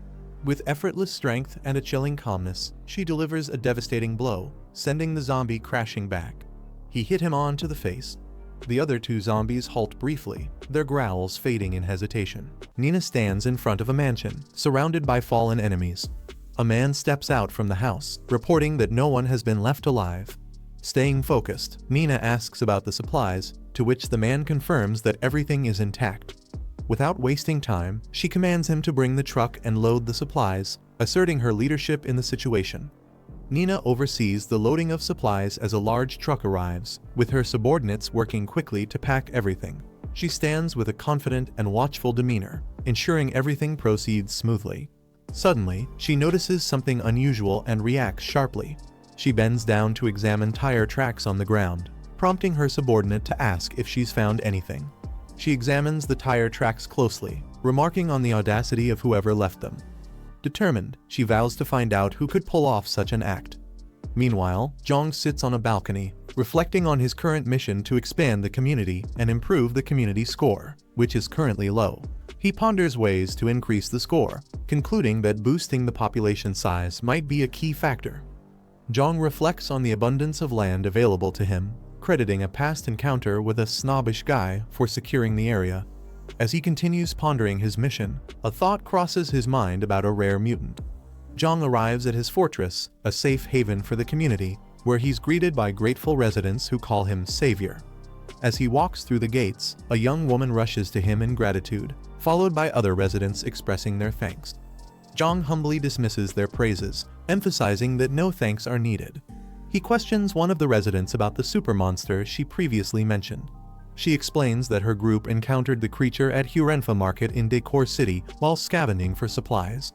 The resident recounts the terrifying encounter with the super monster, describing how several people were killed, and the chaos caused their group to scatter. She explains that she and her daughter fled and initially found refuge with a group from Bichui Mountain Villa, believing they were saved. Jiang contemplates the situation, muttering Hurenfa as he pieces together the danger. She warns against provoking the monster, arguing they still have enough supplies. However, another points out the need to secure more resources to ensure long-term survival. Jiang firmly interjects, emphasizing that Decor City is dangerously close, less than 2 kilometers away, and allowing the monster to remain poses a significant threat to their safety. As Jiang prepares to face the monster, a bowl falls to the ground. A resident urgently warns him against going, pleading that the creature kills without hesitation. Jiang, calm and determined, reassures her with a confident smile, stating that they know what they're doing. He then instructs Zhang Kai to contact Brother Chong, decisively declaring that they're going to confront the monster directly. A group of survivors arrives at a large supermarket, led by a confident woman who points out the location. She reassures the group of the potential supplies, but one of the men warns against being overly optimistic, suggesting the place might already be cleared out. She counters his pessimism, reminding him of their past successes in finding resources at similar locations. The group confidently enters the supermarket, one of them boasting about their ability to move freely in the apocalypse. Unlike most others, inside, the atmosphere grows tense as they navigate the dark and eerily quiet interior. The leader observes the shelves, noting that while some items have been scavenged, the place hasn't been completely picked clean. One of the group members picks up a pot, noticing a bloody handprint on the wall. Another member cautiously calls out, asking if anyone is there, but the eerie silence amplifies the unease. The group's leader, clutching the pot tightly, instructs everyone to stay alert. The group's fears come true as zombies emerge from the shadows, snarling and charging toward them. Chaos erupts as the leader shouts for everyone to engage carefully. A violent battle ensues, with loud crashes, splatters, and thuds echoing through the supermarket. Once the zombies are defeated, the group stands victorious over their fallen foes, one of them casually remarking that the fight was surprisingly easy. The group observes that while there are zombies, the main horde seems to have been drawn away by previous scavengers, making their situation easier. One member optimistically declares it their lucky day. However, the leader keeps them focused, urging everyone to stay alert and venture deeper into the supermarket. As they proceed, an ominous figure looms in the shadows, a terrifying zombie with glowing red eyes and a menacing grin. The group stumbles upon a fully stocked section of the supermarket, overwhelmed with excitement at their discovery. One member exclaims it's a jackpot, suggesting the supplies they found could last them for years. Amid the enthusiasm, the leader spots something in the distance and points it out, directing everyone's attention. To their amazement, they find a pristine bed, an unexpected luxury in their harsh reality. One of the group members throws herself onto the bed, declaring she's staying there, overwhelmed by the rare comfort. The rest of the group lightens up, jokingly suggesting they settle down in the supermarket. Two members decide to step away for a smoke, discussing whether it's a good idea to make this place their base. While smoking, one of the group members voices his concerns about the mall being hard to defend due to its multiple entrances and exits. He also warns that the abundance of supplies might attract unwanted attention. However, he mentions noticing a more secure two-story building nearby that could be a better option. Before he can finish his thought, a loud noise startles them, and another member reacts in shock, realizing a potential threat is approaching. A terrifying zombie with glowing red eyes ambushes the group, grabbing one of the men and taunting him with talk of tender flesh. The other man panics, screaming and fleeing while shouting about a ghost. Back at the main area, the remaining group hears the commotion and anxiously wonders what's happening, their unease growing as the situation escalates. The terrifying zombie strikes one of the men with its sharp claws, impaling him through the chest. Lifting him effortlessly into the air, the creature showcases its immense strength. The sound of his body being torn apart echoes through the area, leaving a chilling and gruesome reminder of the danger lurking within the mall. The leader is paralyzed in shock, trying to process the monstrous sight before her. She quickly commands the group to retreat, but panic sets in as someone screams that escape is impossible. The group frantically starts running, with the monstrous zombie chasing after them, taunting them with sinister laughter and declaring that no one can escape. The monstrous zombie slashes through one of the fleeing members, leaving them screaming in agony. The rest of the group sprints away in panic, one yelling, "He don't want to die," as fear overtakes them. The leader pushes forward desperately, leading the escape, while chaos unfolds behind her. Every step is a race against death as the group struggles to outrun the relentless predator. The leader spots the exit in the distance, rallying the group with a shout of hope. "The exit! We're almost there!" She pushes forward with all her strength, but exhaustion catches up, and she collapses to the ground, struggling to catch her breath. As she glances back, fear floods her expression, realizing the relentless monster is still in pursuit, leaving her momentarily frozen in terror. This is the end of the video. If you guys want to see the next part, then don't forget to subscribe and like the video.